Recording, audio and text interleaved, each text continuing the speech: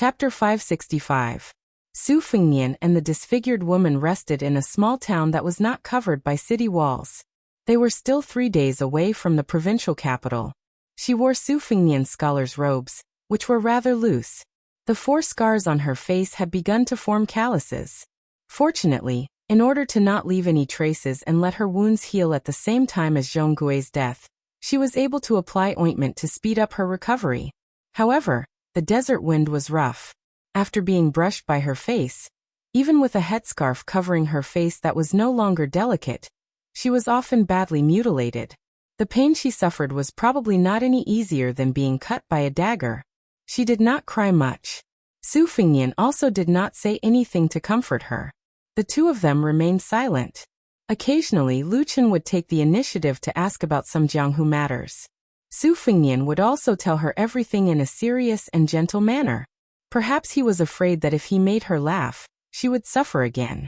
Su Fengnian and her had just entered the city when the sky suddenly changed. Dark clouds covered the sun. It was clearly noon, but the sky was as dark as night. A sandstorm was approaching. Su Fengnian and Lu Chen had no choice but to enter a shabby inn. The innkeeper took advantage of the situation and raised the price as high as he could. Su Fengnian's original intention was that it did not matter if he was cheated of a few taels of silver. As long as he had a place to stay, he did not expect Lu Chen to be so stubborn. She tugged at his sleeve and refused to be cheated of money.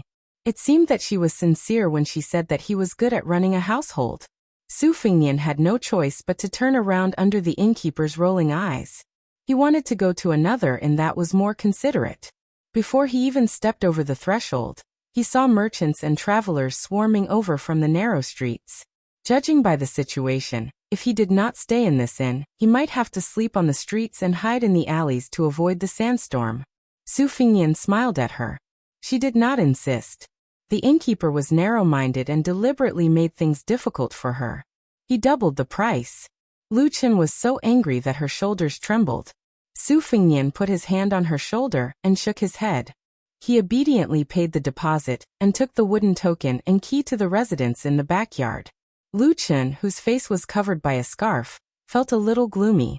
Su Fengnian opened the wooden door, and the room was filled with a moldy smell. After closing the door, he took down the bookcase and the spring and autumn sword. There was a clay jar on the table. He shook it a little, and there was not a single drop of water left. Lu Chen sat quietly on the stool. She took off her scarf and gently turned her head away. She did not meet Su Fengnian's eyes. She only asked, "With young master's superb skills, why do you have to lower your voice to these commoners? You don't even need to unsheath your sword to scare them out of their wits."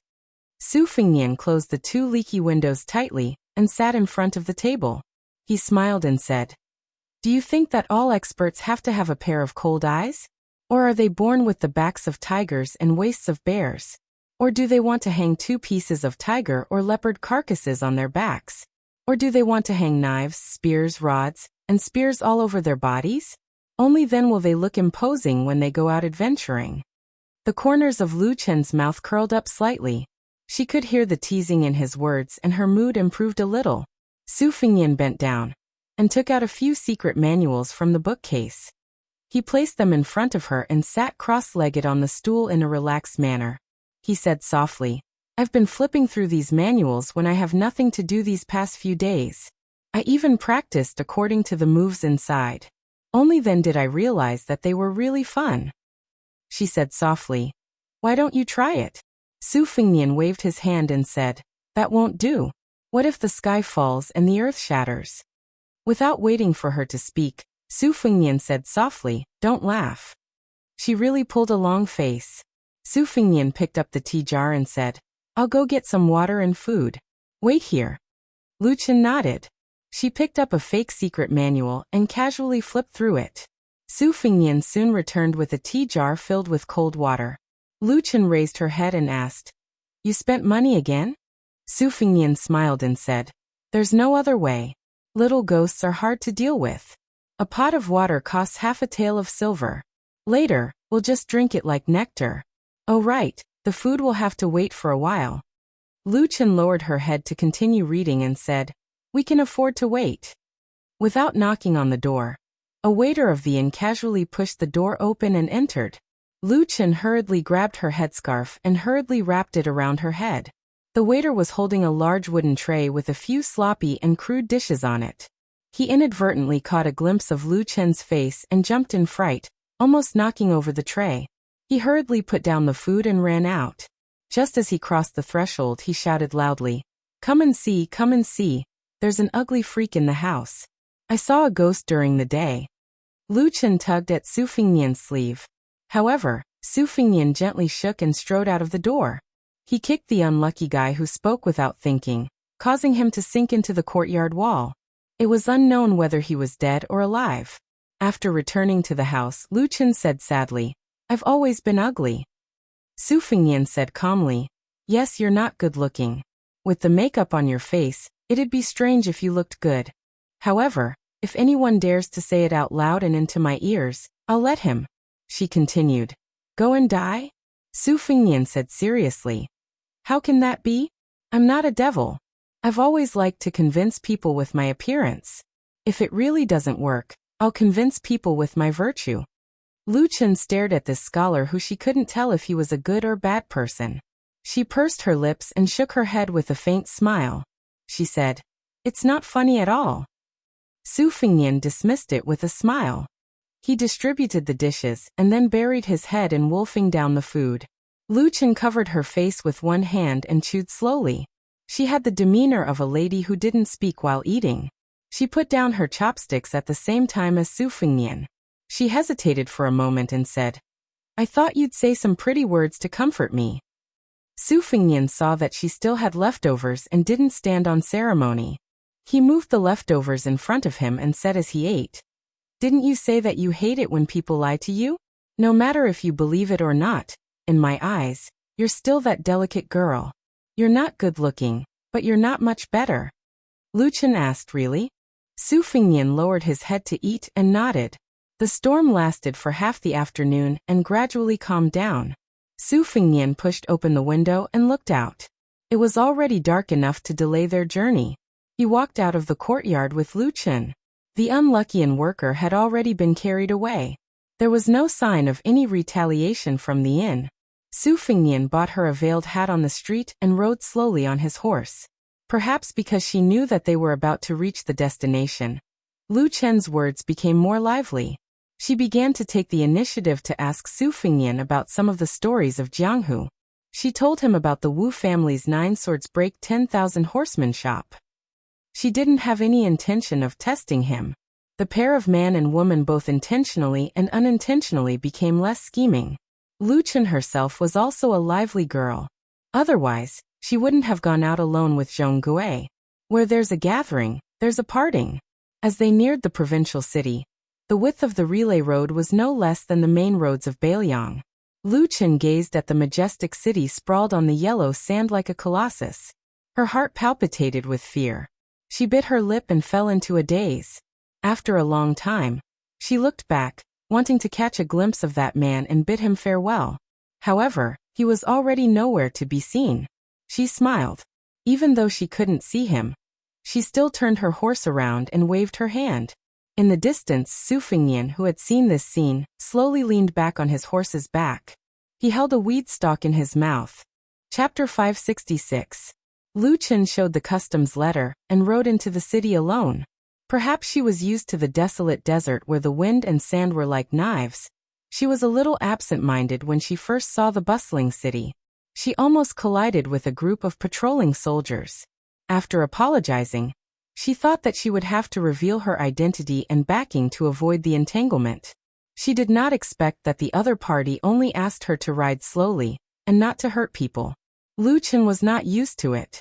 As the capital of the Shihe state, Wuhou City was located within the oasis. It was also known as the Wall-less City. Due to the fact that Helian Wuwei was confident in his military strength, he declared that even if the Liang dynasty had the guts to attack the Shihe state, he did not need to use the city walls to resist the enemy. In the southern dynasty, Lu Chen had also heard of the valiance and battle prowess of the soldiers in Wuhou City. If it was said that Murong Baoding, who had made it onto the martial arts rankings in Orange Province, had single-handedly stolen the glory of one of the provinces, Then Shiha province had been split between two armies. One of them was the Kung Bijuan of the Wuho martial marquis, whose battle prowess was second only to the Imperial Guards and the Tuoba God of War's Beijing army. Lu Chen had originally thought that with such a strong battle prowess, the soldiers in the city would inevitably be arrogant and willful. Thus, she did not think too deeply about the strange phenomenon, and headed towards the Spring of Joy. Beside the spring was the Thunder Temple. Every rainy season, thunder shook the sky and could be heard within a radius of 10 miles. Near the Spring of Joy, there were many mansions, where the most powerful figures of the province lived. After the remnants of the spring and autumn period fled to the north, only the northerners lived in the north while the south was gradually handed over to the big clans of the southern dynasty. The boundaries were clearly defined. However, the Zhong family owned a private mansion in the north of the Spring of Joy. It was only because they were able to live in the north that the south was gradually handed over to the big clans of the southern dynasty. Although the Lu family was a big surname, they were only able to live in the north of the Spring of Joy because of their glory. Lu Chen had just approached the Spring of Joy when a luxurious carriage hung with silk bells came towards her. The 100 thin jade bells were naturally far more pleasant than camel bells. Compared to him, Lu Chen was really like a firefly's light. How could the light of a firefly compare to the light of the sun and the moon? In the Liang dynasty, there were as many military officers as there were hairs on a cow. They could only command 300 to 400 soldiers, and had to be controlled by others. In Beimang, it was 100 times more expensive, especially the military officer of a military town at the border. He could be considered to have taken a big step forward. Moreover, Zhong Tan was still young and well-versed in both the pen and the sword. His literary talent was appreciated by the empress, and he was a rare scholar in Beimang. Zhong Tan's temperament was boorish, but he liked to wear scholarly clothes and was not pretentious. He was on good terms with Dong Zhuo. Back then, it was he who led the 3,000 Jingalong cavalry to kill Chen Jibao who had crossed the border. It would be strange if such a person did not have a meteoric rise in power. However, every time Lu Chen saw the smiling Zhong Tan, she would feel uncomfortable and fearful from the bottom of her heart. She could not pinpoint why she did not like this person's way. She could only explain herself. The military officer of the Liang dynasty was a military officer of the imperial examination, a military officer of the imperial palace. In Beimang, the first military officer of Beimang. Bimortal was a military officer of the imperial examination, a military officer of the imperial palace officer. His empress was imperial, and had the imperials, the imperial of the imperial, to the imperial. The imperial was. The Luzhou imperial was that of the imperial, SS imperial Conan. S imperials, the imperial of the imperial. The imperial was the of the imperial for the of in the. Lu Chen was originally half a daughter-in-law of the Zhong family in name. Sitting in the same carriage as Zhong Tan was not considered to be against the customs. Moreover, with the prestige of both the Zhong and Lu families, there was no need for them to be bothered by those gossips. There was an ice pot in the carriage.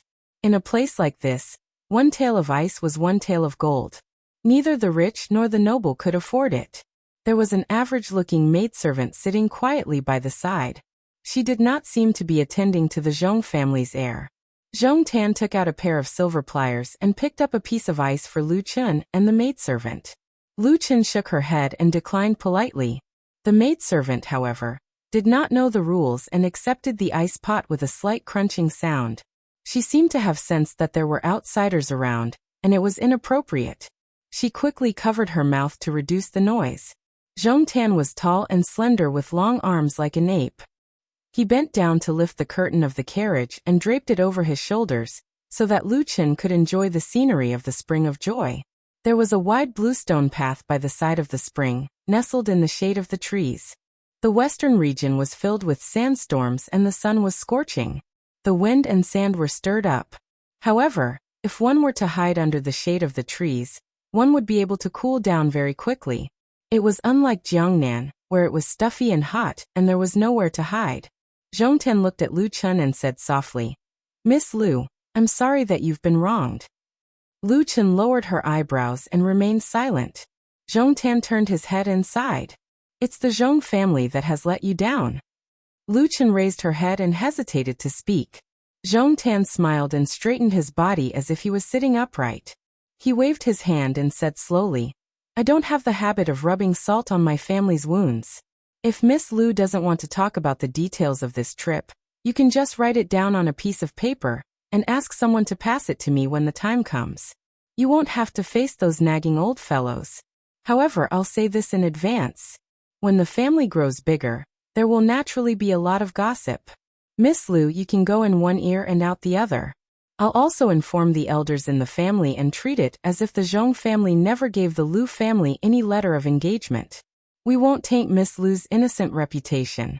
Zhong Tan can guarantee that when Miss Lu has a happy marriage of 100 years, the Zhong family will not hesitate to come and congratulate you. Lu Chen raised her head and looked directly at the future head of the Zhong family. Her eyes were resolute as she said, I was born as the daughter-in-law of the Zhong family, and will die as a ghost of the Zhong family. I'm willing to be a widow for the Zhong family. When I see my father, I'll persuade him to allow a ghost marriage.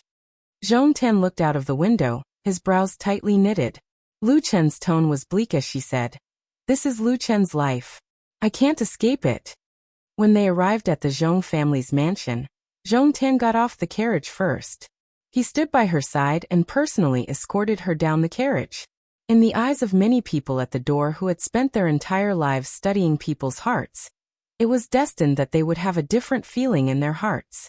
Zhong Tan walked her to the E-gate. He did not cross the threshold, saying that he was going out of the city to burn incense at the Thunder Monastery. After bidding farewell to Lu Chen, he returned to the carriage.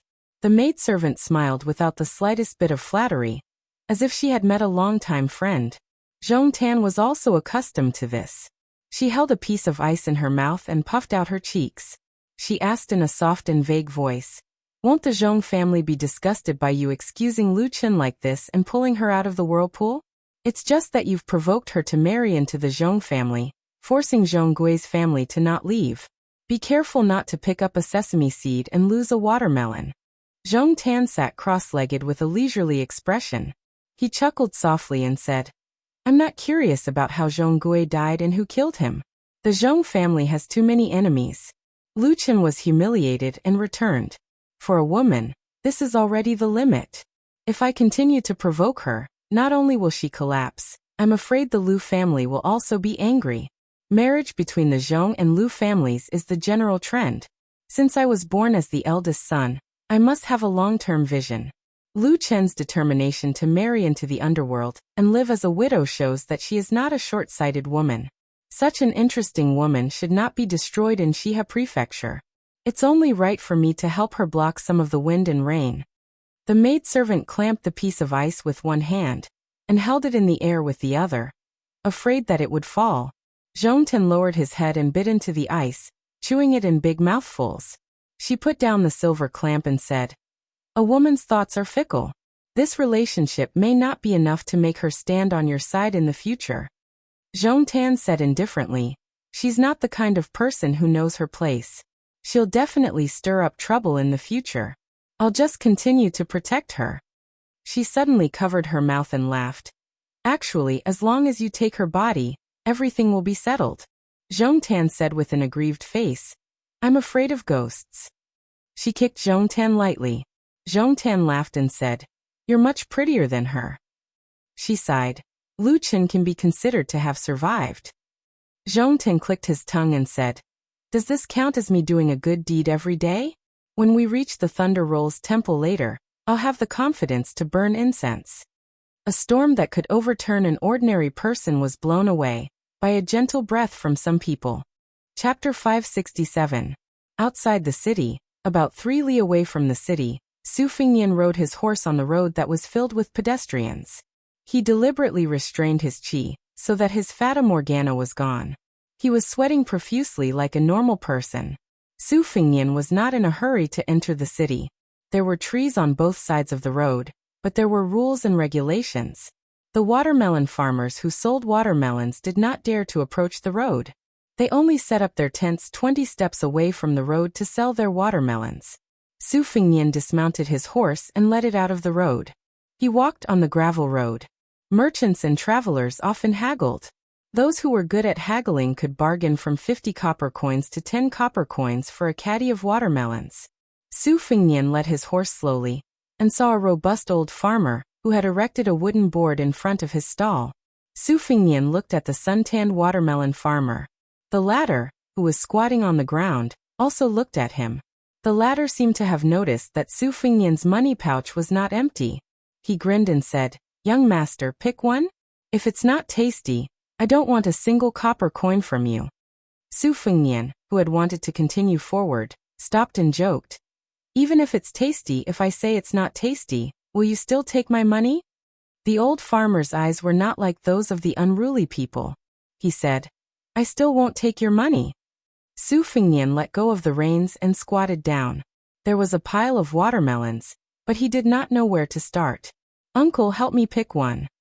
The old farmer brought over a small stool for Su Fengnian. He knocked on the watermelons and put them down. Then he picked a watermelon that was not small. It was about 7 to 8 caddies.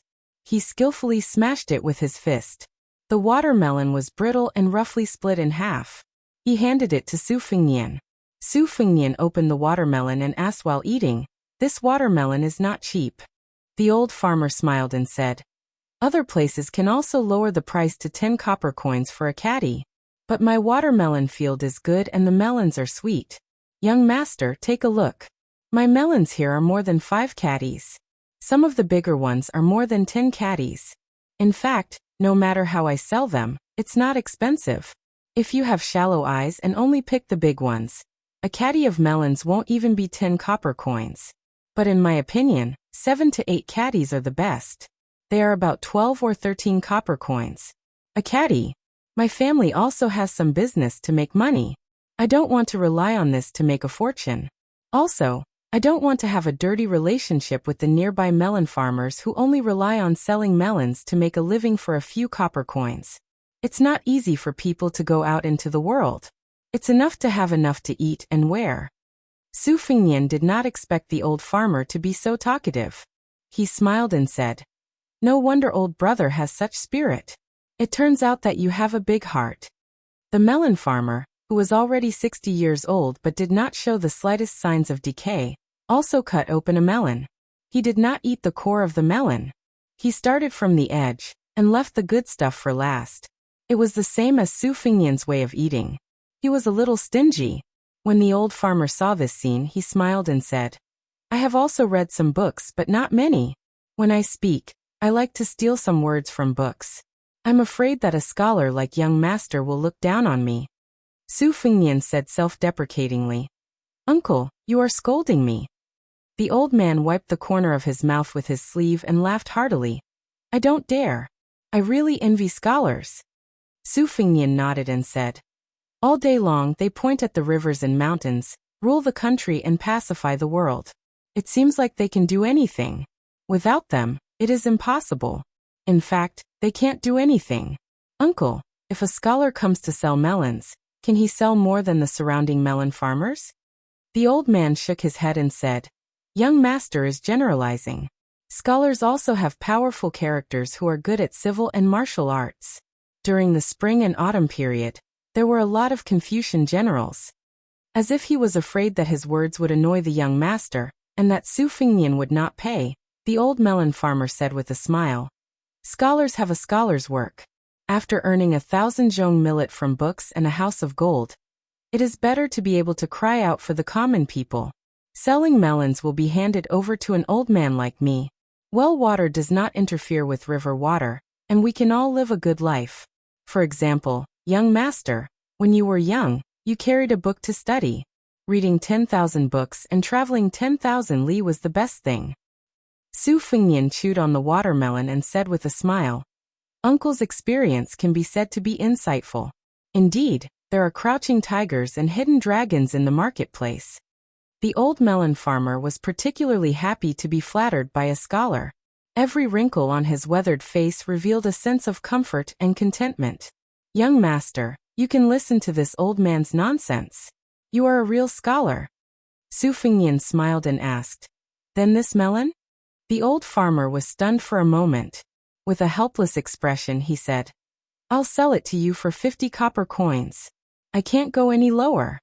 Su Fengnian finished eating more than half of the watermelon. He took out a small piece of silver from his money pouch. It was about 100 copper coins. He handed it to the old melon farmer, who spoke well but could not be considered too elegant. He said, Don't give me any extra money. Just treat it as buying 2 melons and giving one to uncle to eat. The old melon farmer stared blankly for a moment before praising. Who said that scholars can't sell melons? If young master sells melons, I guarantee that it won't take more than a few years for you to buy a sizable residence in the city. Su Fengnian also said helplessly, Uncle, if you say so, I really can't eat a second melon. The old farmer said straightforwardly, Listen to what young master is saying. In a moment, this old man will give you a cloth bag. Take 2 melons and hang them on the horse's back. When you get to the city, find an inn with well water to chill them. You can fish them out before you talk. They are very cold. After Su Fengnian finished eating the melon, he sat on a small stool and looked at the scenery in Wuhou City. Perhaps it was because he was in an oasis. He looked along the relay road. The clouds were thick and heavy, layer upon layer, and fell straight down. It was as if they were about to press down on the city. It was as if the clouds of the 9th heaven were hanging down. There was only a fine line between heaven and earth. In this fine line, there was a building with a raised eave in the city that was the most eye-catching. Following Su Fengnian's line of sight, the old farmer said, That is Leiming Temple. Once you enter the temple, you will see 2 rows of 18 heavenly kings with fearful eyes. Those who are timid will feel guilty and won't dare to burn incense and worship Buddha. Outside the temple is Shiha State's famous spring of joy. Even the bodhisattva who glares at Vajra would lower his eyebrows. Scholars and beauties with prominent status would be happy to tour the temple. The spring of joy has become more and more foul in recent years. In fact, there is nothing to see. If young master believes in Buddha, it is better for you to go to Leiming Temple. Young master, don't worry. There are many important people in the city. However, it is hard to say that there are none who openly bully men and women, but they can be counted with one's fingers. Young master is also a scholar, so it is even more impossible for them to bully you. Su Fengnian smiled. Uncle, if you say so, then it can be seen that Shiha State's Jidushi not only rules the army, but also governs the government. He is worthy of being a pillar of the imperial court. The old farmer smiled, shook his head and said, I said that it is not accurate. Su Fengnian looked at the Leiming Temple that really towered into the clouds. He muttered to himself, Mortals seek freedom all their lives. The squatting old farmer held a hollow melon and sighed. The bodhisattva is happy for nothing. Both of them looked at each other and smiled. After Su Fengnian stood up, the old farmer really picked 2 melons and put them in 2 cloth bags for him. Su Fengnian did not refuse and accepted them calmly. He hung one on each side of the horse's back. After getting on the horse, he sat on the horse's back and cupped his fists to bid farewell. The old farmer waved his hand with a smile. In life, people who meet by chance meet and then part. It cannot withstand scrutiny. Most of the time, they will never meet again. It is very rare for them to not hate each other, and even leave a good impression. Su Fengnian did not think about this. He only thought that he met an interesting old man from Beimang. In his heart, he was still thinking about the upcoming sneak trip to Wuhou City. Perhaps it would be as dangerous as Tuoba Chunsen's assassination and hunt. In the past in Beiliang, which seemed to be an iron bucket but was actually surging with undercurrents, people from all walks of life came to seek revenge on him. All kinds of stories and legends, countless joys and sorrows, could be compiled into a book. 100 Ways to Assassinate the Butcher Su Xiao and the Hedonistic Prince, and a book, Assassin's Men of Sacrifice Encyclopedia. Most of these dead people did not change until death. Even if they had to sacrifice their lives, they would still fly into the fire. However, many of the so-called blood feuds could be traced back to his grandfather's generation. But when it came to killing His Royal Highness, no one would be soft-hearted. Su Fengnian knew that when he succeeded the king of Beiliang one day, the number of assassinations would only increase and not decrease. The reason was very straightforward. If he could not kill the butcher, who claimed that even the king of hell did not dare to accept him, wouldn't it mean that he could not kill a child of Baelyang who could not even compete for military power? If Chun Jibao did not want to kill Su Fengnian, there were plenty of people who wanted to kill him.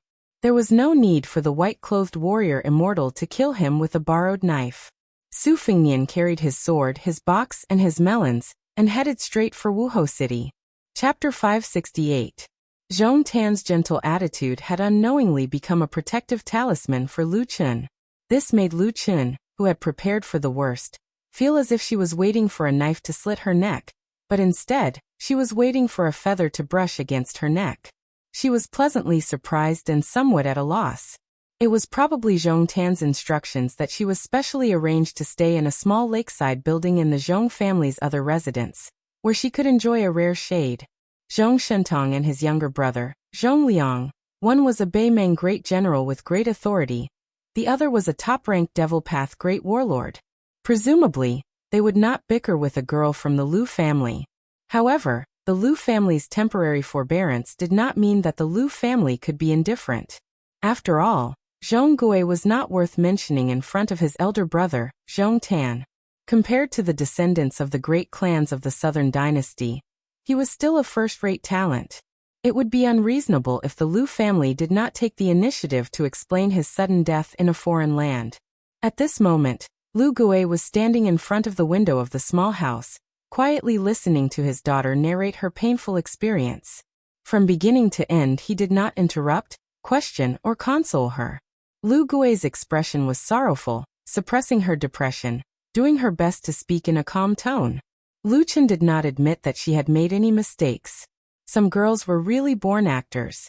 As the head of the A family Lu family, Lu Gui had a slender figure, and was worthy of the evaluation of a handsome man. Although his hair was slightly white, he was still a handsome man who could make a girl's heart sway. This was especially true for women who had tasted the flavors of love and sex. Only then did Lu Gui slowly turn around and stare into his daughter's eyes. Lu Chun subconsciously withdrew her gaze.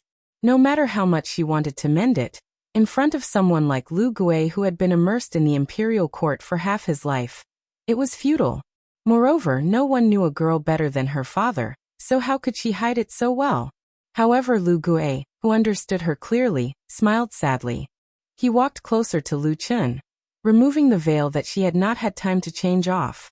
Gazing at the almost unfamiliar and tattered face, he gently placed his hands on her tight shoulders.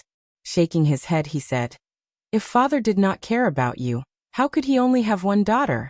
Whether the story you told is true or false, father is well aware of it. As for whether we can deceive the Zhong brothers, that is up to fate." Lu Chen's eyes reddened. She was about to spill the beans and spill the beans. At this moment, she clenched her fists, either intentionally or unintentionally. Her fingertips pierced her palms and she sobered up a little. She bit her lips and rested her head on Lu Gui's shoulder. Lu Gui patted her back gently and said, "Zhong Gui's body has not been found yet. If I'm not wrong, it will be a cenotaph. Are you really willing to marry someone from the mortal world?" Lu Chun sobbed and said, "This is the duty of an unfilial daughter." Lu Gui was speechless. After Lu Gui left, the small house near the spring returned to its former tranquility. Lu Chun sat in front of the dressing table and looked down to see a bronze mirror. She waved her sleeve and threw it out, smashing it against the wall. A general is afraid of a new armor, and a beauty in her twilight years is afraid of a bronze mirror. However, she was still a young woman and had not married. After Su Fengnian entered Wuhou City, it was reasonable for him to choose a high vantage point to observe the geography of the Spring of Joy. However, he had been ill for a long time and was very familiar with assassinations and ambushes. He knew that there were many forbidden areas in the Thunder Pond. Baelyang Palace occupied a mountain as the king, with the prince's mansion as the center near Mount Qingliang as the center. The mansions of many generals and dignitaries were gradually spread out according to their positions and titles. Among them, there were also a few high-class restaurants and inns that could be used as a good vantage point to observe the prince's mansion. However, all of these precious vantage points that made it convenient to observe the prince's mansion were firmly under the control of the mansion's secret agents. When new faces from outside the city first entered the city, They would first choose these spots. 9 out of 10 of them would be secretly killed if they climbed the stairs. The reason why the last one lived longer was because the Baelyang Palace wanted to cast a long line to catch a big fish. They thought that they were smart when in fact, it was no different from committing suicide. Su Fengnian later learned that during the short period before he turned 20, every time the mansion's maids and servants went out, there would be men of sacrifice following them. Chu Lushan was personally responsible for every detail. He found no less than 60 assassins and strangled them to death, pulling out the radishes and bringing out the mud. Several high-ranking Baelyang officials' residences became uninhabited residences overnight. Therefore, Su Fengnian only chose a low-rise inn that was slightly further away from the Spring of Joy to check in. He seemed to casually ask the waiter about a few sightseeing spots in Wuhou City. From the waiter, he learned that in 2 days it would be the 15th day of the month. The incense at Laming Temple was at its peak. Nobles and travelers from outside the city, as well as wealthy merchants who were well off, liked to go to Laming Temple on the 1st and 15th day of the month to worship a bodhisattva, or to light or add oil to a longevity green lotus lantern. However, the tribute for a small lantern would cost at least 100 taels of silver. Those who were devout Buddhists would easily give away several dozen taels of gold. It was a bottomless pit. Chapter 569. Probably because he looked down on Su Fengnian from the bottom of his heart. The waiter spoke with an air of generosity. He kept saying that if Su Fengnian didn't have a few hundred taels of silver, he shouldn't go to Lei Ming Temple to puff himself up at his own cost. Su Fengnian dismissed it with a laugh, saying that he would consider burning incense. While he was at it, Su Fengnian also praised the richness of Wuhou City, saying that as a foreigner, he had broadened his horizons. Only then did the waiter's expression turn for the better, and his tone of voice became warmer. Su Fengnian received the copper key, not forgetting to give him a few pieces of silver, and asked him to hang the watermelons in a bamboo basket and place them in the well water in the backyard. The waiter said good, and happily left with the 2 watermelons. He found this scholar more and more pleasing to the eye. Su Fengnian put down the bookcase, took down the spring and autumn sword, and placed them on the table. Before he left, he stuck 2 silk threads between the cracks of the window and the door, which were hard to detect. When he pushed them open, they would break. He then nailed the flying sword, Morning Dew, with its perfect sword embryo, to the roof beam. After entering the city, Su Fengnian restrained most of his qi activity. Within 100 steps he was still concerned about Morning Dew, so he went downstairs to eat lunch. The business of the inn was bleak, and there were only a few tables of customers.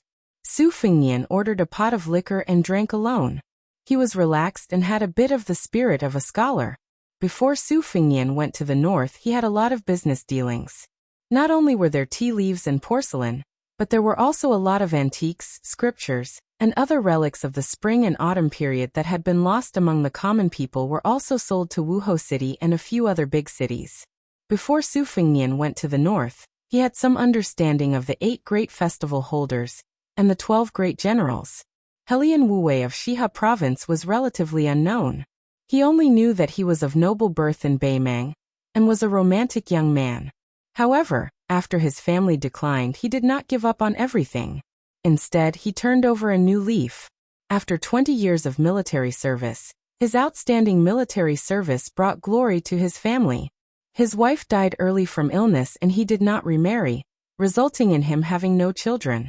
He was completely different from Helian Wuwei, who was known for his military strength and ruthlessness.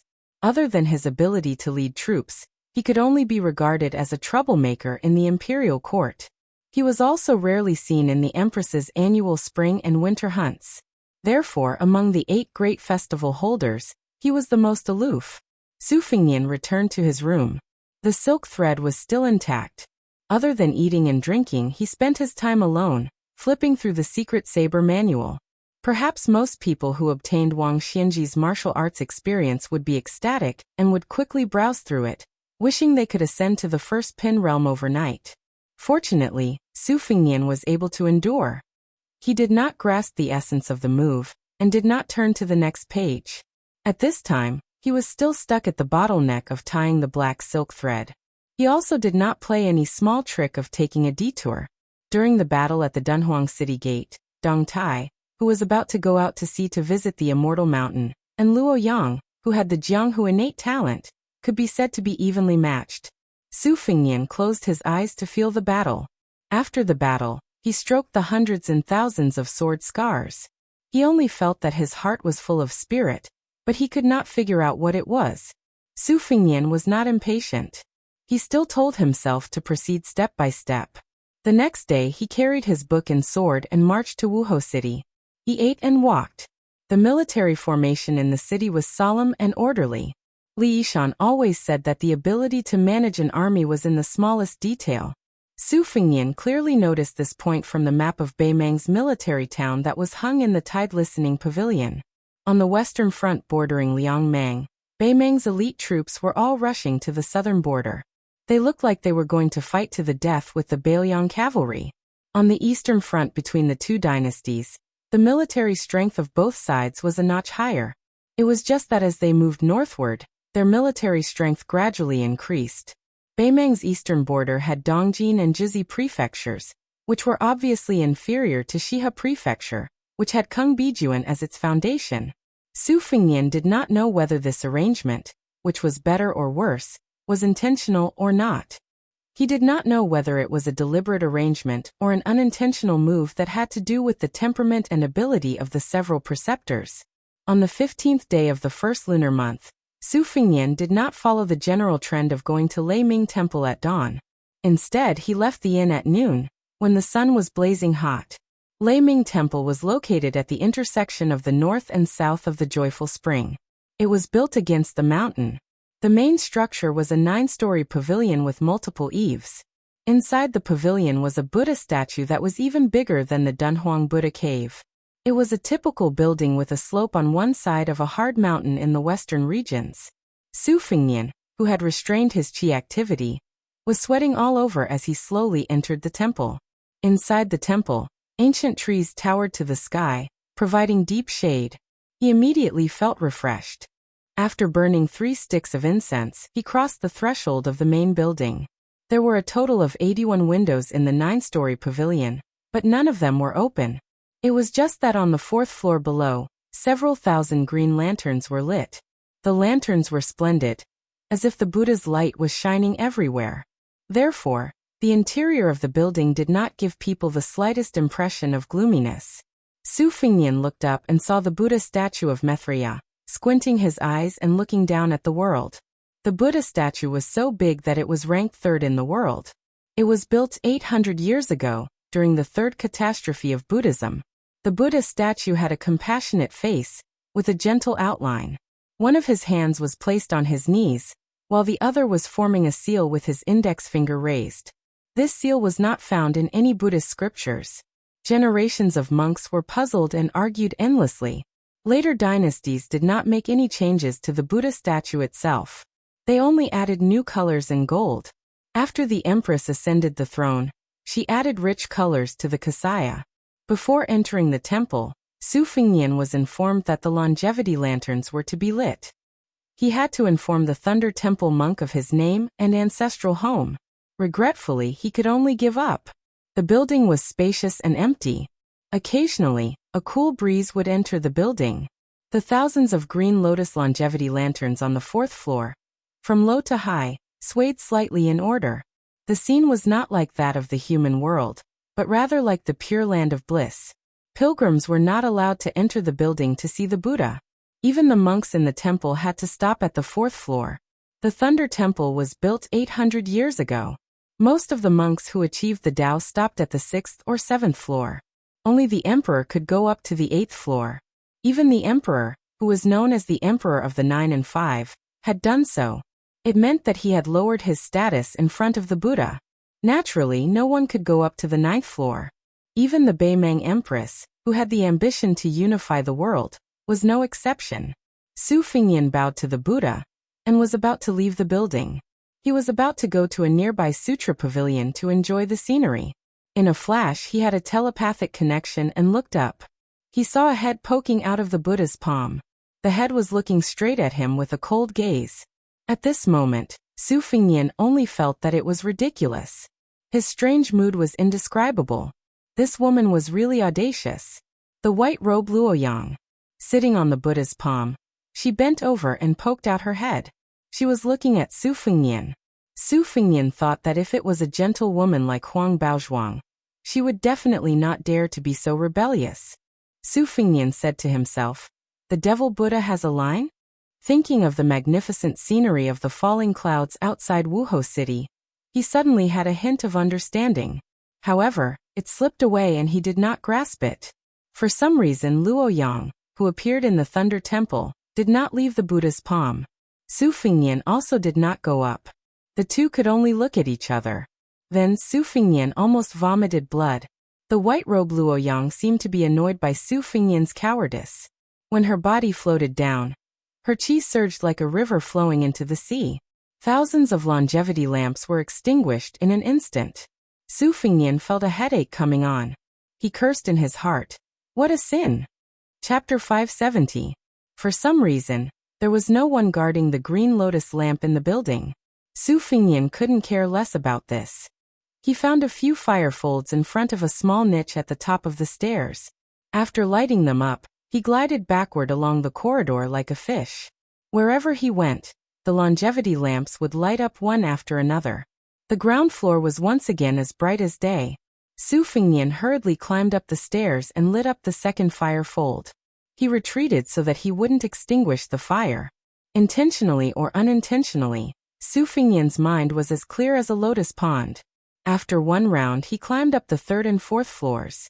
As the main culprit, the devil Luoyang did not feel guilty at all. From the beginning to the end, he watched coldly from the sidelines. She was no longer the empress of Huang Baozhuang, whose name was Mountain Gradually Green. She did not hide her purple eyes, which overflowed with evil intent. Su Fengnian lit up 3,089 longevity lamps. He stopped and looked up at the sitting Buddha. Humans saw everything as ants, but Buddhas saw all living things as equals. Burning incense and praying to Buddha, cramming at the Buddha's feet at the last minute. Could he really get anything? Would the Bodhisattvas be tired of it? Su Fengnian collected his thoughts and laughed at himself. He was about to go downstairs when the next scene caught him off guard. The devil in white stood in front of the Buddha's feet. She clenched her fist and the flames of nearly 4,000 longevity lamps were pulled by her chi. They instantly left the green lamp bases and flew toward the sitting Buddha. They hovered a few feet away from the stone Buddha's body. The Buddha's body was originally covered with gold powder.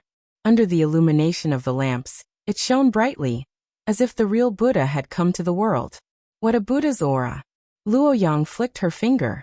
More than 4,000 lanterns rushed to the top of the 9-story building and exploded near the Buddha's head. Thousands of meteors fell. Su Fengnian was annoyed, but he could only jump over the railing and fly through the air. He kept waving his sleeves to catch as many sparks as he could. He rolled up his sleeves and threw some sparks back into the green lamp bases. The longevity lamps were reignited one by one. However, his strength was not enough. He only managed to light 700 or 800 lamps. After he landed, he went to the small niche and picked up a piece of kindling. He looked at the devil, who turned around with her hands clasped behind her back, and looked out of the door. Only then did Su Fengnian feel relieved. He slowly went downstairs and stood beside Luoyang.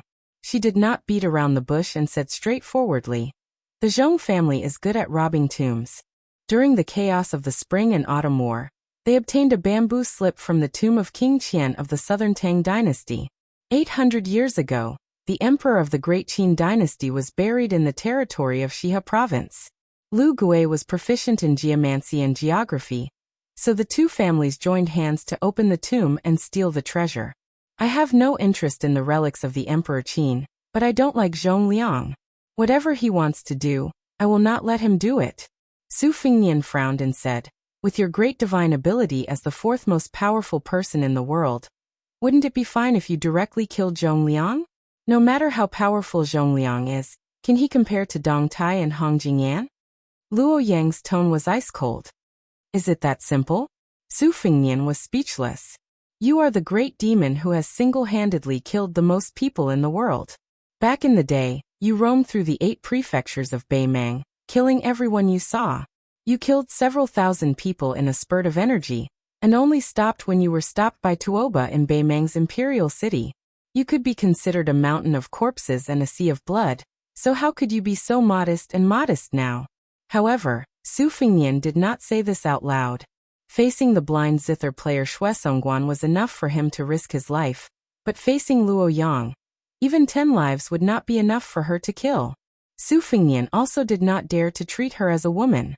When they first met in the chess and sword music school, with his outstanding memory he clearly remembered her appearance and figure. When he saw her again in Dunhuang, he only felt that her face was blurry.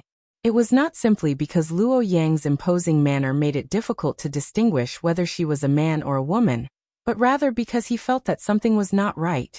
If he wanted to get to the bottom of it, this might be the first time in his life that Su Fengnian was so afraid of a woman. Luo Yang said calmly, "I've been waiting for you here for 2 days." Su Fengnian's face was full of doubt.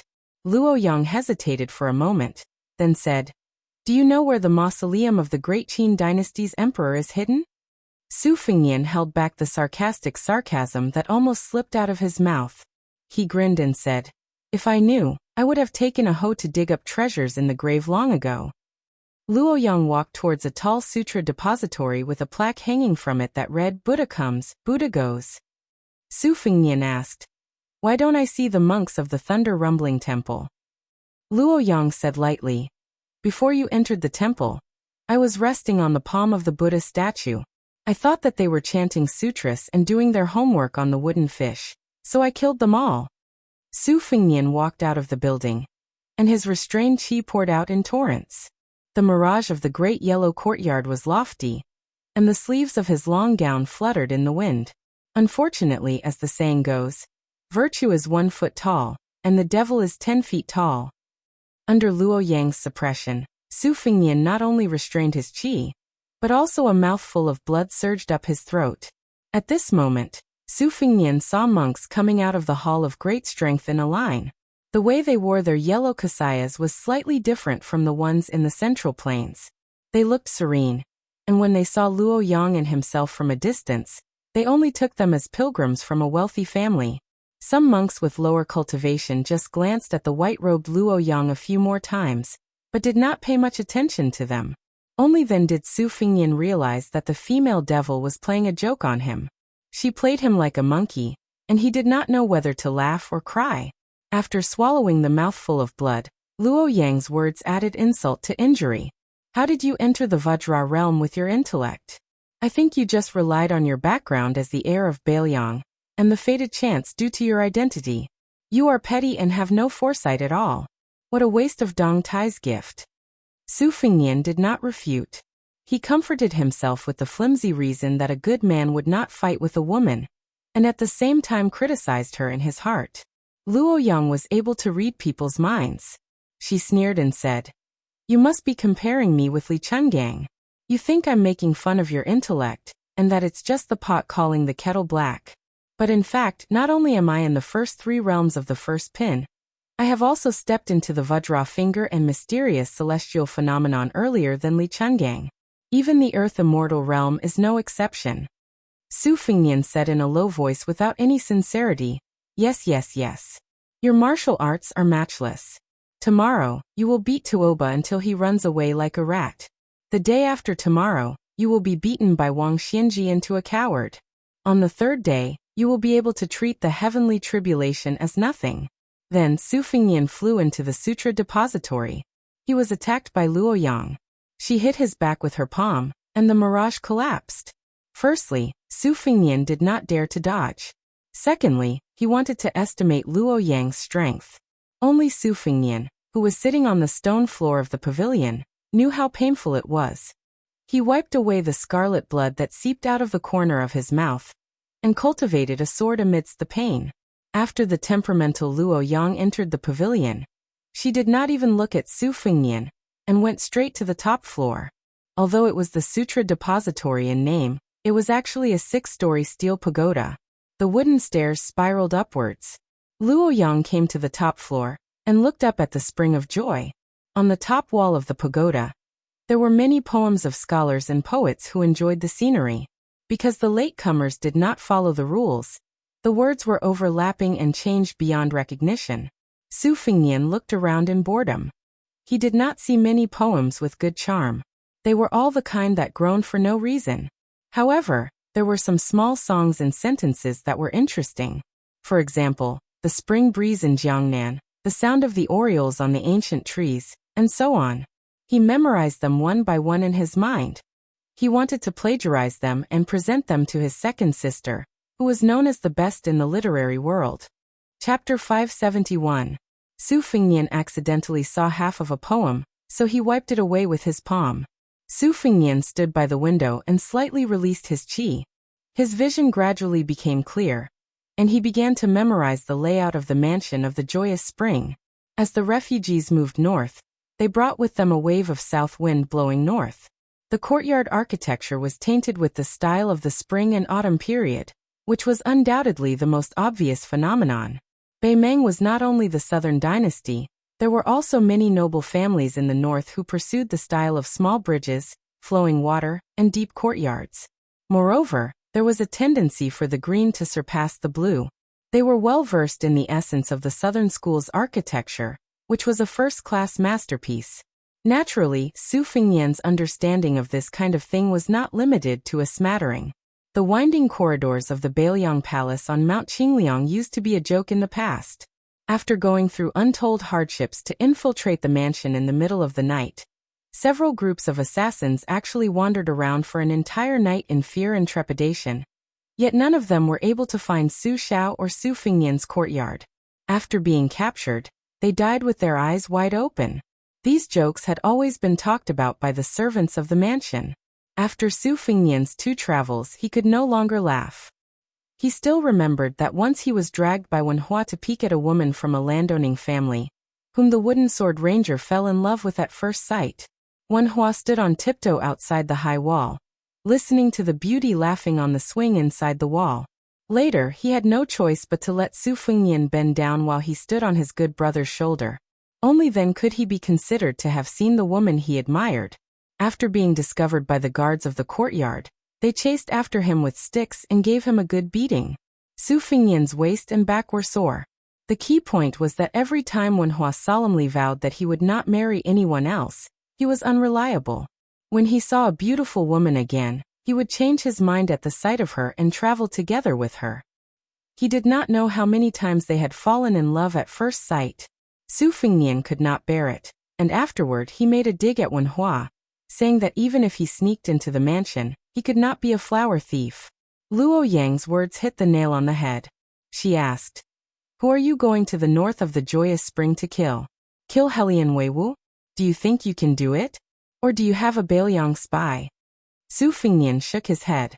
"I'm just going to take a look."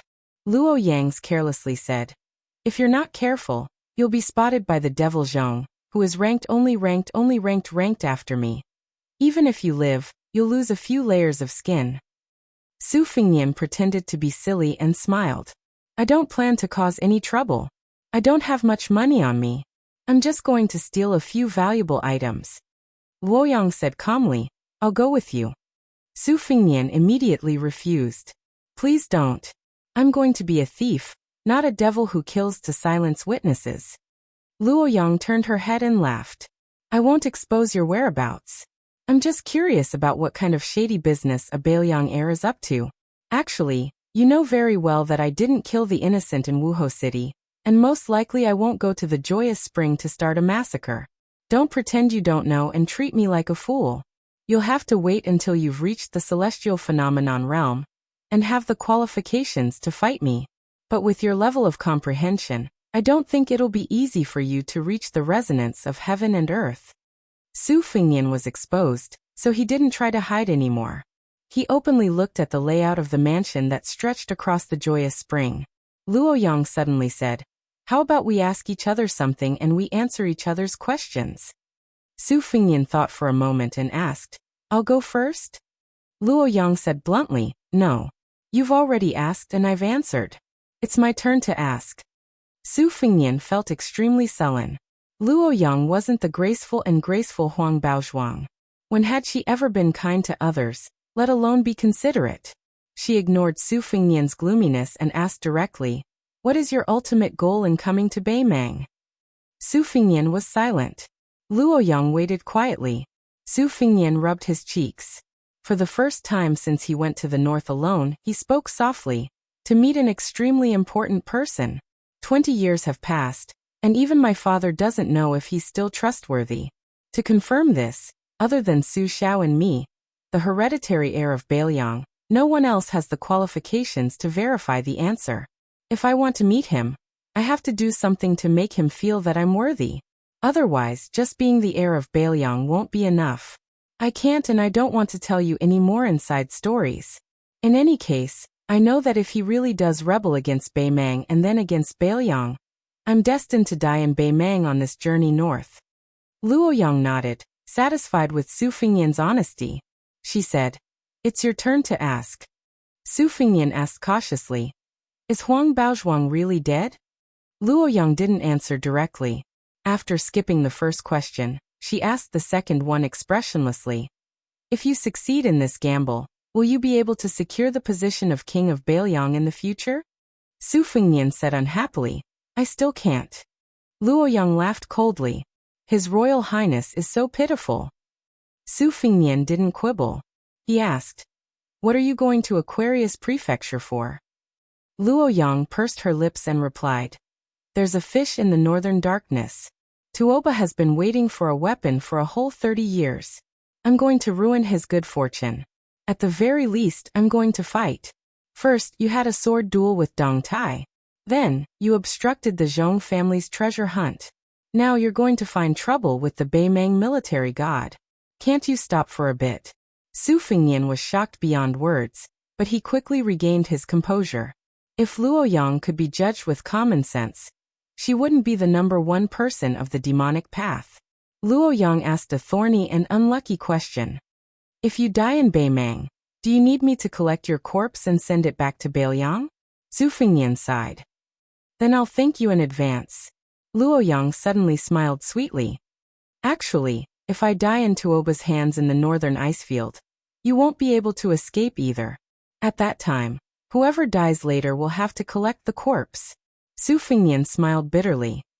"Can't you not fight with Tuoba? You're still young. Won't it be safer if you wait until you're an Earth Immortal?" Luo Yang's eyes were unfocused. She looked into the distance. "Things that I'm confident in are boring," Su Fengnian said softly. "It's just that I can't beat you. Otherwise, I'd say you're really pretentious." Su Fengnian, who was playing a word game, was soon beaten into the wall. After he landed, he patted the dust off and slowly breathed in and out. He was angry, but he didn't dare to say anything. A strange smile suddenly appeared on Su Fengnian's face as he asked in a low voice, "I heard that you killed your way all the way to the northern Mang Imperial Palace. Empress Morong was standing on top of the city walls while you were standing below the city walls." Luo Yang seemed to have never thought about this kind of thing. When Su Fengnian thought she was going to let it go, she unexpectedly spat out 3 words slowly. "Old woman." Su Fengnian was stunned for a moment. Then he laughed out loud. It turned out that when this demoness was mean, she was even scarier than martial arts. Would the Empress of Beimang be angered to death when she heard this? When they went downstairs, Su Fengnian was still secretly laughing. Luo Yang asked, "What words did you erase on the wall just now?" Su Fengnian paused for a moment. "It's just something very unlucky. Out of sight, out of mind." Luo Yang didn't have a good temper and patience. "Say it." Su Fengnian smiled. "The geese have returned, but the people have not returned to the south." Luo Yang turned to him and said softly, "Pretentious." Chapter 572. In Wuhou City there was a sudden downpour, and then a sudden stop. It was like a joke, but Su Fengnian took it as a good omen. Throughout the year, there were only a few heavy rains, and he just happened to run into it. The heavy rain gradually lessened and finally stopped. Su Fengnian, relying on his clear memory, led Luo Yang, who was dressed in white and wearing white shoes, to walk through a small alley. In the alley, there were groups of children and girls who were in high spirits. They went to the wet wall and flipped over the rubble and stones, grabbing a few water buffaloes with long beards and horns. Su Fengnian did not expect that Shihe province would also have this kind of bug. He thought of many interesting things from his childhood, and his eyes became warmer. The children picked up the water buffaloes and placed them on the steps. They used ropes and strings to tie small stones to the water buffaloes. The little guys walked slowly, and the children looked on happily. These children who lived next to each other, and could be said to be childhood sweethearts, occupied more than half of the alley. Su Fengnian stuck close to the wall and walked around, but Luo Yang directly walked past him, and stepped on one of the water buffaloes to death. The owner was a fair and clean girl with goat horns. Seeing the pet she had just obtained die an unnatural death, she was stunned for a moment. She first glanced at Luo Yang, but did not dare to get angry, and could only cry loudly. The boys also did not have the courage to stand up for her, and could only stare blankly at the white-clothed elder sister. She was beautiful, but her temper was too bad. Su Fengnian was afraid that this group of children would unintentionally anger the demoness, so he hurriedly signaled to Luo Yang, and then eagerly went to the foot of the wall to get busy. He pulled out 2 water buffaloes and handed them to the girl with goat horns as compensation. The children had simple hearts. What they gained they lost. Happiness and unhappiness came and went in a hurry, so they did not bicker with this pair of elder brother and sister. They slightly distanced themselves from them, playing with the water buffaloes, and gathered together to whisper. Su Fengnian looked at Luo Yang helpless. He thought to himself, could it be that this is what it means to be in the king's company is to be in the tiger's company? He really did not know how the cat Han Diaoxi had survived. Was he called Han Xingxian? Rumor has it that he is good at killing celestial phenomenon experts. I don't know if it's true or not. Does he have a 40% chance of winning against Luo Yang? While Su Fengnian's imagination was running wild, Luo Yang turned the corner of the alley and stopped in front of a stall. Su Fengnian looked up and saw that it was a narrow shop selling roasted mutton noodles. Luo Yang took the lead and sat down. The shop owner was a fat woman, but she looked kind and had a happy personality. Seeing that the young man and woman were both noble, she became even more friendly and began to boast about their mutton noodles, saying that mutton was the tender meat of the forelegs and the waist. Moreover, the ingredients used to moisten the taste were pure and had been passed down for several generations. Su Fengnian smiled and ordered 2 bowls of mutton noodles with water. Although the woman was a businesswoman, she could not hide her kind nature. There was not much meat in the soup, and she even sprinkled a lot of fresh flower peppers and green coriander powder on the noodles. She also handed over 2 fresh green onions. Su Fengnian was full of praise. He did not have much luck with children, but he was indeed talented in dealing with women, especially women. The shop was quiet. The lady boss was sitting at a nearby table, laughing nonstop. Su Fengnian ate quickly as well. Luo Yang, on the other hand, ate slowly. Su Fengnian simply ordered another bowl and paid the bill after eating. There was too much silver and too little copper, so he felt a little guilty. Su Fengnian originally wanted to pay a little more, but the woman was very forthright. He did not know if it was because she had made up her mind to win over these 2 returning customers, or because she missed Su Fengnian's handsomeness, which was completely different from that of a rough man, so she only asked for copper. Before leaving, Su Fengnian said that he would definitely come back for a meal before leaving the city. The lady boss laughed nonstop, and even said a few celebratory words about having a son early, which scared Su Fengnian so much that he broke out in a cold sweat. Fortunately, Luo Yang turned a deaf ear and directly left the shop. They leisurely made their way back to the inn. Luo Yang asked for a superior standalone room, and the 2 agreed to meet at midnight. When Su Fengnian returned to the room and saw that everything was fine, he held his breath and concentrated on cultivating his golden lotus. During this period, he silently nurtured his sword. It was only until midnight that he began to prepare for his trip to the Spring of Joy. Actually, with Luo Yang accompanying him, there were both pros and cons. The downside was naturally that this devil's temperament was unpredictable, and no one knew what kind of moth she would cause. The upside was that no matter how bad the situation was, Su Fengnian would not be trapped in a deadly situation. Even if Zhong Shuntong and Zhong Liang were to join forces, could they defeat the 4th most powerful person in the world, Luo Yang? Deep into the night, Su Fengnian carried the spring and autumn sword and the spring thunder on his belt. He arrived at the courtyard where Luo Yang was staying. She was sitting on the steps, looking up at the starry sky. The city walls of Wuhe were high, and the sky was low. The scenery was too different from the south. Luo Yang gave him a look, and Su Fengnian leaped onto the roof and swept past. He did not need to think about whether Luo Yang could keep up with him. If she could not, Su Fengnian would have long gone to the imperial palace of the Liang dynasty to defecate and piss as he pleased. Luo Yang followed him like a shadow. Su Fengnian took a breath and asked curiously, "Zhong Liang is only the fourth most powerful devil. Why do you say that he's only behind you?" Luo Yang strolled leisurely in the courtyard. Her voice was cold and clear. "Isn't that maid of yours a coward as well? She's only willing to be ranked last." Su Fengnian laughed. "Of course she's not as good as you." Chapter 573. Fortunately, Su Fengnian was no stranger to the military night curfew and the layout of the city defense. Fortunately, Luo Yang was willing to lower herself and follow him stealthily.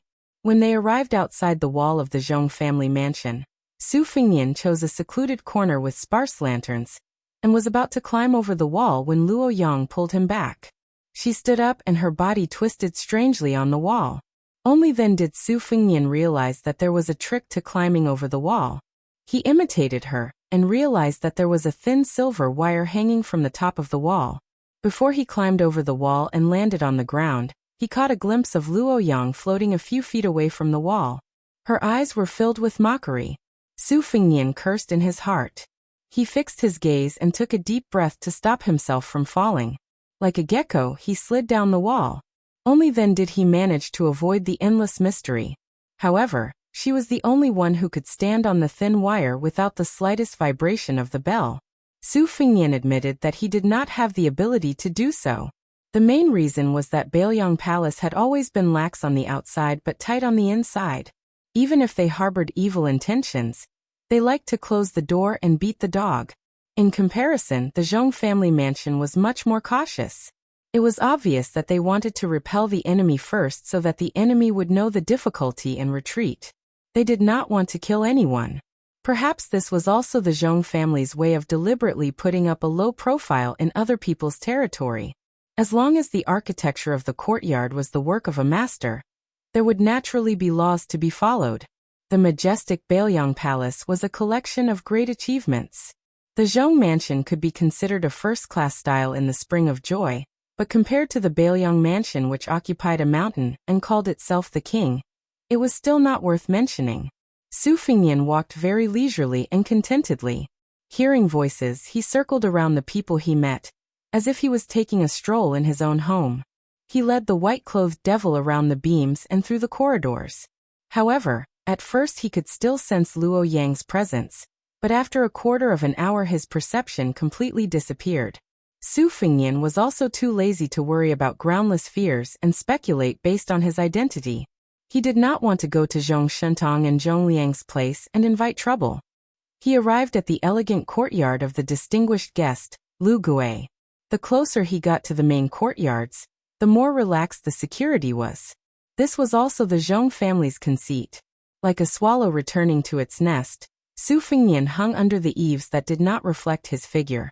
The room was brightly lit, and the golden threads pierced through the small holes in the paper window. He saw a middle-aged man who looked about 60% similar to Lu Chen reading a book at night. His brows were hazy, and there was also an old man dressed in sackcloth sitting opposite him. The old man looked thin, and his 10 fingers were crossed on the table. The most eye-catching thing was that his lips were purple, which was exactly the same as the Bailiang's master Qingshui, Yao Jian. It was obvious that this was caused by years of tasting soil and identifying acupoints. It could be seen that the Zhong family's journey to the west was indeed to borrow the Lu family's geomancy technique, to explore the mausoleum of the Emperor Qin. The old man in sackcloth had an exquisite brass lamp in his hand. Both he and Lu Gui were deeply worried, but they did not rejoice at the prospect of opening the mausoleum and getting a share of the loot. Su Fengnian could still be considered somewhat understanding. When it came to the mausoleum of the Emperor Qin, the mausoleum of the Emperor of the mortal world, the technique of mechanisms was only a small matter. What was more troublesome was the contamination of fate energy. If the Yin energy was too heavy, not only would the people who entered the mausoleum temporarily die after obtaining the treasures temporarily, it was likely that they would also bring disaster to several generations of their descendants. The brass lamp was also known as the ventilation lamp. It contained the essence and blood of a child. Once it was lit, it could be used to ward off the Yin energy. The old man in the house sighed. 36 lamps are still too few. The divination also shows that the odds are against us. Lu Gui looked tired and said helplessly, "Things happened in a hurry. Where can we get enough lamps for the great Zhou dynasty?" The old man sneered. "The Zhong family is boorish and arrogant. How would they know the knowledge behind this? It's not something that can be matched by human strength." Lu Gui said softly, "The walls have ears." The old man laughed involuntarily. "Master, the Zhong brothers still have the breadth of mind." Lu Gui shook his head. "It's better to be safe than sorry. In front of great wealth, everyone is narrow-minded." At this point, the old man did not say anything else. His 10 fingers gently stroked the brass lamp with the carved Buddha statue. Although he was born poor, he had great skills. Since he was young, he had learned how to make Buddha from an unknown Buddhist master. It was only after that Buddhist master passed away that he was valued. He was known as the ancestor of the revival of Dunhuang Buddha Cave. After his death, he was posthumously conferred the title of abbot of the whole mountain. He was especially good at making guanyin statues. Although the old man was not a monk, he was ingenious. His Buddha statue did not stick to the guanyin. It was said that the 10,000 Buddhas were in the heart, 32 faces, good for light, and good for 80 kinds of good. The qi-exchanging lamp was his creation.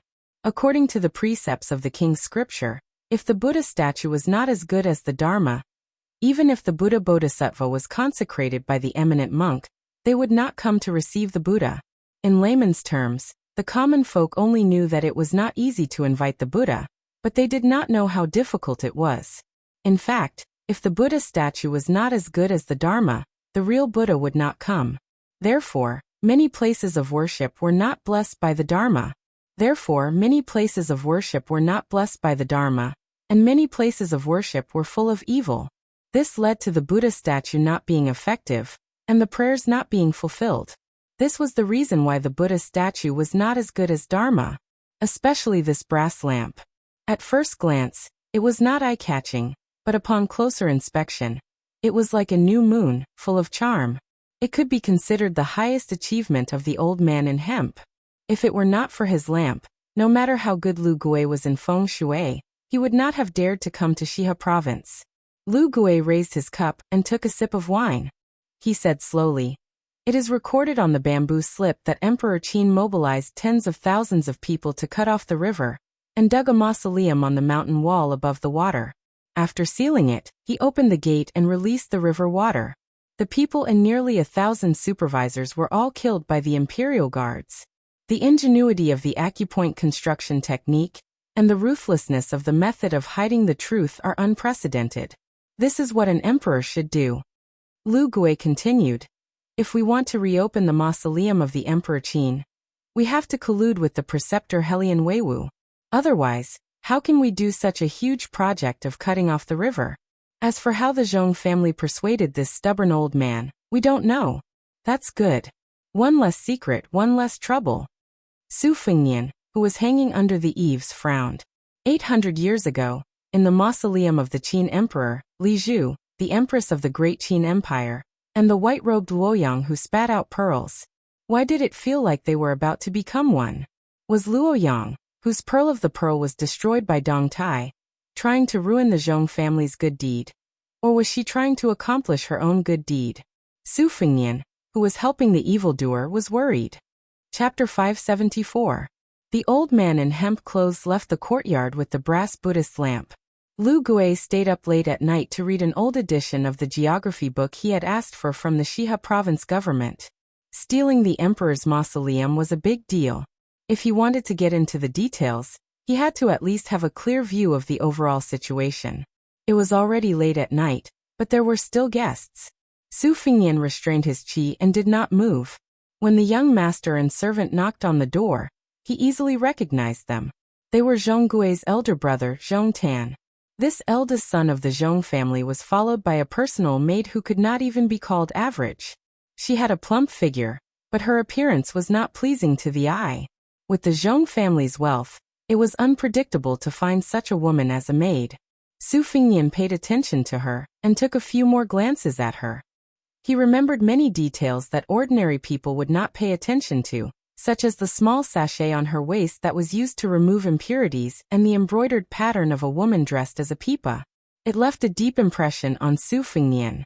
The maid seemed to be hesitating whether to follow her master into the house, so she paused for a moment. Zhong Tan, who was carrying 2 pots, seemed to be careless, but in fact he was very careful. He shouted, "Lu Sabu, sorry to disturb you. I know you are a glutton. Come, try the drunken crab that I begged from next door. The wine is the local Yellow River honey wine brewed by the local method. The yellow crab's flavor is different from that of the Central Plains. By August or September it will be too old to eat. Now is the best time to drink the wine." While speaking, he pulled the maid and entered the quiet house hand in hand with her. Regardless of whether the head of the Lu family, Lu Sabu, agreed or not.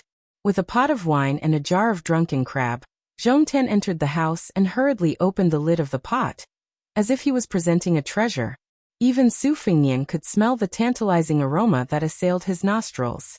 He sighed that this Zhong family's son really knew how to enjoy life. Lu Gui stood up with a smile and crossed the threshold to welcome him.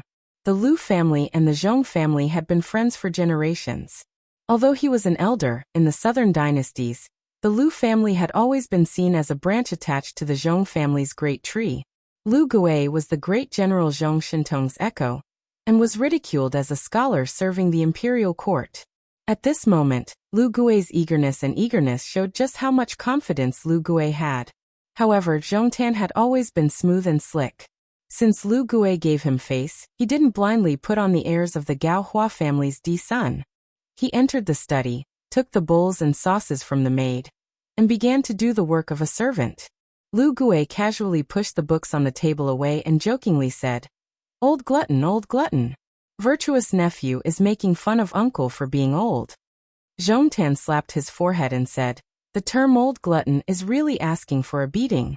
Uncle Lu Sabu is the #1 eater in the southern dynasty. He once wrote the Su Pian."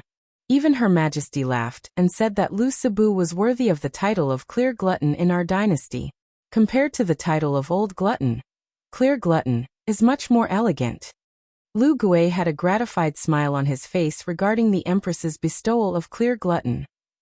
It would be impolite to refuse, but he wasn't modest and wasn't in a hurry to eat. He lowered his head and bent over to smell the aroma of the drunken crab on the plate. He was intoxicated by it. Then he raised his head to look at the woman's waist and clicked his tongue in wonder.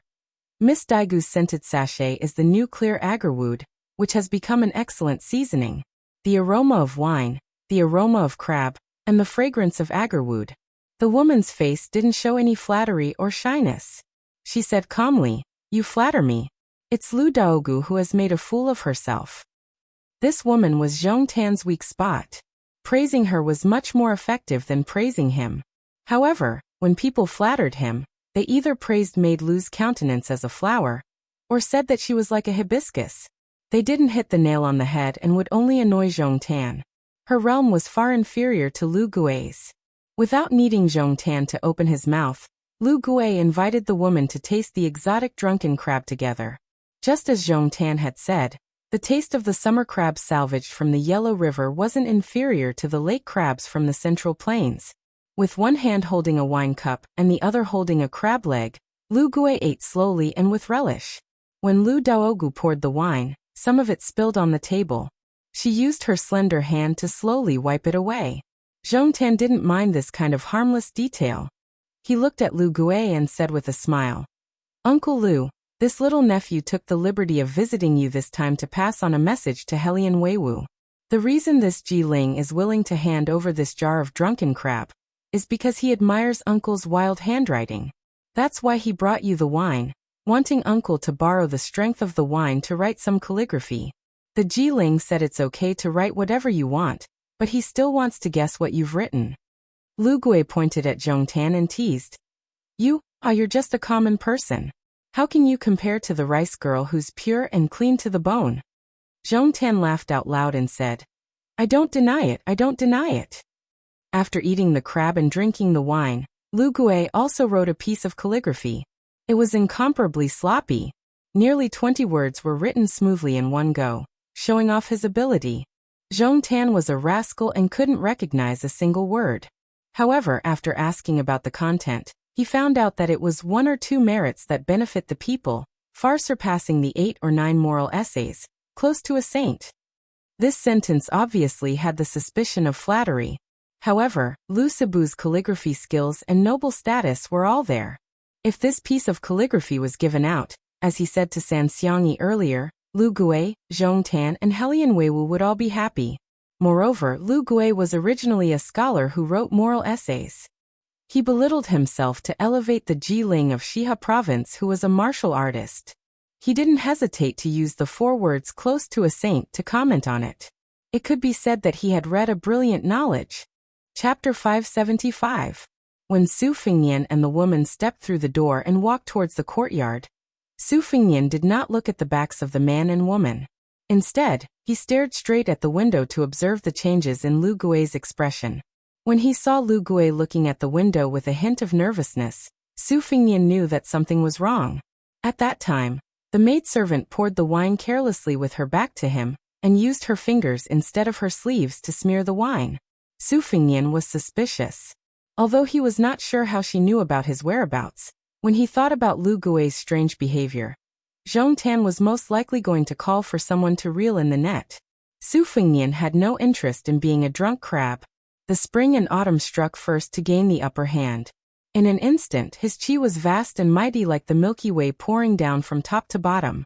As expected, Zhong Tan only turned around to watch. The maidservant with a vulgar name struck first. Her slender hands were as sharp as the Milky Way pouring down from top to bottom. As expected, Zhong Tan only turned around to watch. The maidservant with a vulgar name struck first. Her slender hands were as sharp as the Milky Way, and she could kill with just a light lift of her hand. Unexpectedly, Zhong Tan only turned around to watch. The maidservant with a vulgar name struck first. Her slender hands were as sharp as the Milky Way, and she could kill with just a light lift of her hand. She actually had the demeanor of a grandmaster. Su Fengnian had tirelessly studied the saber manual on the road to the north. In addition to the sharpening of many life and death battles, his saber technique had reached perfection. The spring and autumn sword bent at an angle, and instead of retreating, she attacked with her fingers like a whetstone. Instead of retreating, the spring and autumn sword moved up and down 30 times in an instant. Su Fengnian did not think that he had underestimated this strange woman, but still underestimated her skills. He pulled out his sword and retaliated. Sparks flew in all directions. Since Su Fengnian's strike failed, he put his sword back into its scabbard and prepared to engage in close combat. He did not expect the woman to be so unforgiving. She took a series of small steps that were pleasing to the eye. The courtyard was windless, and her sleeves fluttered. Ever since Su Fengnian started practicing the saber manuals and sword manuals that he had read could be piled up into a small mountain. As for the rest of the manuals, he could only be considered average. Since the woman was an outer sect martial artist, she also knew a few techniques of the Xingyi dragon claw. The servant girl was at a disadvantage. Zhong Tan was still interested. He laughed and said, "You're quite interesting. You're just like me. You don't look at the face. You're both handsome and confident young masters. Once you look at the face, women who like pretty boys will be disappointed. Could it be that you're my long-lost brother? This hero, what's your name? Why don't you tell me? If you accidentally die later, it would be too much of an injustice." Before Su Fengnian left the inn, he changed his face into a ferocious-looking bearded man. He looked like a fearsome warrior from the Thunder Rumbling Temple, which was very different from his previous image of a refined scholar. This girl's scratching really meant a lot.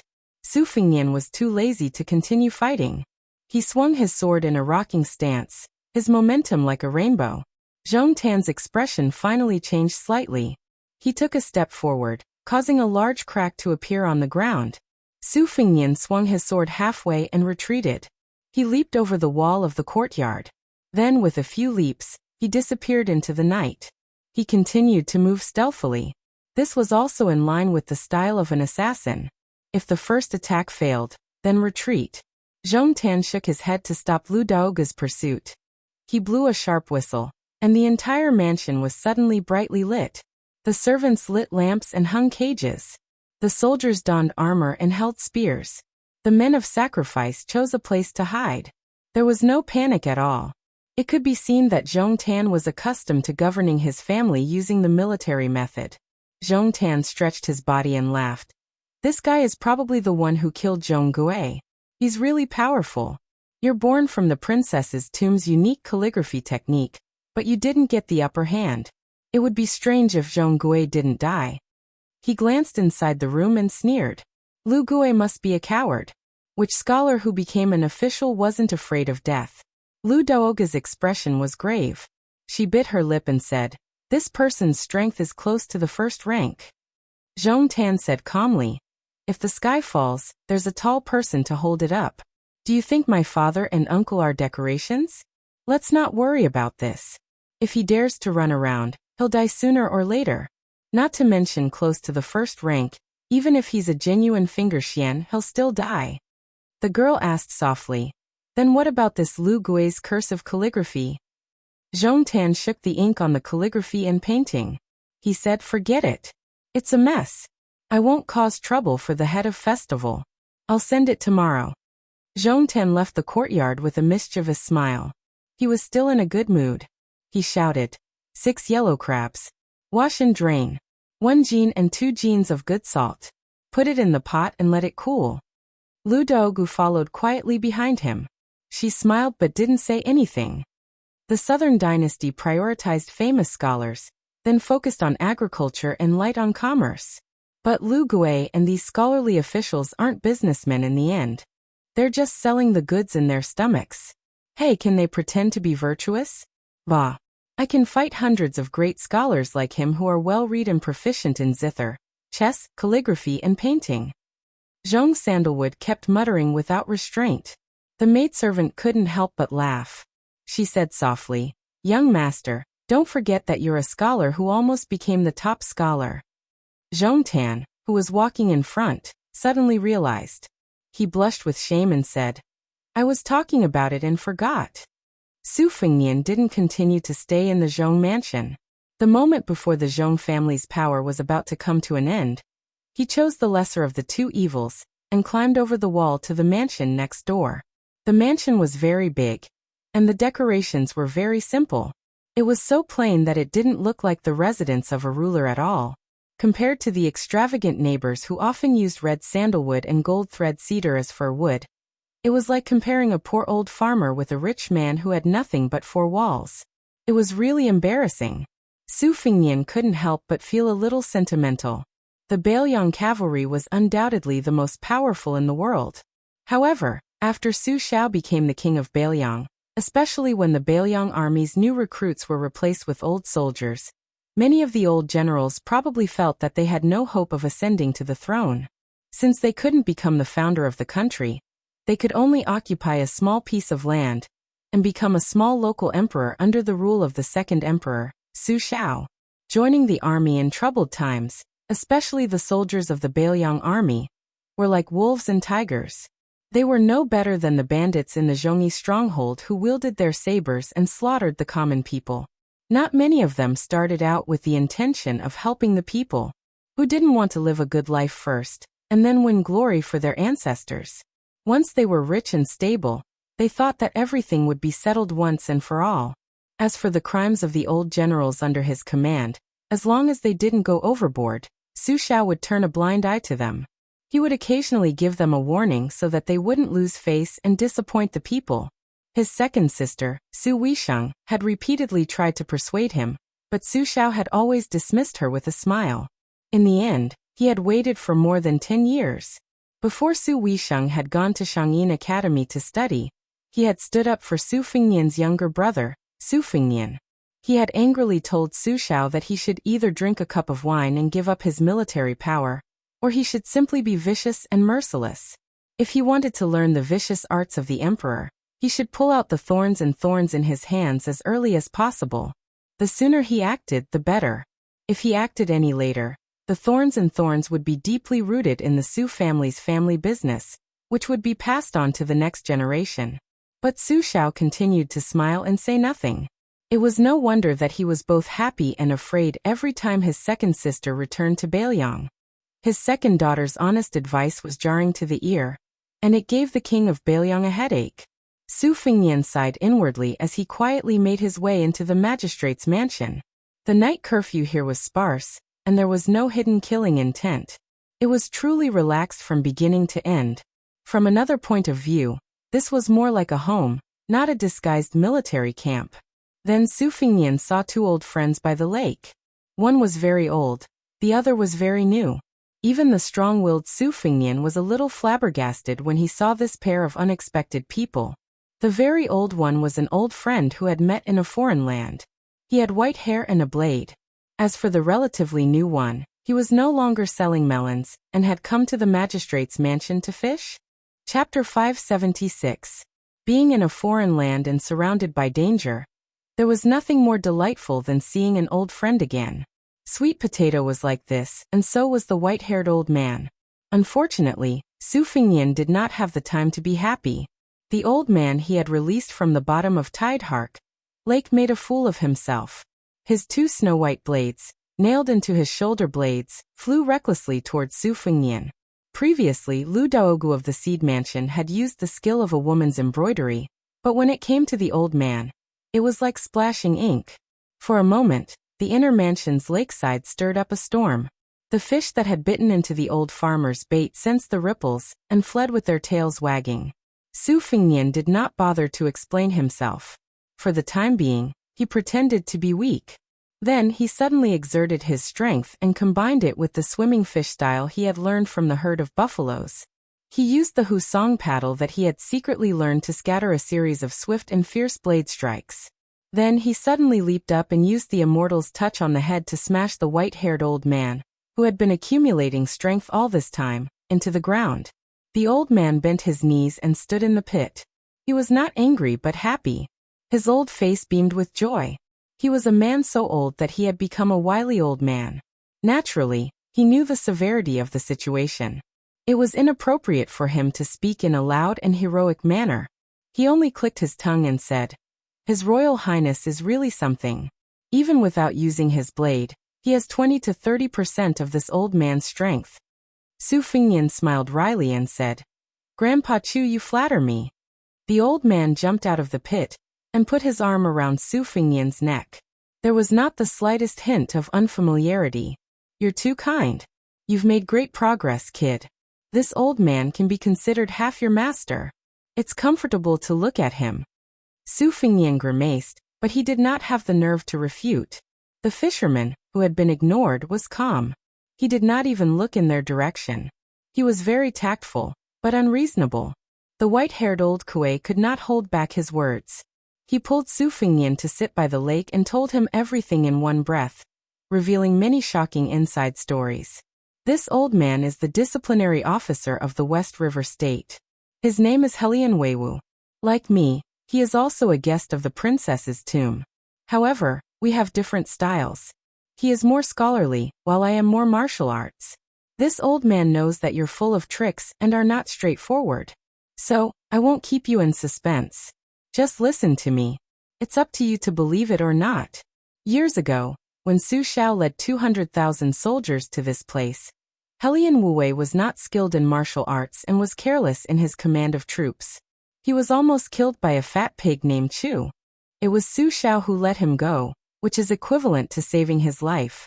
Even if old man Helian knows your identity, he won't make things difficult for you. You can eat, drink, and sleep well here. However, the maids in the residence are not very good-looking and most of them are old. If you're really bored, you can make do with it after the lights are out. As for why this old man went to fight with Jian Jiohuang and was imprisoned at the bottom of the lake, let's not talk about it. It's not something to be proud of. As for how this old man became a foreign official of the princess tomb, there are rules. I can't talk about it. Helian Wu finally interrupted. He first smiled warmly at Su Fengnian. then glared at his old friend who he had known for half his life. He sneered mercilessly. Why can't you talk about it? You're just a lecher with poor eyesight. When you saw a girl in the princess tomb, you drooled over her beautiful buttocks. In the end, you couldn't force yourself on her. Instead, you were beaten down by an old woman and became a prisoner. You shamelessly gave yourself the title of foreign official. There have only been 6 foreign officials in the princess tomb in the past 300 years. The first 5 are dead, and the 6th is sitting right next to you.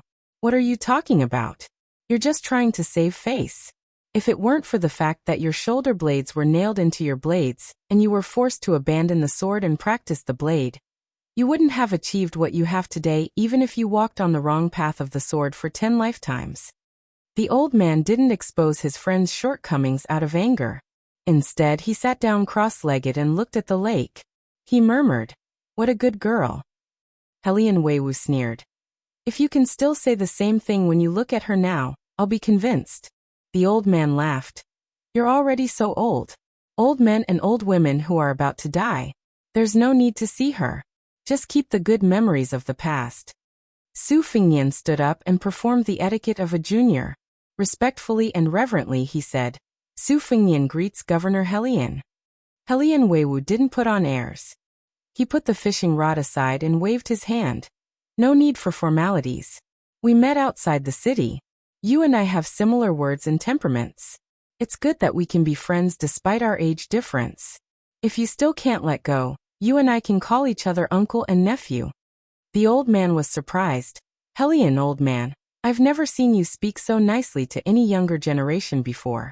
Why? Just because this kid is Su Zhao's eldest son, you want to pave the way for him to defect to the enemy and commit treason?" Helian Weiwu scolded. T. Su Fingyan had a headache when he saw someone in white walking on the lake.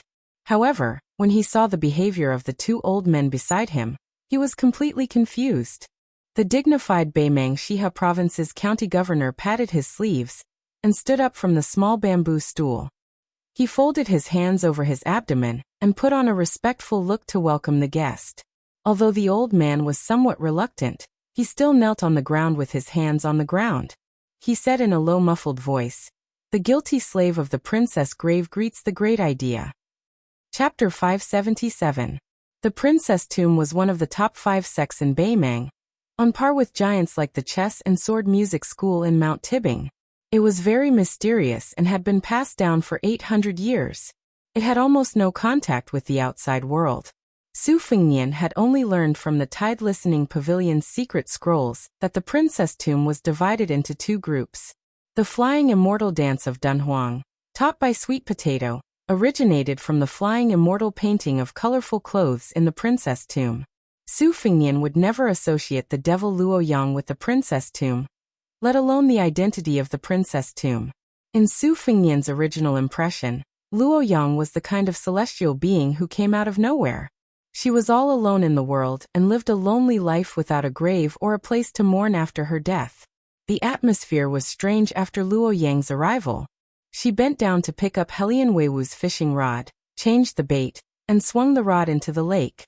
The old farmer, whose other identity was the guest of the princess tomb, was respectful but not afraid. He sat back on the stool and turned his head with a smile. "Fingyan, let me ask you, what is the princess tomb?" Su Fingyan shook his head. He did not know. Helian Weiwu said slowly, "The princess tomb is the tomb of the youngest daughter of the founding emperor of the Great Qin dynasty. The father and daughter were buried together in different tombs. The women of the princess tomb were all guardians of the tomb." Su Fingyan asked doubtfully, "The Qin Empress's mausoleum is in Dragon Waste State?" Helian Weiwu turned his head and glanced at Luoyang. Then he chuckled and said, "These are the secrets of the imperial palace that cannot be brought to the table. Do you want to hear them?" Su Fingyan did not treat himself as an outsider. "Just now in the mansion next door, I accidentally became the assassin who tried to assassinate Lu Sibu and the young master of the Zhong family. I smelled Uncle's secret Yellow River drunken crab. How about drinking it with wine?" Helian Weiwu kicked the old man. "The last few jars of drunken crab were all hidden by you. Go. Give it to me."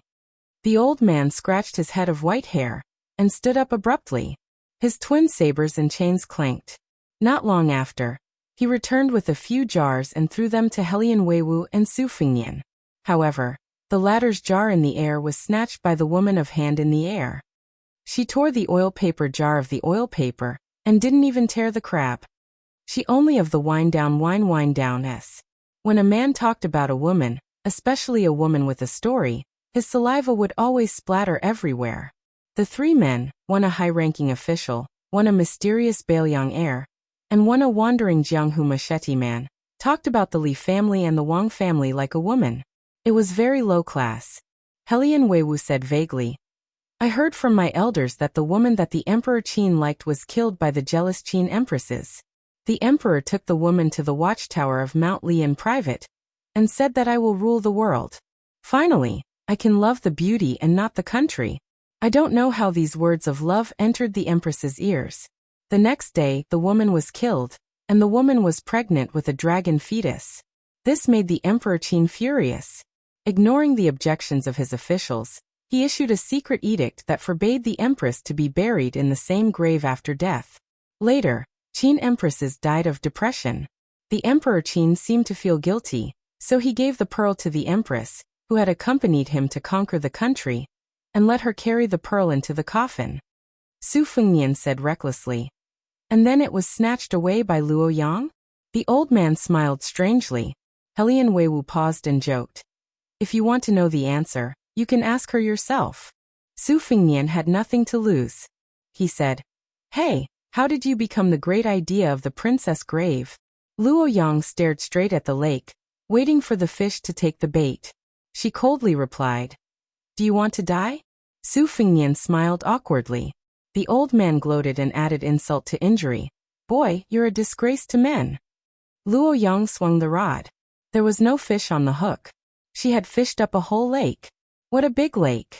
As a result, even the old man kept quiet out of fear. Luo Yang threw the rod into the lake and got up to leave. She still had the demeanor of a mysterious master. Helian Weiwu smiled and said, this great idea is good in all aspects, but her temper. The old man did not continue to explain, leaving a lingering impression. He changed the topic and explained, a few years ago, the Zhong family bought a piece of land a few thousand miles away from the Yellow River.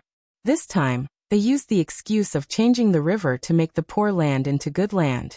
If I wasn't a guest of the princess grave, I would have been deceived by them. Zhong Shentong promised to ship 200,000 pounds of ironware to Shihe province within 5 years and sell it to Kung Bijuan at a low price. For me, this is a bait that I have to bite. The devil Zhong Liang is the lover of the princess grave's little idea. Not only that, this time, Hong Jingyan's shadow was also hidden in the river robbery. This person is very scheming and ambitious. The whole Beimeng Jianghu probably can't satisfy his appetite. The reason why the great idea was able to swallow the pearl was because he had the evil intention of letting the great idea cultivate the pearl. Fortunately, there's no one in the world who can predict everything. Hong Jingyan missed the great idea's realm. When the pearl ripened, not only did he not take away the great idea's realm, but he also lost and almost suffered from qi deviancy derangement. Su Fengnian sighed and said, why does it sound like Hong Jingyan is more terrifying than Tuoba? Helian Weiwu nodded and said, Tuoba and Su Shao are the same kind of people. Even if you lose to them, you'll be convinced. Hong Jingyan is different. His character is very treacherous, so you can't let your guard down. This person went to the Liangmeng border with the copper man holding the plate some time ago. On the surface, he fought with Chen Jibao, but who knows what happened inside. Su Fengnian looked at the lake that was gradually becoming calm like a mirror. He felt suffocated as if a storm was coming. The old man suddenly said, Kid, do you know that the dragon tree monk of the 2 Zen temples went to Dao's sect and sat in front of the heavenly gate for 3 days and 3 nights? How pitiful, he was beaten by Qilin Immortal for 3 days. Su Fengnian was worried and sick at heart. Is the old abbot dead? The old man shook his head and said, Not yet. The Buddha's diamond body is really amazing. But I don't think he can hold on for much longer. In this battle between the Taoist head and the Buddha head, I think the old monk is more likely to lose. Su Fengnian knew very well that although it looked like the Taoist head had killed the Buddha head, It was actually the Taoist head destroying the Buddhist sect. Helian Weiwu laughed and said, I've seen the old monk's bodhisattva lowering eyebrows. I wonder if I'll be able to see the white-robed monk's diamond glaring eyes next. Su Fengnian thought of the east and west ladies and the north and south little monks. Chapter 578. After the assassination in the Zhong mansion, everything in the mansion was still in order. General Zhong Shentong didn't even show up. Only Zhong Liang stood in Lu Gui's courtyard for a while, and asked the maid Lu Daogu a few questions casually. He then glanced at the ground that was affected by the sword qi, without any serious expression. Seeing the tall and sturdy Zhong Liang, Lu Gui sighed in relief. Although he didn't like this person's rebellious behavior when he was young, sometimes he felt lucky that he wasn't the enemy of the second son of the Zhong family. In Lu Sibu's eyes, Zhong Liang's behavior was absurd and unfathomable. When he and his peer, Zhong Shentong, were still studying hard at home, the young Zhong Liang had already killed many people. It was said that he went to the princess's tomb before reaching the age of 20, so he missed the ceremony. Later, when he got married, the bride was carried into the Zhong mansion in a sedan chair with 8 carriers, but the groom was nowhere to be seen. His misdeeds made the old master of the Zhong family so angry that he fumed with anger. When the old master died, Zhong Liang didn't even get to see him. Lu Gui felt relieved not only because he saw the devil Zhong Liang in the mansion, but also because he didn't know. He had heard about Zhong Gui's sudden death from his daughter Lu Chun, but he didn't believe it at all. However, right after Zhong Gui's death, there was a brilliant assassin who openly entered the mansion to target Zhong Tan, which indirectly proved Lu Chen's words.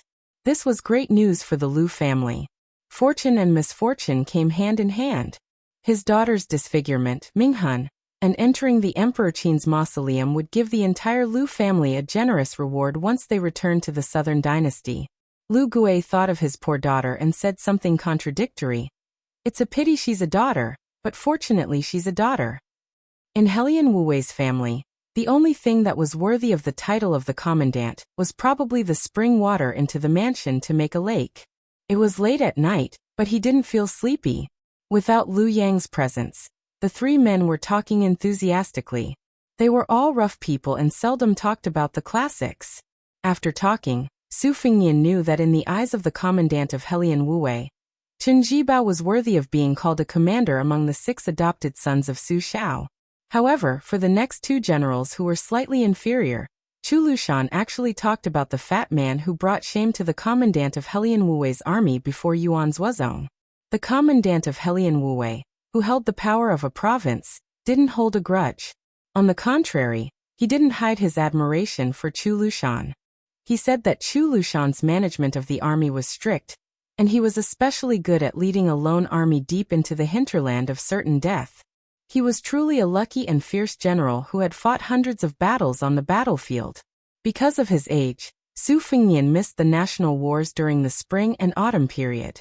As for Chu Lushan, he only remembered his smiling white and tender fat face. He was so bloated that his eyes and neck couldn't be seen. It was hard to imagine him leading an army to break through the enemy lines. Today, after hearing Helian Wuwei's praise, he suddenly realized that if Chu Lushan really rebelled, it seemed that there would be endless troubles in the future compared to Yuan Zuozong secretly supporting Chen Jibao. Helian Wuwei drank a mouthful of wine.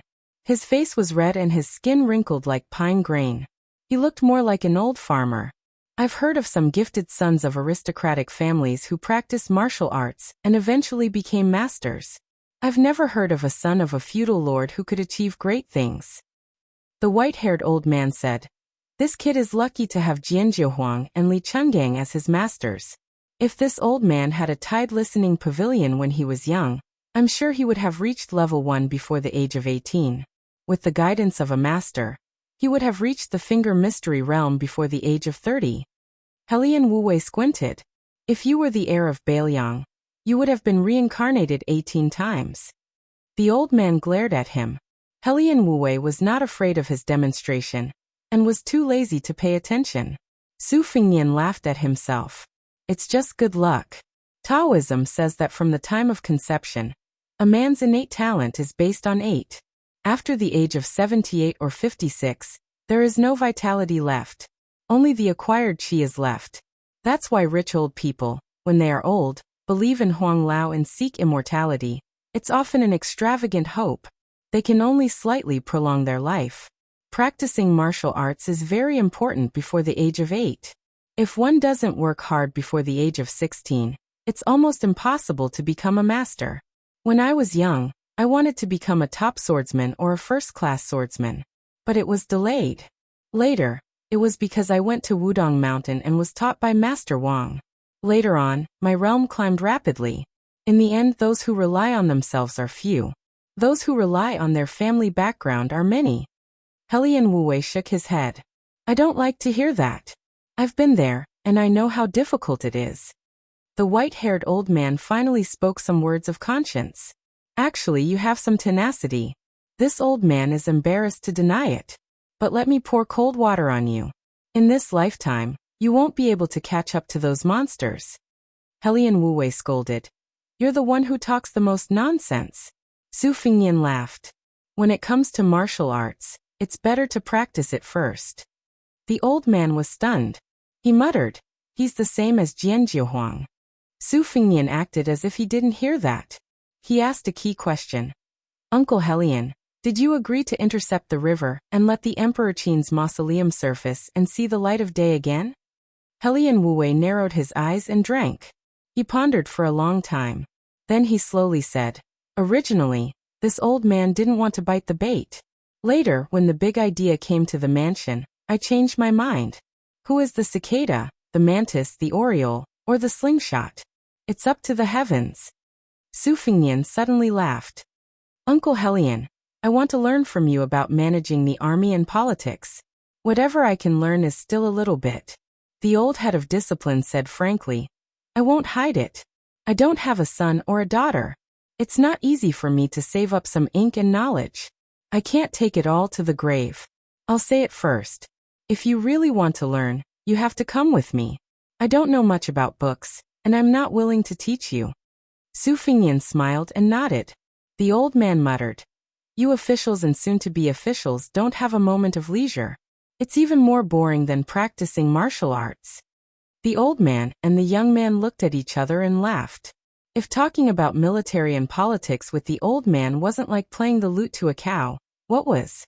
While drinking, Su Fingyan was silently calculating in his heart, as if he was playing a chess game. The princess's tomb was divided into 2 parts. The greater part was in Luoyang. It seemed that other than the foreign official Helian Wu-wei, there were no other forces that could be mobilized. The fatal thing was that this commandant of discipline did not want to get too involved. He wanted to watch the fire burning on the other side of the river. Even if he had substantial support, it was impossible for him to brazenly mobilize the powerful and well-trained Jade Army. Fortunately, there was the white-haired old man Chu Kuangnu. If there were no accidents, he would personally get involved. On the other side, Little Idea had colluded with Zhong Liang. He should at least turn a blind eye to the opening of the emperor's tomb. It was even very likely that he wanted to get rid of the shackles of his identity as the 800-year-old guardian of the tomb. There was no need to talk about the Zhong and Lu families. Even the powerful minister Zhong Shentong, who was on the same level as Helian Wu-wei, had personally come to Shihe province. The power of the aristocratic families was bound to be shocking. Apart from this, it was not clear whether there would be some disorderly mountain heads that would come for profit. However, there would definitely be some, and they couldn't be underestimated. Chapter 579. Su Fingyan, on the other hand, had been forcefully tied to the same line by Luo Yang. How much effort he put in depended on how dangerous the situation was. According to Su Fingyan's original intention, this kind of thankless task was to stay out of trouble. For someone like him, who had climbed up and down the tide listening pavilion since he was young, he really had no interest in secret manuals and treasures. To fish in troubled waters, one would only put in effort if the person who was fishing liked to eat fish. It was a chaotic situation. Su Fingyan frowned as he slowly drank his wine. Helian Wu-wei glanced at him, his smile shrewd and playful. The 2 Zen temples were the most respected temples in the world, and the abbot, Monk Long Shu, was revered as the head of Buddhism. However, when one actually went there, one would realize that it was far inferior to the temples on some famous mountains in the provinces and counties. It was not at all a big mountain, a big temple, or a big hall. The old abbot, Monk Longshoe's residence, was especially simple and crude, no different from that of a villager at the foot of the mountain. It was a somewhat sturdy thatched hut, but it was cramped and the courtyard could not be considered wide. One could only hear the gurgling of a stream in the distance, but there was no stream. The corners were old, and the fences were new. If one walked a few more steps, one might even step on some chicken dung. There was an ancient cypress behind the hut, and there was nothing mysterious about it. Under the shade of the tree, there was a large water tank. Under the lead of the abbot, the monks of the two Zen temples were pragmatic and practical. They could not see farming as a disgrace. Every time Monk Longshoe returned from his work at dusk, he would go to the water tank to wash away the mud, and a lot of silt would settle at the bottom of the tank. It was said that a famous Jiangnan scholar used this mud to make a famous pot, which was widely spread. At this moment, a man and a woman were standing in front of the water tank, whispering to each other. The old abbot had left the temple and descended the mountain.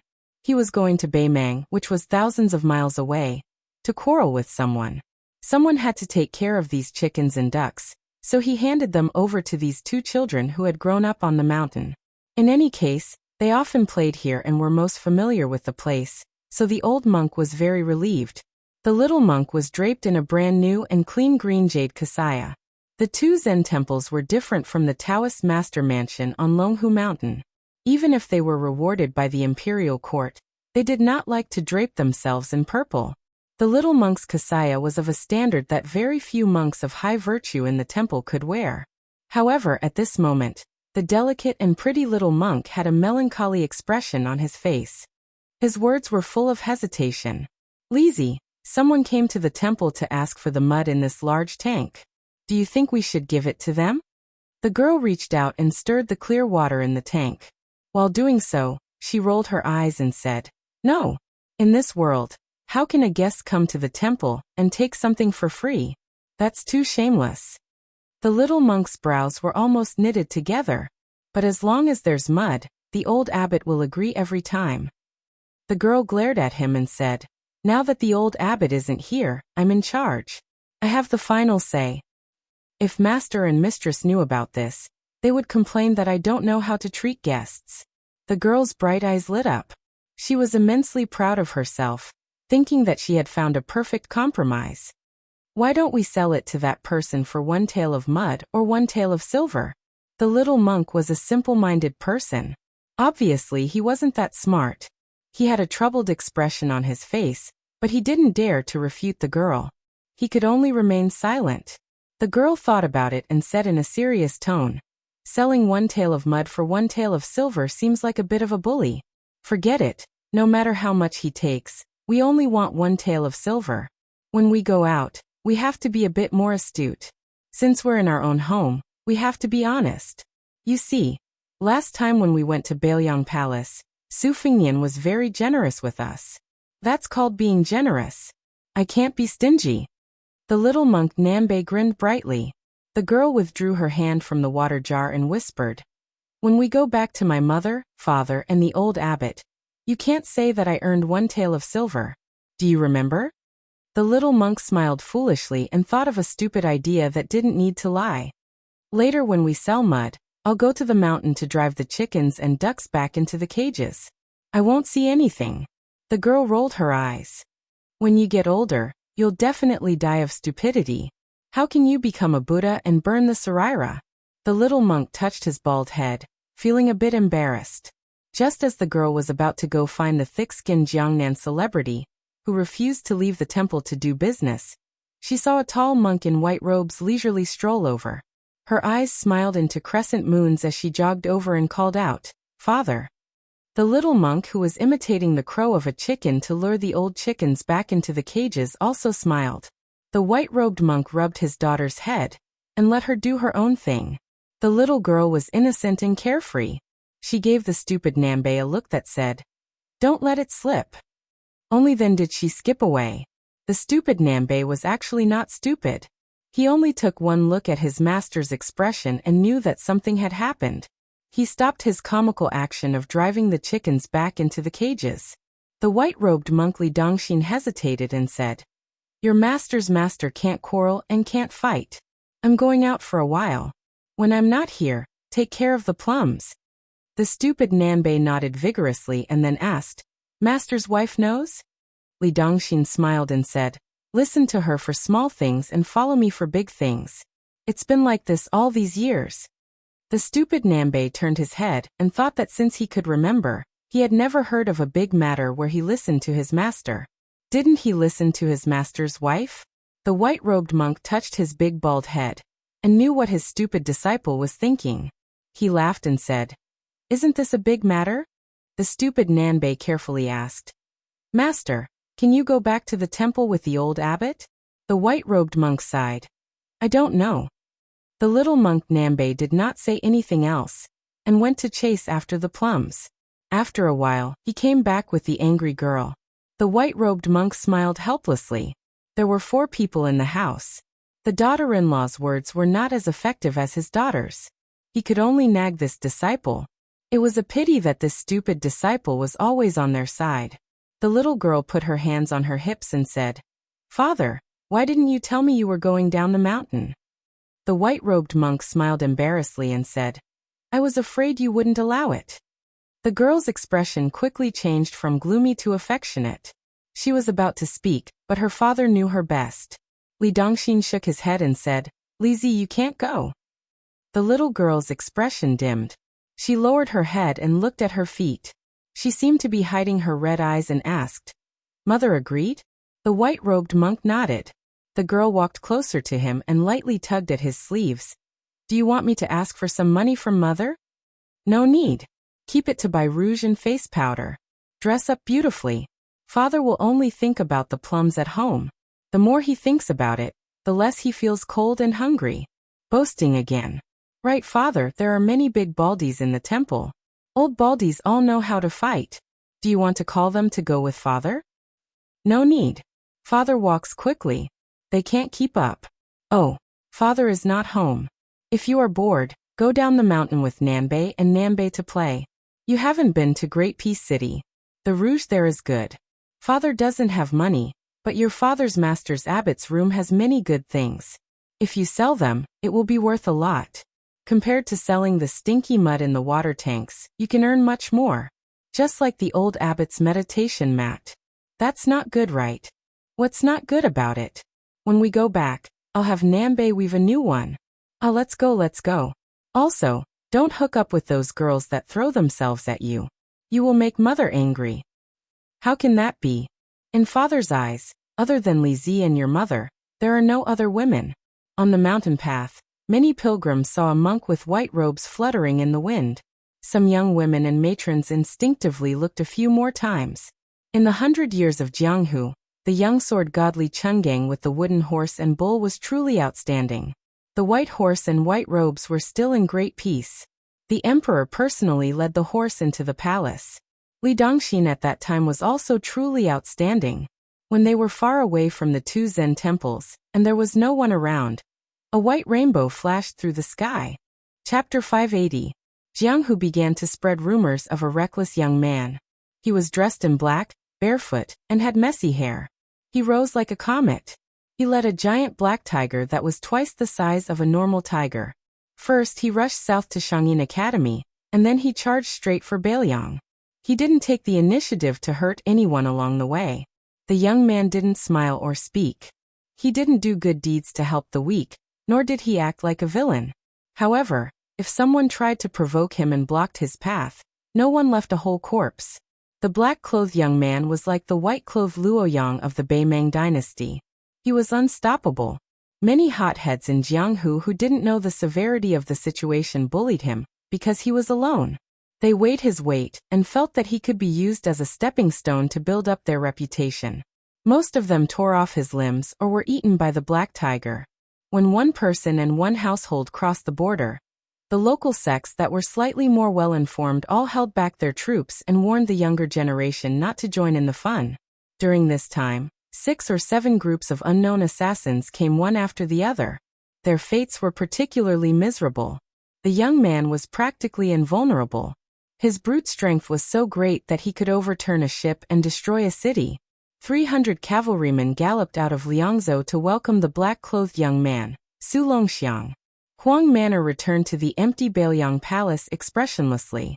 In the Wutongin, he saw the fake heir who only had the appearance but no charm. If it weren't for the servant girls he still recognized who risked their lives to stop him, he would have been smashed into meat paste on the spot. The young man didn't see his older brother, nor did he see Su Xiao who was still patrolling the border. Huang Manor didn't seem to know what to do. He stared blankly at Tide Hark Lake for a while, then went to the Wutongin. No one could persuade him, and very few people dared to. Moreover, the young prince had a terrifying black tiger by his side. Afterwards, Huang Manor became agitated and uneasy. He seemed to have discovered that he was lost. Then he began to rampage through Bailiang Palace. The layers of courtyard walls were all smashed through. No one dared to stand in front of the young prince. Everyone in the northern Liang prince's mansion knew that His Highness the Crown Prince had brought back 2 beautiful foreign women. The younger one lived in the Wutong courtyard and rarely went out. The younger woman was so beautiful that she made people want to have an extra pair of eyes. Unfortunately, compared to the woman who would occasionally go to the lakeside for a walk, she only lived in her small plot of land filled with reeds and never stepped out. She left a graceful figure for everyone to catch a glimpse of, and it was difficult for them to let go of her. After her younger brother mysteriously disappeared, Murong Wuzhu lived a lonely life, but she wasn't sad. She lived under someone else's roof in the Wutongin. Fortunately, she had a gentle temperament that she was born with. Compared to Pei Nanwei who lived in the reeds, it was easier for her to be accepted by the second-class maids. They were all outsiders who had left their hometown. Murong Wuzhu would occasionally visit Pei Nanwei in the reeds near the water. Today, when the two heard the movements in the prince's residence, Murong Wuzhu hurriedly ran out of the room. She stood on the high platform and looked around. She didn't see the familiar slender man, only a crazy barefooted young man. Other than fear, she also couldn't hide her disappointment. Pei Nanwei didn't leave the room. When she saw the dazed young woman return and sit down, she secretly sighed in her heart. Is that prodigal surnamed Su worthy of your concern? Murong Wuzhu calmed herself down and said softly, Sister Pei, I saw the young prince who came back from Mount Longhu. He doesn't look like him. Pei Nanwei mischievously asked, Him? Who is he? Your younger brother or the king of Bailiang? Murong Wuzhu's face turned red. She lowered her head and kneaded the corner of her clothes. Pei Nanwei looked at her and felt a little envious. When a woman was young, she would be shy if she could. When she got older, she would become disgusting. Murong Wuzhu was afraid that she would be teased again, so she found an excuse to leave. Pei Nanwei didn't get up to see her off. Her small house was built by the lake, so it could be surrounded by reeds.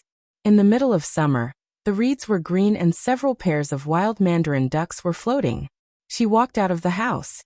There were no stone slabs outside the house. It was full of mud. She took off her shoes and socks and walked in the reeds that seemed to be isolated from the world. She gently raised her head and looked to the north. It was Yuan Zuozong who came back with dozens of cavalrymen. For this adopted son of the king of Bailiang, Huang Manor recognized him. Outsiders didn't know what Yuan Zuozong said, but the young prince immediately calmed down. The cavalrymen didn't have time to eat and left the house. They didn't stop and came to the foot of Mount Wudong. Su Longxiang ran barefoot all the way. His speed was faster than a horse. Last time His Royal Highness came to Wudong, only the hierarch Wang Zhonglo came down the mountain to welcome the guest. Today, there was only a young man in a simple robe standing under the 4 words Black Tortoise Dangxing. Yuan Zuozong nodded to the Taoist priest surnamed Li and stood still. Perhaps Huang Man, or had stayed in the small Taoist temple on Mount Longhu for a long time, and spent time with the old Taoist master, so she didn't dislike Taoists. Instead, she felt close to them. They climbed the mountain quietly. When they reached the top of Little Lotus Peak, Taoist Li Yufu no longer approached the tortoise camel tablet.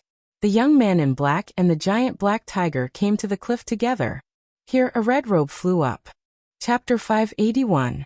Here, Hong Shixiang disintegrated himself, and declared to heaven and earth that he would attain Tao for another 300 years. Since this Taoist, who became an earth immortal before the age of 30, was the reincarnation of ancestor Liu and Qi Xuanjin, then the Zhengwu great emperor in the prophecy was obviously someone else. Immortal Qi's black tiger, who had been immersed in Taoism on the demon-slaying platform for a long time, had a violent temper. It was unusually docile here, lying on the ground. Don't forget that Hong Xixiang was the reincarnation of ancestor Liu, and also the reincarnation of Qi Xuanjin. Hong Xixiang was the former master of the black tiger. The black tiger was psychic and possessed supernatural powers. It shook its head and whimpered. Li Yufu stood in the distance and saw this scene. He was also sad. To him, youngest uncle master was a well-deserved celestial figure. Li Yufu respected his master, but worshipped youngest uncle master. If only sect master Hong did not ascend, and became a celestial couple with the woman in red and cultivated in the world. Suddenly, Su Longxiang clenched his fists and howled to the sky. The black tiger also roared. The earth shook and the mountains shook. With Su Longxiang's outburst, the Qi dynamic was like a flying stone that hit the center of the lake. The new youngest uncle master Li Yufu, who had only been on the mountain for a few years, was like a small boat floating in the sea. He swayed but did not fall over. Li Yufu went up the mountain to welcome and send him off. Li Yufu looked at the man and the tiger following the cavalry and sighed. His brother was already so domineering. Presumably his royal highness, who even uncle master could not subdue, was really as lawless as the rumors said. If he knew that he was going up the mountain in the future, it seemed that he had to find an excuse to not meet him. Li Yufu himself did not know that before Hong Xixiang disintegrated, he left behind 9 words: Wudong will prosper, Yufu will prosper. His master, Yu Xingrui, picked him as an orphan fisherman in Donghai. Although he entrusted him with a lot of things, he did not do anything stupid. Moreover, Wudong Mountain had been in the same vein for hundreds of years and liked nature the most.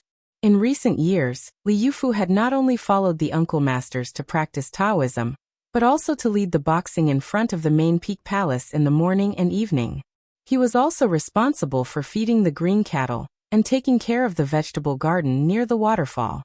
Uncle Master's best friend Qi Xianxia's secluded bamboo hut was also given to him to clean. Every day he went to a few mountains and mountains. The journey alone was 50 to 60 miles and miles. There were 6 Taoist temples along the way. Many children who finished their homework liked to wait for rabbits to help Uncle Master, and Uncle Master help. Buddhism does not depend on people, while Taoism cultivates nature. Li Yufu has never been to the ancestral court of Taoism, Mount Longhu, which has suppressed Mount Wudong for hundreds of years. He also felt that it was reasonable for the youngest uncle to be reluctant to leave the mountain.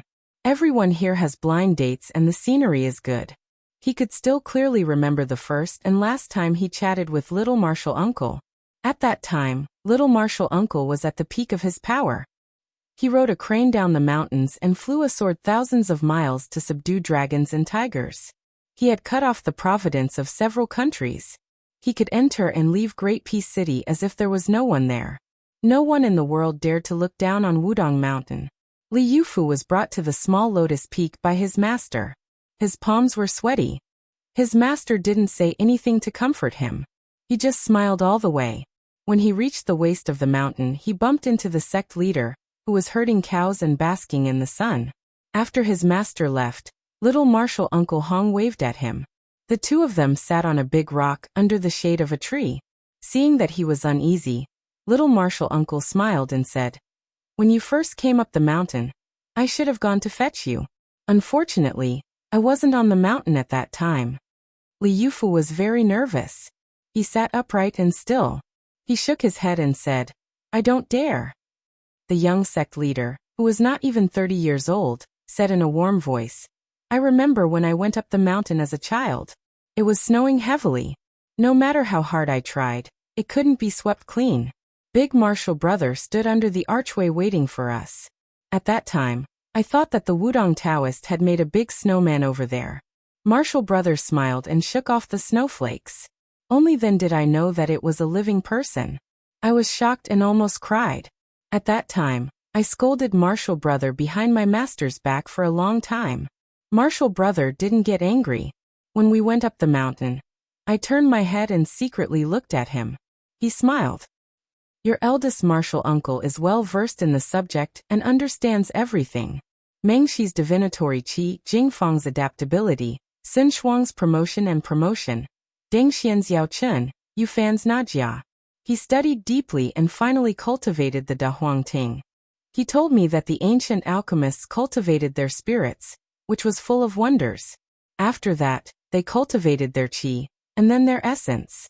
The more they wrote, the farther they were from the Tao. Cultivating one's life but not one's nature is the first disease of cultivation. He also said that the cultivation of Taoists was no different from that of martial artists. However, Big Martial Brother said a lot. I didn't really understand at that time. Fortunately, he didn't blame me. There are things that the sect leader doesn't understand. When you say that, haha, it sounds like me. In the future, when you see His Royal Highness, remember to say the same thing. That guy is easily swayed. Oh right, Jadeax, your name is not bad. Reporting to the sect leader, my master helped me to name it. Your master is knowledgeable and has a deep cultivation. He doesn't show off, you have to cherish him. Jadeax, do you want to cultivate immortality? Sect leader, I haven't thought about it. Don't rush to answer. I'm just asking casually. I'll come back and report to you when I figure it out. Just call me young martial uncle. Come, I'll teach you a set of fist and sword techniques. You can go down the mountain after you've mastered them. Young martial uncle, please speak. I'll listen attentively. Recalling the past, Li Yufu had nothing to do and felt a little sad. He walked leisurely and came to the main hall of the main peak. He saw the statue of Zhenwu the Great. Li Yufu looked at it many times and became absent-minded every time. This time was no exception. I look at Zhenwu, and Zhenwu looks at me. On the border of Beiliang, 10,000 dragon elephant cavalry were ready to go. Su Xiao, who was wearing an old armor, stood in front of the army. He pointed in the direction of Bei Meng to the young man in black beside him and said softly, "Go and pick up your brother." Huang Man, seemed to smile innocently, but there was a sense of bloody heroism in it. Su Xiao turned around and asked with a smile, "Long Xiang army, do you dare to march 1,000 miles straight?" The soldiers were excited. Fight to the death. The young man rode on the black tiger and took out a ribbon. He raised his hands and twirled it around his hair. His actions were exactly the same as his brother's. Chapter 582. 10,000 Long Xiang army hastily broke camp and marched hastily toward Bei Meng amidst the earth-shaking bugle horn. Let alone the ordinary Beiliang soldiers, even Wei Fuqing and Dian Xiongzhao. These generals with real power in their hands felt that it was inconceivable. Previously in the battle between Chen Jibao and Hong Jingyan, the chess and sword music school was holding a plate of bronze figurines and watching the battle from the side. The battle was full of ups and downs. After the battle, Chen Jibao went to the Green Pure Land mountain to avoid the heat and heal his wounds. Wei Fuqing controlled 1/3 of Beiliang's White Crossbow Feather Forest, while Dian Xiongzhao led 6,000 Iron Stupa heavy cavalry. All of them could be considered as Chen Jibao's trusted subordinates and direct subordinates. This time, not only these two met, but also several young and strong generals who rose to prominence on the Liangmeng border by virtue of their military exploits also happened to meet together. Birds of a feather flocked together. Chen Jibao's direct subordinates and forces were divided into two distinct groups. They did not merge into one group. The other group was made up of civil officials. All of them were scholars and aides, who emphasized strategy and were light cavalry and archery. Most of them came from superior family background. Both sides minded their own business and did not see eye to eye. The whole world knew that the great general Su Xiao doted on his children. In the Beiliang army, 3 elite brigades with nearly 10,000 men were named after his children. Only the eldest son of the first wife did not have this fortune. The Longxiang army, which had 10,000 men, was especially famous. It was a true cavalry that had been through hundreds of battles. Not to mention the position of the main general. Even the position of the deputy general was always empty. In these years, Yuan Zhuozongyao was in charge of the position of the deputy general, but he never interfered in the specific affairs. However, every time there were elite soldiers in the Beiliang army, more than half of them would be sent to the Longxiang army to train. This cavalry army, which was between heavy cavalry and light cavalry, could be said to be the darling of the Bailiang army. In the past 10 years, there had rarely been a battle at the border of Liangmang where more than 50 to 60,000 men were involved. However, as long as there was a battle and there was military merit to be gained, the Dragon Elephant Cavalry would definitely be the first to rush to the battlefield. They fought bloody battles and fought to the death, and had never lost a battle. This also gave the Bailiang army an impression that in the future, when the hedonistic eldest son of the first wife became the king of Bailiang, he would definitely have to rely on his naturally strong younger brother to charge and break through the enemy lines in order to sit steadily. Otherwise, the 800 light cavalry of the Phoenix Battalion, no matter how valiant and good they were in battle, they would only have less than 1,000 men. Once the Liangmang army started an all-out war, there would be tens of thousands of troops on all fronts. It was Chen Jibao who made the entire spring and autumn period understand the horror of multiple types of soldiers working together in battle. When he was in command, it was said that his military orders could be accurately given to every one of the captains. When the army was in formation, they could advance and retreat freely.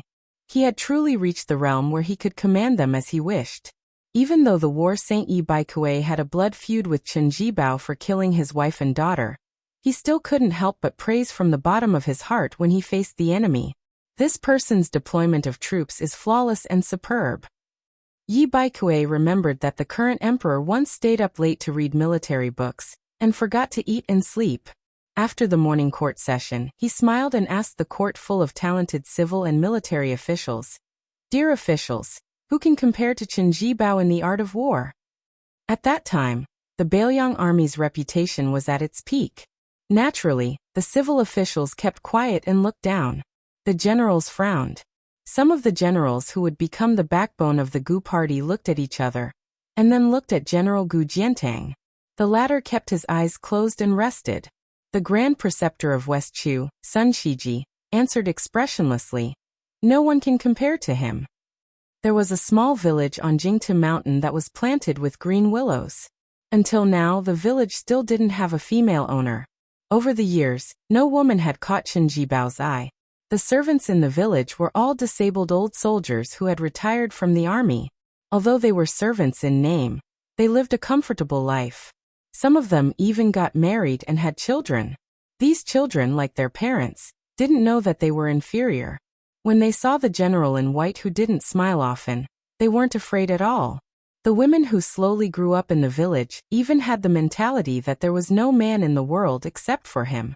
Outside, there were rumors that Chen Jibao had fought with Hong Jingyan, the fourth most powerful expert in the world, and had suffered a fatal injury. However, at this time, Chen Jibao was wearing a white robe and his face didn't look withered. He sat on a stone bench under a willow tree. The village didn't have an outer wall. At a glance, one could see thousands of miles of yellow sand. There were young girls carrying plates of cut watermelons, or a pot of ice plum soup. Chen Jibao didn't say anything. The young girls were used to it.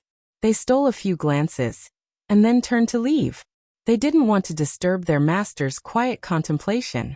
Chen Jibao was known to be familiar with poetry and books. He was full of strategies. His attainments in zither, chess, calligraphy, and painting were not shallow. He was better than the scholars. However, it was rare to hear him speak in a scholarly manner.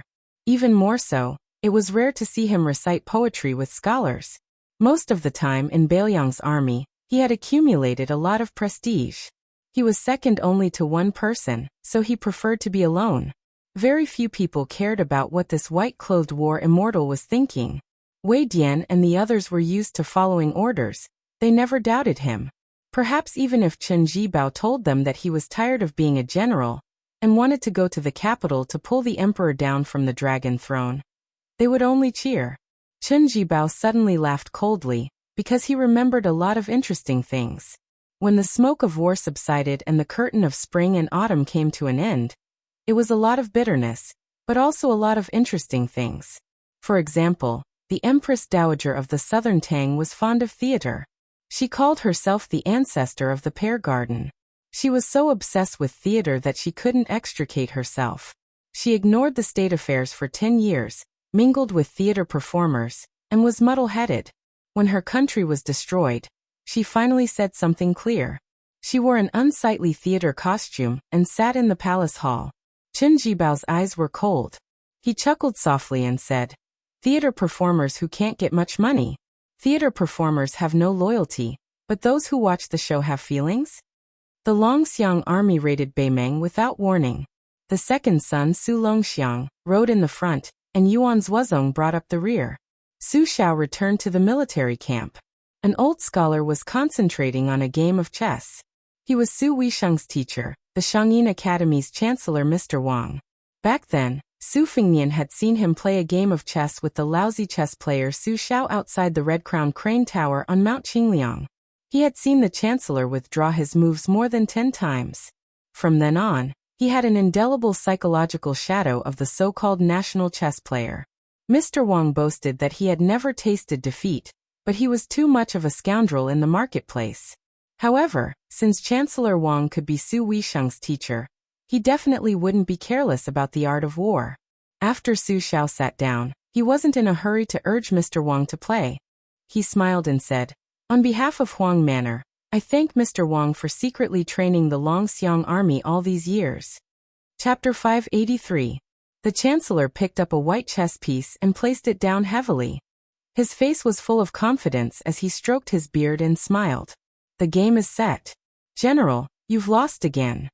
Su Xiao didn't expose this mister's evil act of secretly changing the position of the black chess pieces. He pretended to admit defeat. "Losing to Mr. Su Xiao is honorable even though I've lost." The old mister, who had almost no chess ethics, didn't feel guilty at all. He was refreshed and said, "Playing chess with you is indeed a blessing in life." Su Xiao stood up and walked to the map of Beimeng. He slowly drew a route for the army with his finger. Mr. Wang stared at the map with narrowed eyes and didn't speak for a long time. Su Xiao also didn't change his expression. It was the Chancellor who couldn't hold it in anymore. He said softly, "Chaotic, very chaotic." Chao Chongqing added fuel to the fire in the southern court, and they're about to make a big fuss. The Empress of the North has always disliked Buddhism. She wanted to worship Taoism and destroy Buddhism. She wanted to unify the religion for her own use, and create a second Jianghu under her skirt. In the end, no one expected the Dragon Tree monk to go to the Tao Te Ching sect alone. He didn't listen to reason and just sat there, enduring the rain of arrows and swords for a whole 10 minutes. "General, you mobilized the Longxiang army at this time. Aren't you afraid that the North Court and the South Court will work together to deal with your Bailiang cavalry?" Su Xiao's back was slightly hunched. He looked at the map and said calmly, "Beimeng is not as rich as the Central Plains. The imperial tent has been short of money for the past few years. Feeding the 12 generals and maintaining a standoff with the Bailiang army and Gu Jiantang on the eastern front is already the limit. There is still a long way to go before that old woman wants to swallow Bailiang in one go. If the army is strong, it needs real money. Where will the money come from? How could she not be envious of such a fat sheep? In the past, she did not dare to slaughter the meat, because Bodhisattva Tuoba and the other preceptors did not approve of it. But now, with the Qilin state preceptor who was regarded as a Taoist saint, and with the support of the other generals, Bodhisattva Tuoba could only watch coldly from the sidelines. The annihilation of Buddhism was already set in stone. Whether I send the troops or not, it would not delay the old woman's action. Not to mention the abbot of the 2 Zen temples, only the Buddha himself would be able to do it. She was indeed forced into a corner by our border policy in recent years. Zhang Julu and Gu Jiantang's alliance was very effective. These 2 bastards also forced Beimeng to use all its national strength to fight with my Bailiang cavalry. The Beimeng Empress wanted to eat up the financial resources of the Buddhism in the country, and then swallow Bailiang in one go. Only then would she be able to bypass the eastern front that was getting more and more stable. She would then be able to move south and occupy Shishu and Nanzhao. With food and soldiers, it would be time to fight with the Liang dynasty for the world. Those who were qualified to talk and fart were well aware of this intention. This was Zhang Julu's ability to scheme in the imperial court. Originally, if the eastern front was too weak, Beimeng could have directly borrowed several great generals and hundreds of thousands of soldiers from the western front, and sent 400,000 cavalry to the eastern front. They would have crushed the Eastern Front into a sieve. First, they would have taken over Tian City and become the ruler of the world. Then they would have turned around and targeted Bailiang. This way, I would have lived longer than him and Gu Jiantang. I believe that in the whole world, only that coquettish woman who flirts with me every now and then would be happy to see me. Other than her, there is no one else. Sir Wang nodded in deep agreement. Green Eyes is like me. They both play a good game of chess. Su Xiao smiled. Originally, this was a game of chess that would have lasted for at least 20 or 30 years. However, both sides were impatient. Compared to Beimang, the Empress was even more impatient. This was because Zhang Jiulu controlled the military and politics of the Northern Front with one hand, and digested the power of the old 8 countries of spring and autumn in the south with the other. Most importantly, this Grand Secretary prevented the Emperor from trying to emphasize culture and suppress military force to a considerable extent. This made the tension of our dynasty far greater than that of the resource-poor Beimang. The longer we dragged it out, the greater our advantage. Our Liang, after unifying the spring and autumn, can be considered to have a truly large family and business. It can withstand the torment. In addition, we have a diligent mender like Zhang Jiulu. If I were the Emperor of Beimang, I would feel uncomfortable all over. Who the hell would want to be neighbors with a well-off and well-educated man? Wouldn't that be like being bullied every day? The Chancellor of the Education Palace laughed. Great General's words are coarse, but they are reasonable. The old man sighed with emotion. People who live high in the library say it's peaceful, but they always think that as long as they go out, they can manage the world and help the people. They can turn the tide in a desperate situation. They make it so that governing and pacifying the world is as easy as writing a few words at their fingertips. The danger is no less than that of a military town's separatist regime. These words were personally spoken by Green Eyes in front of the Emperor. As a scholar who reached the Zhuangyuan rank, to be able to say such a thing, it can be seen that he is very suitable to be the Grand Secretary. No wonder Zhang Jiulu can be the Great General's opponent. Hey, Great General, we are thousands of li away from the topic. Su Xiao continued to point at the map. He said with a laugh, my thinking is different from teachers. This time the Longxiang army is going to the north. Not only they want to fight a battle, they want to fight a tough battle. Picking up soft persimmons to pinch is not our Bailiang army's temperament. Teacher is worried that if the Longxiang army wins the battle, those scholars of the southern dynasty, who have obtained riches and honor, will forget their ancestors and betray their ancestors, will hate the Bailiang even more. Actually, in my opinion, if the Bailiang cavalry does not teach them a lesson, those new nobles of the southern dynasty, who followed their fathers to flee to the north when they were young, will have their tails raised to the sky early on. They will have to be ruthlessly whipped before they know what is called fear. I want them to be afraid to the bone. These bastards are the same as those scholars of the spring and autumn period. They can't remember what's good for them. Therefore, this time the Longxiang army is going to fight to the death with the first military town in Longyao province, Tile City, which is ranked first in terms of military strength. The other military towns, Gentleman's Mansion, Ligu and Maolong, are all tough bones. They are not in the same line. The Longxiang army is going to take a detour and attack them one by one. The old teacher sighed with worry, but the Longxiang army only has 10,000. Not counting the troops and horses along the way, just the 5 towns alone have 60,000 elite armored soldiers. They still have to face the 2 Beimang great generals face to face. Is that okay? 10,000 Longxiang army. How many people can they withdraw and come back? Su Xiao chuckled.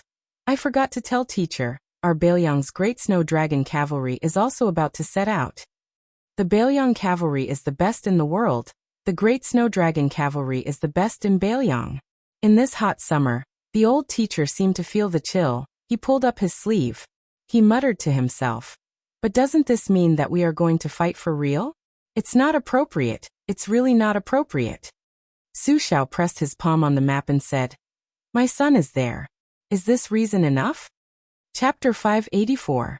It was becoming harder and harder to live in Jing.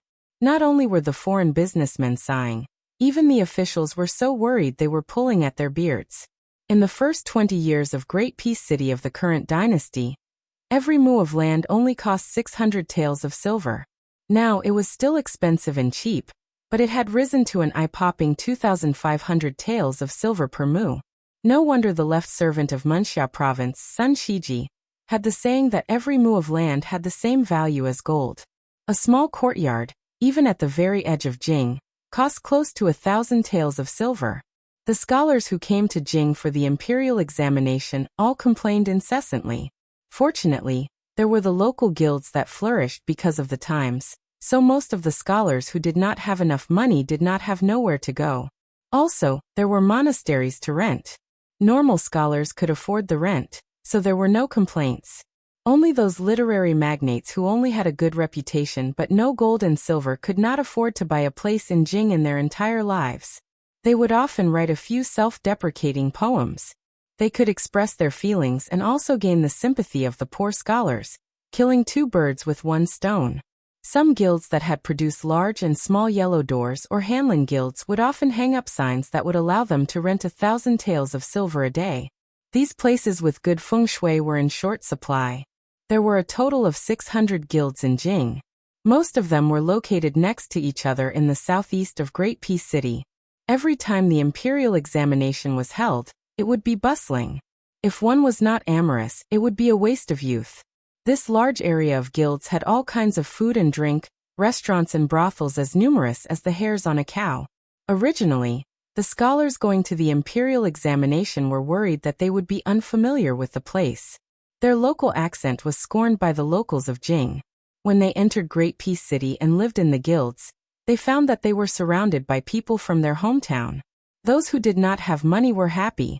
Those who had money in their pockets wanted to spend it all to enjoy themselves. Did they really think that these people were stupid with too much money? Of course not. Most of the scholars from the same hometown who were qualified to enter the capital to take the imperial examinations had studied hard. They were just short of breaking through the last layer of window paper. Once they had jumped through the Dragon Gate, they would always remember the days when they were poor, when other people only had a few copper coins for a piece of flatbread or a few taels of silver for a full meal. When they soared in the future, as long as it was within their ability, how could they not be happy to help a fellow villager who had helped them in the past? As a result, the business of almost all the shops in this area, which was known as the Dragon Fish Restaurant, was exceptionally good compared to the other markets. Moreover, many foreigners who were already officials in power in the capital liked to come here every now and then to gather with their friends. They would cheer their fellow countrymen on, or give them advice in person. This scene was just a small microcosm of the competition between the four parties in the Liang dynasty. Unfortunately, as the Green Party, one of their best friends, gradually withered away, the rich scholars of Qingzhou became homeless ghosts. Their voices in the Fish Dragon Strip area became quieter and quieter. The White Lion Building was not originally called this name. It was called the Heavenly Fragrance Building. At that time, business was average. This year, it had made a lot of money. It could be said that last year, the head of the brothel, Li Baisher, had stayed in a big brothel nearby. This beauty did not need to be said. She was the only prostitute on the rouge list. For the men of Jing, just this point alone was enough. Li Baisher was known as the Queen of Beauty and she had a good reputation. Several famous and upright officials in the imperial court had been sponsored by her. She was also an official from Dongyue, and her family background was very powerful. Not only the Baisher restaurant, but many nearby restaurants also benefited from her fame, and were overcrowded. They were all rich young masters who came because of her reputation. The White Lion restaurant also had a few specialty dishes that were incomparably spicy. To diners who leaned towards the strong palate, it was undoubtedly a good place to eat without spending much money.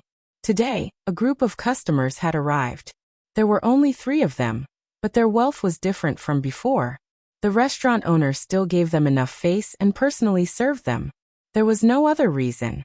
The young master Zhao who led the way knew how to conduct himself. He had known the manager for many years and often chatted with him, so it was to his liking. The shopkeeper surnamed Lu was not stupid at all. Not only did he cook, but he also served the dishes himself. In addition to the many years of friendship with Prince Zhao, the 2 friends of Prince Zhao did not look like common people. One of them was a woman disguised as a man.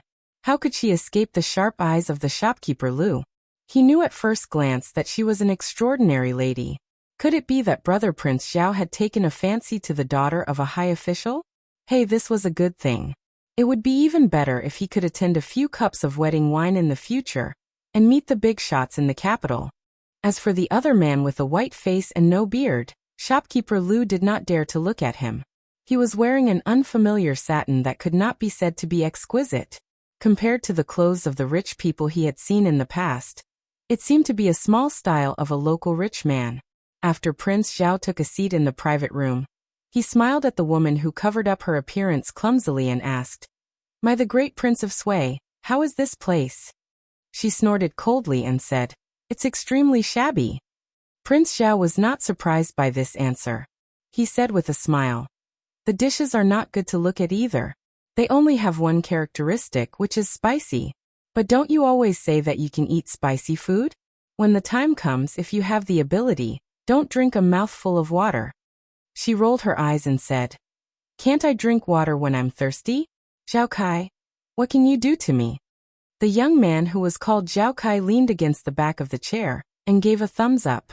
Princess Suizhu's true temperament is admirable. The woman raised her eyebrows and slammed the table. She said angrily, "Surname Zhao, call me young Master Sui." Zhao Kai said helplessly, "Fine, fine. Who asked you to be my sister? The great Prince of Sui is the great Prince of Sui." The woman did not know if she was angry or sincere. She said very hurtfully, "Anyway, I don't treat you as my brother. What you think is your business." Zhao Kai's face was sad. The woman added frost to the snow and said with a sneer, still pretending. Zhao Kai did not care. He laughed and was very happy. The man who looked the most like an official among the three stood with his hands clasped behind his back and was very respectful. He looked at the two young men and women bickering with an expressionless face. Zhao Kai turned his head and said with a smile, "Great master, come and sit. This is not the palace with strict rules. Let's do whatever is comfortable." 2 strands of white hair hung down. The man near his chest shook his head and said, "I don't need to kneel to be comfortable." It had always been the eunuchs of the dynasty who called themselves that. Only those eunuchs with some status and power had the qualifications and courage to do so. However, since the young man was Zhao Kai, the illegitimate son of the current emperor, and the woman was Princess Suizhu, the identity of the eunuch who Zhao Kai called Great Master was revealed. The number 1 eunuch in the dynasty, Han Diaosi. This old eunuch who could not be considered a man was nicknamed Human Cat. If he was not the stabilizing force of the palace and obstructing time after time, West Chu's Chao Chongqing would have already taken the emperor's head. The finger-profound realm of the Handiao Temple was too incredible to be able to skin the talisman General Hong Jia, one of the 4 outstanding grandmasters of the pugilistic world. This damned eunuch was feared by all the court officials. Every time shopkeeper Lu knocked on the door and served the dishes, he had to apologize and take a bite before letting the 2 young masters eat. After eating 2 dishes, Princess Suizhu suddenly put down her chopsticks and said sullenly, "Eating like this is no different from eating in the palace. Zhao Kai, let's go downstairs and pick a lively table." Zhao Kai smiled and said, "We'll listen to you. Great master, the great Prince of Sui's words are the most important today. We'll all listen to him, okay?" Han Diaosi's mouth twitched for the first time and nodded slightly. Human Cat was not making fun of Princess Suizhu's childish nature. He was just grateful that the young master deliberately arranged for him to sit at the same table. In this world, Han Diaosi had seen too many people who treated him well, but did not remember him well. When he was still an ordinary eunuch in Handiao Temple, he had followed his master out in plain clothes and met that lowly woman. She had also sincerely invited him to have a meal with her. Even though she knew that he was a eunuch, it was the same. Handiao Temple would remember that simple meal for the rest of their lives. If someone respects me, Han Xingxian, an inch, I'll respect them 1,000 feet. If someone bullies me, I'll bully them for the rest of their life. Countless civil officials and generals who were tortured and killed by Human Cat were glad that they did not have an afterlife to suffer again. Since it was fish dragon slices, Baisha restaurant was of course full of good and bad people.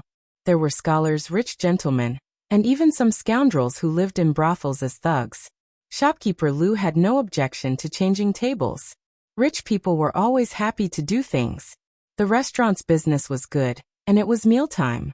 The shopkeeper finally cleared an empty table and had the waiters quickly clean it up. Zhao Kai and the other two sat down and heard a bare-chested man at the next table step on the bench. He clenched his teeth and scolded. "Damn it, a few days ago, a pretty boy came to our dingfeng to visit women. He didn't have money in his pocket to pretend to be a master, and he used a few nonsensical essays to fool us. The poems were not poems, the words were not poems, and they were noisy. I'm going to beat this little bastard up with a stick on the spot." Sitting at the same table were a few scholars who did not have much money. They had been in the brothel for a long time. The scholar who was in charge of paying for the prostitutes was suffering from a lack of money, and the price of his sisters was too high. He thought that it was not a good idea to stay in the brothel for a long time, so he wondered if he could build a good relationship with the head guard in front of him. He did not expect to lower the price, but before he went to bed, he could at least get rid of some unnecessary tips. In brothels, there were many ways to do things. To maintain one's reputation, it was very expensive. The extra expenses on maids and servants were accumulated bit by bit, and the amount of broken silver was also very frightening. An old-fashioned scholar who did not look like a clever person hesitated for a moment and said, "I've heard of this person." He recited 3 poems, and now everyone knows about fish dragon slices. They are all not bad. Among them, "The lonely light shines on me, my liver and gallbladder are all ice and snow, and the east wind of spring brings the spring," are all good poems. Chapter 585. The burly guard's expression changed greatly. He spat mercilessly and got up to leave. The leading scholar was experienced in the ways of the world. It took him a lot of persuasion to get him back to his seat. He said, "No matter how good the poem is, it's just a small path." Su Weisheng, the great poet of Shangyin Academy, also said that the poem is just a poetic remnant.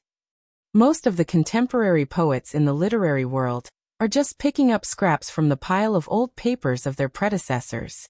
They can't be considered as real talent, let alone establishing their own school. In my opinion, what's the point of being cold? If it's really cold, why would they go to the brothel to make a fuss? Isn't this just a cheap gimmick? In terms of character, it's far from being as straightforward and forthright as Instructor Hong. The burly guard liked what he heard. He took a bite of the fatty and spicy drumstick. Out of the corner of his eye, he saw a young man who looked like a rich man laughing at a nearby table. He glared at him and said, "What are you laughing about?" Zhao Kai said with an honest face, "You're right. Those scholars who fish for fame should be beaten up." When the man saw that his expression did not seem to be fake or sarcastic, he laughed and said, "You're quite smart. When you go to Dingfeng someday, tell them my name, Hong Sanlong, and the price of the girls will be fair." Zhao Kai gave a fist salute and thanked him.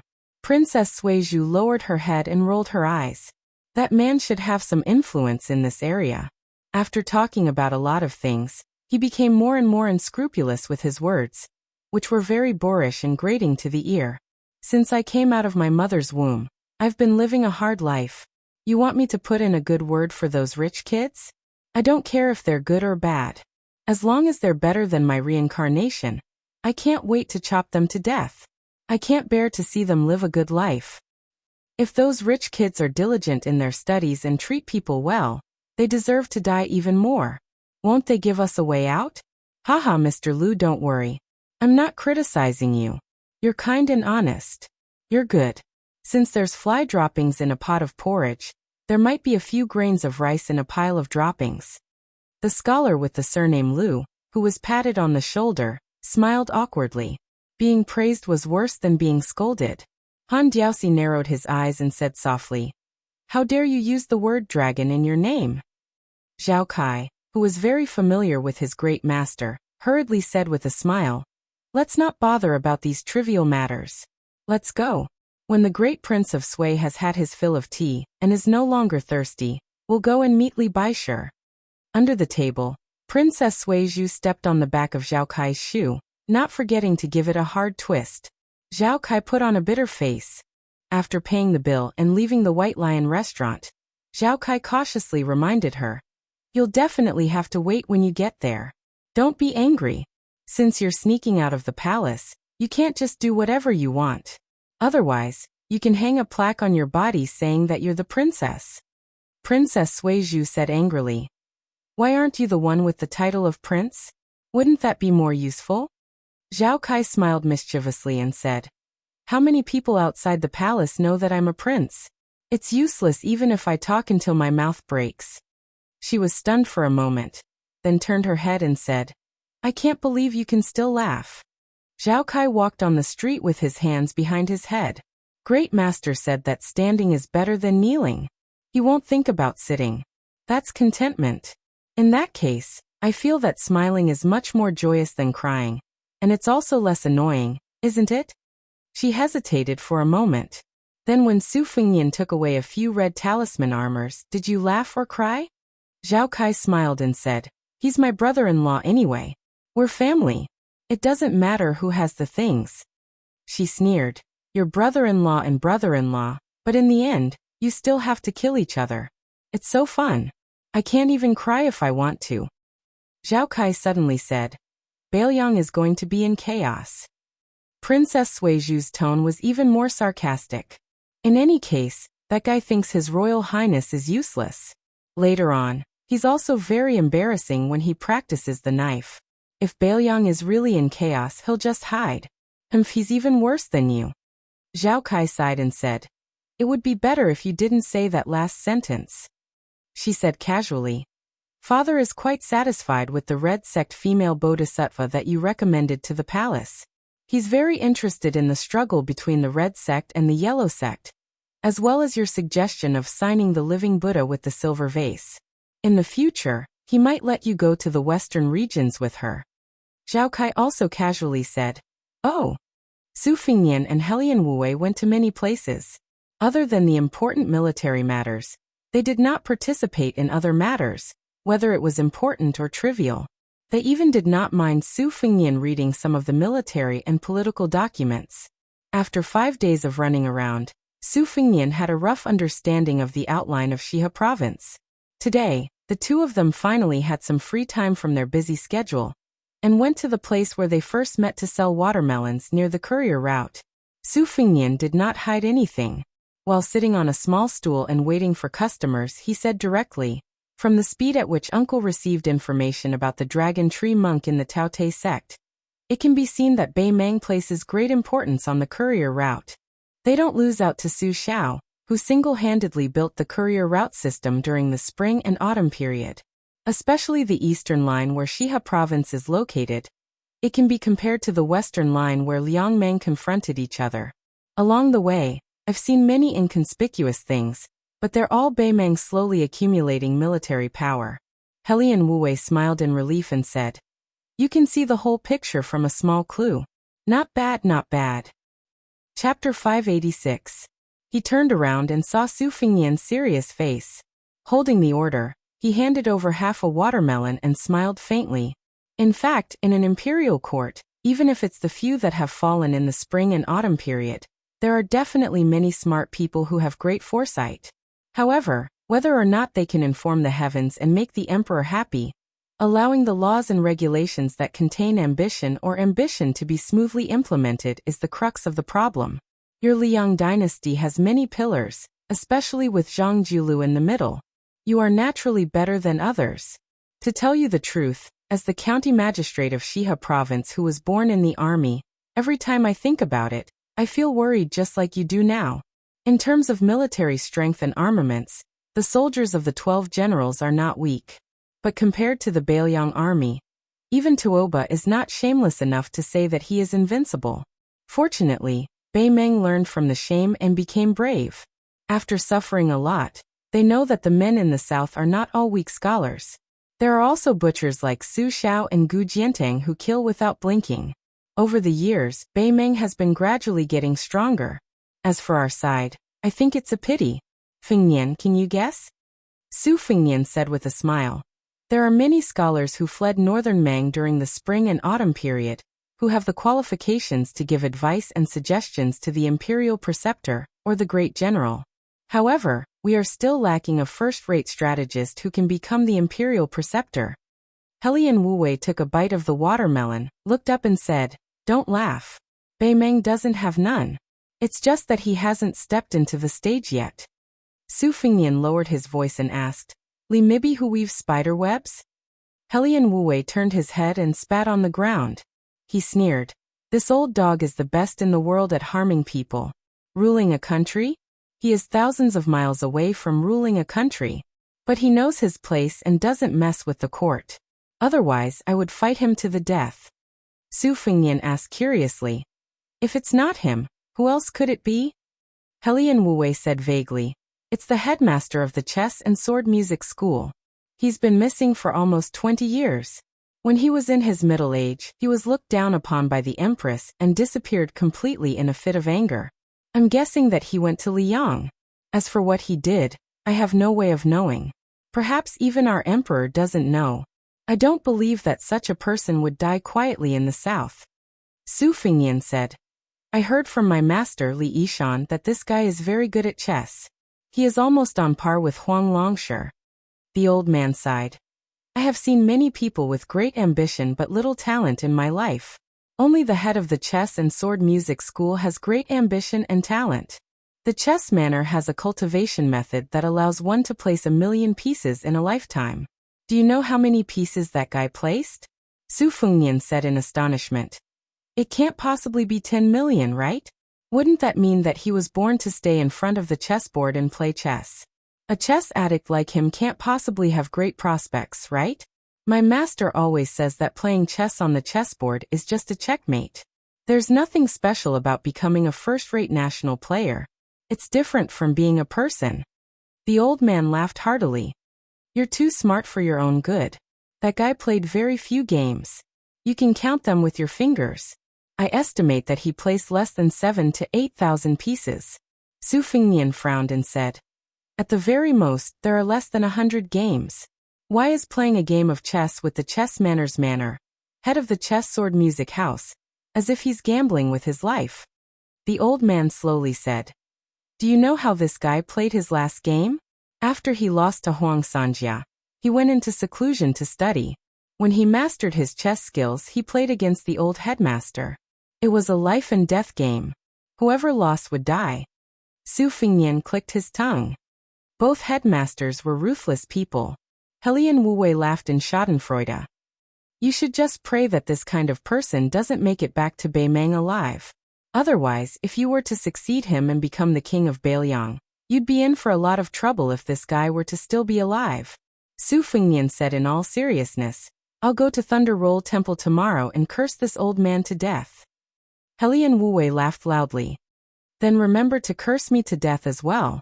With me in Shihe province, even Su Xiao will have to be a little afraid." Su Fengnian didn't need to be polite with this old man. He joked, "Uncle Helian, your skin is even thicker than mine." Helian Wu nodded. "Humans, as long as they get older, they'll be cursing themselves just like how I curse Li Mibi as a chicken thief. They're all thick-skinned, afraid of death, and greedy for life. They're not as open-minded about life and death as they were when they were young and full of vigor." Su Fengnian took a bite of the watermelon. He thought of Su Xiao and his master Li Yishan, who were younger than Helian Wu. Helian Wu said slowly, "Now that I've taken you to see the political affairs of our province, I can tell you some things directly. I can't say much about other generals and provincial governors, but as far as I'm concerned, Helian Wu, I don't expect all the generals and officials under my command to be saints. It's okay to be greedy for money, but don't be too greedy.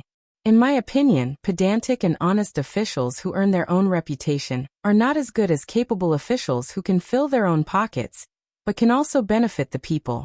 If you don't cross the line, I think I'm very easy to talk to. If you cross the line, then I'm sorry. I don't care if you're my relative or my trusted aide. I'll kill you if I need to kill you and confiscate your property if I need to confiscate your property. I won't be lenient. This is called nothing can be accomplished without rules and standards. How to recognize people is difficult, how to use people is difficult, and how to make use of people is even more difficult. Even if you go to the university, you won't be able to learn about the sages, because scholars cherish their reputation. They don't have the guts to write about the shrewdness and black-bellied knowledge. Moreover, most scholars don't have the ability to write about it. Go and count the number of Zhuangyuan in your Liang dynasty. Other than Zhangjilu, how many of them can become first or second rank officials? On the contrary, those ordinary Jinshe are more likely to reach the top. Su Fengnian made a sound of acknowledgement, and silently remembered it in his heart. Helian Wuwei said, when that master was young, he wrote a piece called 9 Questions. He asked the heavens, Hutu, ghosts and deities, emperors, Buddhism, beauties, the past life, and the future life. Su Fengnian wondered, there's still one question missing. Helian Wuwei smiled and said, it's said to be 9 questions, but in fact there are only 8. I guess that guy asked himself on behalf of us idiots who have doubts. Su Fengnian was so angry that he laughed and said, that old man is indeed scheming. No, I have to go to Laming Temple immediately. While they were talking, a thirsty customer came forward. Su Fengnian quickly got up and eloquently helped the old farmer sell watermelons. The customer didn't know who the young man who was bargaining with him was. Furthermore, he didn't know that the old farmer was the prefectural governor. Su Fengnian also didn't know that 2 groups of Bailiang cavalry had suddenly attacked Beimang. He also didn't know that the Empress of Beimang, who had received the military intelligence, had dispelled the idea of personally going to the South Dynasty because of the appearance of one person.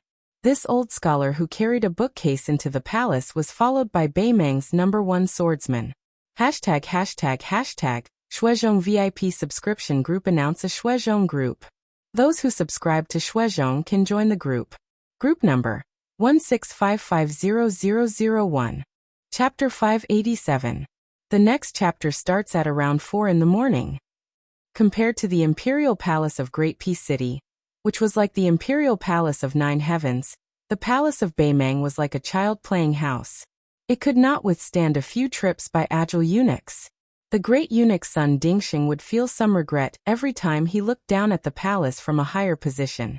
His status was about the same as Han Diaoxi's, but the Palace of Beimang did not favor eunuchs. There were only about 3,000 eunuchs in the palace, which was less than the Imperial Palace of South Korea. This made Sun Dingxing very annoyed. When the Empress arrived, she changed the itinerary and cancelled the imperial inspection to South Korea. This made Sun Dingxing, who had finally left the palace, angry.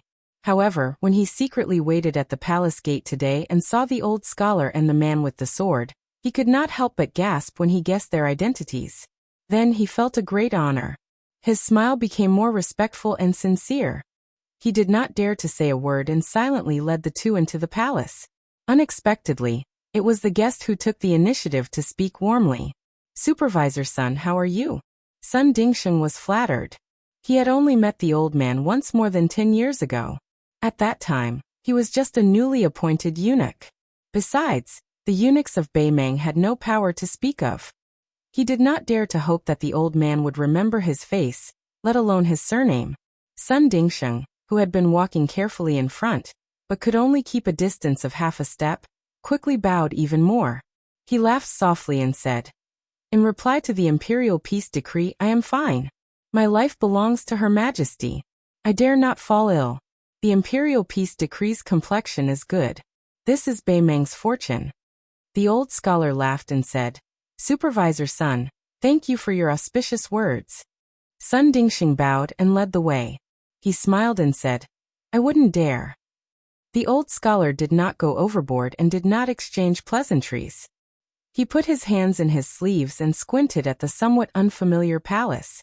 They walked up the steps past the Vermilion Gate and went down the steps. It was the Jade Square outside the main hall. The ups and downs of life were so similar. The old scholar looked back at his junior who was 5 steps away and said somewhat guiltily, I caused you to not be able to compete with Dong Tai.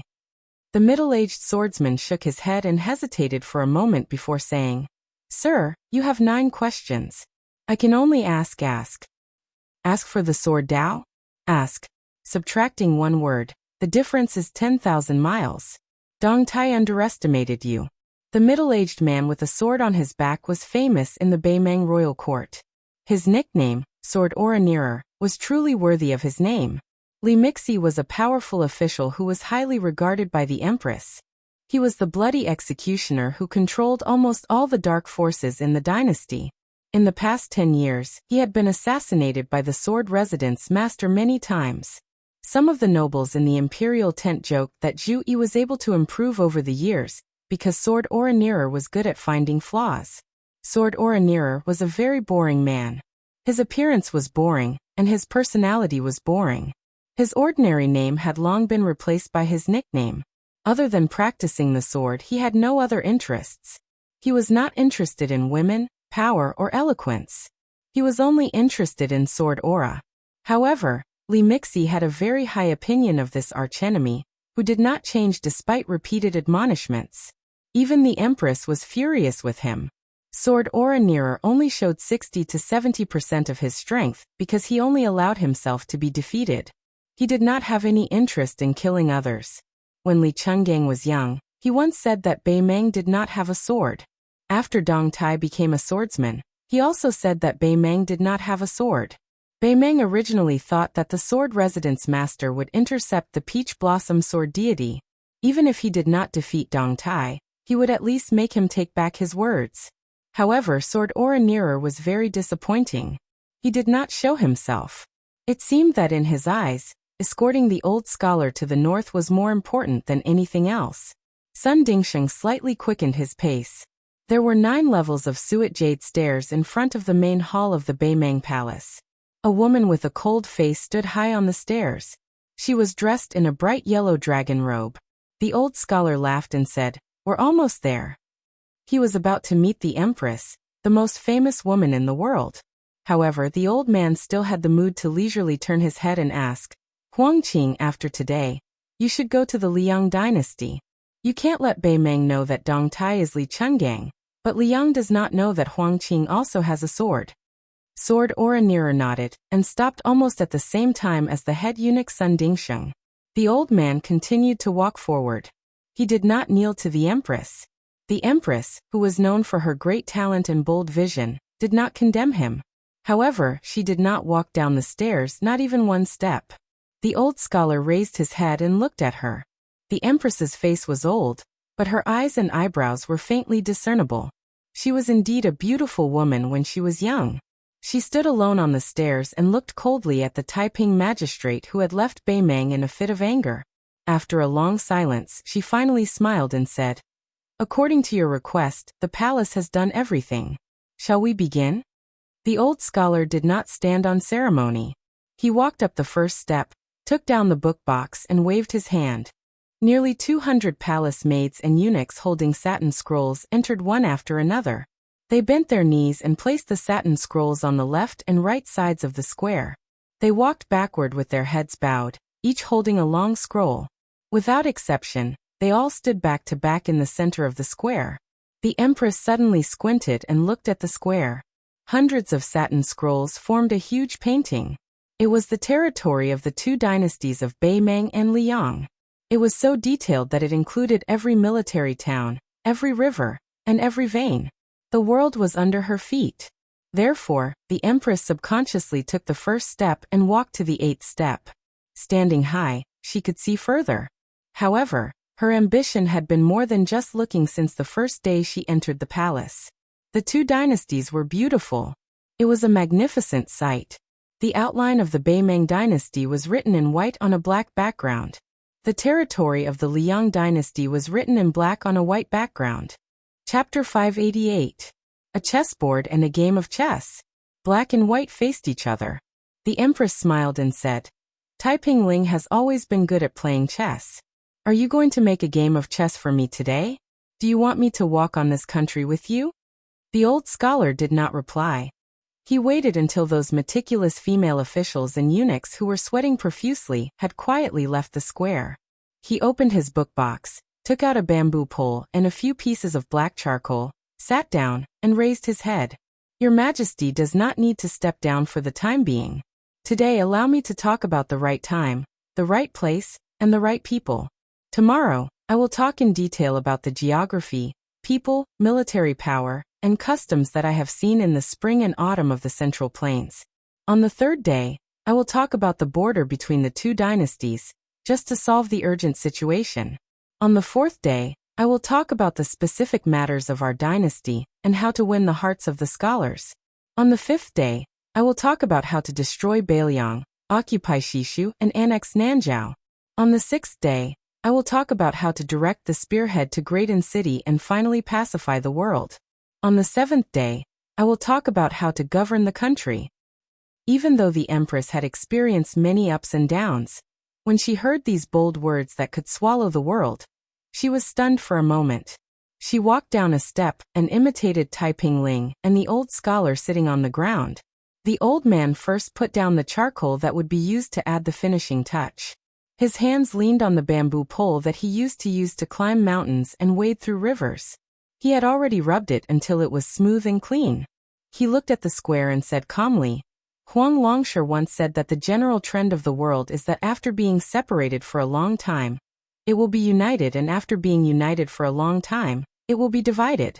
At the beginning of the spring and autumn, the Liang dynasty destroyed 8 countries and used the momentum of successive victories to conquer our dynasty. They seemed unstoppable, but they did not know that after a spurt of energy, there would be a time when they would be exhausted. Liang's army was exhausted and attacked the north. Although Bei Meng was resting and waiting for an exhausted enemy, at that time, Her Majesty had just ascended the throne and the situation was not stable. She did not hesitate to take the risk and fought for a very difficult balance. In fact, at that time, the timing was still on Liang's side. It was just that Bei Meng's geographical situation was very different from that of the Central Plains, so the 400,000 soldiers were not acclimatized. In addition, the late emperor of Liang had been afraid of Su Xiao of Bailiang for a long time.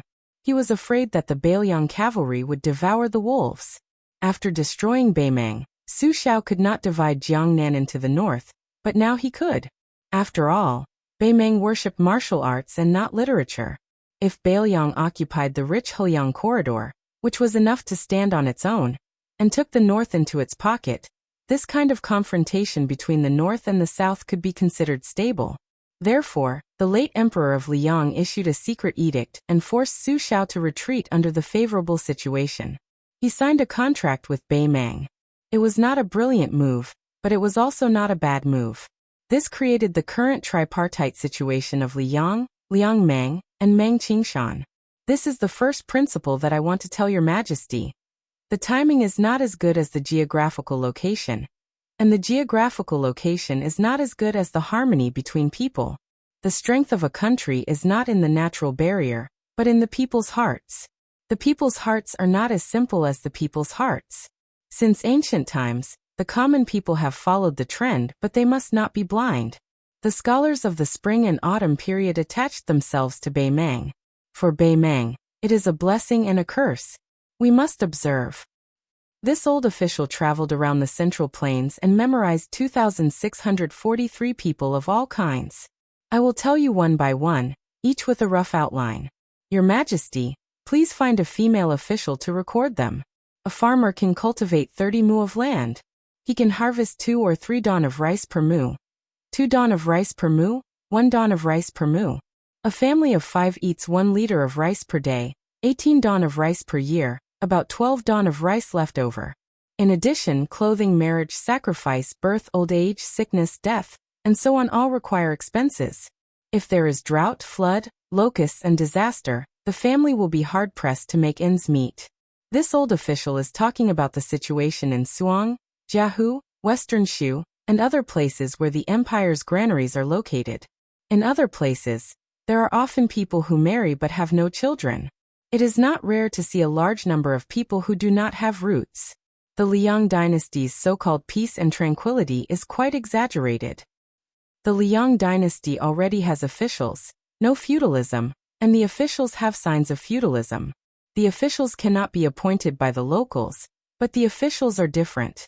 For generations, they will be local officials. In less than 100 years, there will be local snakes everywhere. Zhang Jiulu is anxious and many of his hasty policies have to be rushed. I will choose 3 kinds of sea merchants, salt merchants, and tea merchants to talk about the Liang dynasty's finance and taxation. The Liang dynasty's newly appointed official position is the Liang dynasty's Secretary of Current Affairs. The important officials of the military and the state will be given a title every month. They are divided into the imperial family, the imperial concubines, the 5 types of rites, public clothing, Taoism, auspicious and barbarian, and 21 others. I will tell you one by one. Your Majesty will know 1 leaf of autumn and 21 leaves of liang. The Longhu Mountain does not worry about danger. Your Majesty should take this opportunity to order the imperial preceptor to compile 10,000 volumes of Taoist canon, and let the Taoism sect become the leader of the world's Taoism. Your Majesty must not just watch the battle between the Red sect and the Yellow sect in the western region. Our dynasty can destroy the great Buddha of the Zen sect, but we must establish the little Buddha of the esoteric sect. The Taiping commandant spoke tirelessly about everything in the world, regardless of whether it was big or small. The Empress sat on the steps on the first day, and walked down the steps on the second day. She followed the old man and walked on the beautiful embroidery. He spoke nonstop at night. The lanterns were hung high and the lights were as bright as day. No one was allowed to set foot on the square, so the Empress personally held the lantern to illuminate the old man. On the next day, the 2 ate and ate casually squatted or sat on the satin painting. The Empress even hung a cloth bag filled with warm water and food. If the old man felt thirsty or hungry, he did not need to speak and could reach out his hand to ask for food. The Taiping commandant had to draw circles on the ground every time they passed a boundary. He had used up countless pieces of charcoal, and his 10 fingers were pitch black. Every time he hurriedly washed his hands, the water basin would be emptied. The Empress's dragon robe had wide sleeves and long hemline. Later on, she simply tied it with a silk thread to make it easier for her to walk. She did not care about etiquette at all. On the 5th page, the Empress still did not show the slightest sign of tiredness and was in high spirits. She spoke with a belly full of knowledge in 7 days. The old man walked out of the world's largest map, and stood at the bottom of the steps. The Empress held his hand and walked up the steps with her back facing the slightly wrinkled beautiful landscape. She said calmly, "May you be the imperial preceptor." Chapter 589. Fortunately, Helian Wuwei's prestige was there, so no one dared to go against it. Helian Wuwei also gave a lot of compensation to the noble families on both sides of the lower reaches of the Yellow River. Many children of the aristocratic families were able to enter Kungbijuan. Their official positions were not high, but it was also a good thing that they did not dare to dream of in the past. Coupled with the diversion of the river, it was only a 20-mile semicircle, so it could not be considered a serious injury. For a time, Shiha Prefecture was still calm and peaceful. There were only some rumors and gossips in private among the aristocratic families. The common people were still going on with their lives. It was a pity that the imperial edict ordered that no business was allowed near the river. With Kungbijuan in charge of supervising and patrolling, there would be a windfall otherwise. A horse would not get fat if it did not feed at night. The principle of the world was the same. Su Fengnian and Helian Wuwei came to the place where they threw stones and cut the river. This time, the theft of Emperor Qin's mausoleum, which had not seen the light of day for nearly 1,000 years, caused the various forces to be intertwined. Helian Wuwei was in charge of the dangerous business of opening the door to the thieves. Not to mention the other people who crossed the river, one General Zhong Shentong was enough to deal with. Therefore the old imperial edict did not dare to be careless. Everything was handed over to his trusted aide, Kungbijuan. Su Fengnian saw a group of men and women dressed in Confucian attire on the high platform. Most of them looked haggard, and did not have the elegance of a scholar at all. Su Fengnian was surprised and asked, "Children of the school of Moism?" Helian Wuwei nodded and smiled. He did not elaborate on his family background. Su Fengnian changed into a scholar's old man's face. When he climbed over the wall and entered the imperial edict mansion, he was recognized by the white-haired old man at a glance. Other than the spring thunder saber hanging from his waist, the main reason was that the old man and the young man could be said to have known each other for many years. The old man's face was at the root level. The disguise only changed the appearance, but it did not change the qi. That was why the old man's identity was seen through. The witch Xu Xiu used 10 years of her life as the price to create a soul-level face. She handed it over to Morong Tonghuang, who was far more ambitious than her sister Morong Wuzhu. Helian Wu took Su Fengnian and walked slowly along the riverbank. A few days ago, there was a rare rainstorm. At the beginning of the river cutting, the effect was not obvious yet. The water level of the river was still much higher than the previous years. The water was turbulent and surging. It was very muddy. The sound of the rushing river was like a thunderclap, intimidating people just by looking at it. Su Fengnian left the spring thunder saber and the spring thunder saber at his mansion. His hands were empty as he squatted on a huge rock by the riverbank. The water vapor assaulted his face. His ears swelled as he heard the sound. The flow of his chi was imperceptibly pulled by the river, so it was several times faster than usual. Helian Wu threw a stone into the river. There was not even a splash. He said with emotion, "When I was young, I often swam in the river after the rain, but I liked to swim against the current. Now I can't swim anymore. After I got old, I became interested. If I really want to go into the river, I can only choose the gentle part of the river. Even if I don't want to, I have to be old." Just as Su Fengnian was about to speak, he saw a group of people dressed in luxurious clothes slowly approaching. They were talking and laughing. The leader of the group was a tall man. His simple gestures had the aura of a ruler. Behind the man were a few unfamiliar faces. Lu Gui and Lu Chun, father and daughter, Zhong Tan and the maidservant Lu Daogu. Other than Lu Chun, he had only met the rest of them once. Su Fengnian was originally worried that Lu Chun would be exposed after seeing him. He did not expect that she would not even look at him. She was even more of a stranger than a stranger. Su Fengnian squatted and did not get up. Helian Wu glanced at him and restrained his chi. He said calmly, "That is Grand Admiral Zhong. He has a good relationship with Beimang's imperial tent. He is better at being a person than leading an army. It's a pity that his brother, Zhong Liang, is not here today." When Zhong Shentong saw Helian Wu, he laughed and walked quickly towards him. He kept a distance from the people behind him. The powerful Grand Admiral Zhong regarded himself as a junior. He cupped his fists and said, "Greetings, old General Helian." Helian Wu didn't want General Zhong to give him the cold shoulder. He slapped Su Fengnian's head, as if he was an elder disciplining a good-for-nothing nephew. He scolded angrily, "Get up and salute General Zhong." Su Fengnian helplessly stood up and bowed with his hands clasped in front of him. Helian Wu looked angry. He sighed and said, "I've made a fool of myself in front of General Zhong. This distant relative's younger generation is stubborn and doesn't know the rules." The old man turned around and glared at him. "You think you can be arrogant just because you read a few baskets of books? Did you become the top scholar or the prime minister? You only know how to look at the sky from the bottom of a well. You're useless. Take General Zhong's eldest son Zhong Tan for example. He's only a few years older than you, but he's already a real Jinglang commandant. He's in charge of 3,000 elite soldiers, and almost became the first top scholar in this dynasty. He's 100 times better than your useless articles." Zhong Shentong saw that this good-looking young man wanted to say something but stopped. He must be afraid of the Zhong family's reputation, so he suppressed his scholarly spirit. However, he did not look happy. Grand Admiral Zhong was not surprised that Helian Wu was a distant relative. Hoyan's surname was a popular surname in Shiha province. Helian Wu was born in an official's family. However, his family declined and he joined the army. Helian Wu was a general who had fought hundreds of battles. He was famous in Beimang for being a diligent scholar. He had never fallen behind in his military career. He had a good impression of scholars. If a descendant from a declining family had a chance to become the top scholar, Zhong Shentong would also have high hopes for him.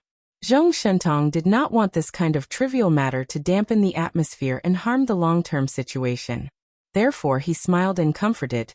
"Old general, don't think too highly of my son. He's just a few years older than Helian." Su Fengnian whispered, 3,000 soldiers and horses are nothing. When I become famous in the imperial court, even leading 30,000 cavalry will be too little. Chapter 590. Helian Wu kicked him and glared at him, saying, "Those armchair strategists of yours don't count for shit."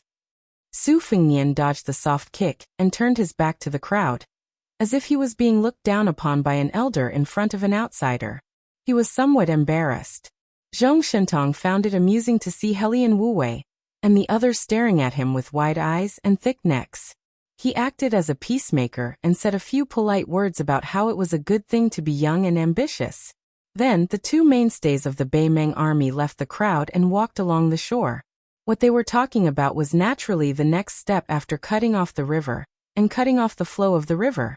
Both of them seemed like straightforward old foxes, so it was inevitable that they would scheme against each other. Generally speaking, the elite army of Heshi Kung Bijuan was responsible for cutting off the river and expelling those Jianghu idlers who dared to approach Emperor Qin's mausoleum. The Zhong family had promised to bring Kung Bijuan a large amount of high-quality iron, or at an extremely low price. The old man had a pure heart and few desires, and his reputation was second to none among Beimeng's 8 feudal officials. Zhong Shentong also did not believe that Helian Wu-wei would covet the treasures in the mausoleum and have the intention to kill him. If it was Murong Baoding, whose martial prowess was above Zhong Liang's, Zhong Shentong would never dare to ask a tiger for its skin. They had a secret conversation, and the conversation was very pleasant. Zhong Shentong looked back. Zhong Tan and the father and daughter of the Lu family did not fit in with Huyan's younger generation. It was reasonable. Zhong Shentong frowned as he walked slowly. His younger brother said that he wanted to go to the princess's tomb. He asked him why, but he did not answer. He had long been accustomed to his younger brother's absurd and unrestrained behavior. However, this time entering the tomb was of great importance, and there was no room for the slightest mistake. Zhong Shentong knew a little about the relationship between Zhong Liang and the little girl in the princess's tomb, but he did not know the bottom of it. Zhong Shentong also did not want to get to the bottom of it. He only hoped that this time entering the tomb with the group of wandering ghosts in the princess's tomb would not cause any unnecessary problems. As the guardian of the princess's tomb, this time it was no different from embezzlement. Zhong Shentong's heart completely did not trust them. Zhong Shentong and Helian Wu-wei suddenly gathered their qi, as if they were facing a formidable enemy. In a trance, a white rainbow came across the river, tracing the source and rushing upstream. Wherever the white rainbow passed, it split the waves, and the water rose sharply by 10 feet, fiercely slapping the banks. The white rainbow rushed forward into the distance, and more than a dozen fluttering clothes like butterflies descended from the sky, as if to block the white rainbow's path. Those colorful clothes were like flying fairies in the murals, and their sleeves were several feet long. Moreover, each sleeve was connected with a wisp of cloud and mist, becoming more and more agile, like celestial beings descending to the mortal world. Zhongtan opened his eyes wide.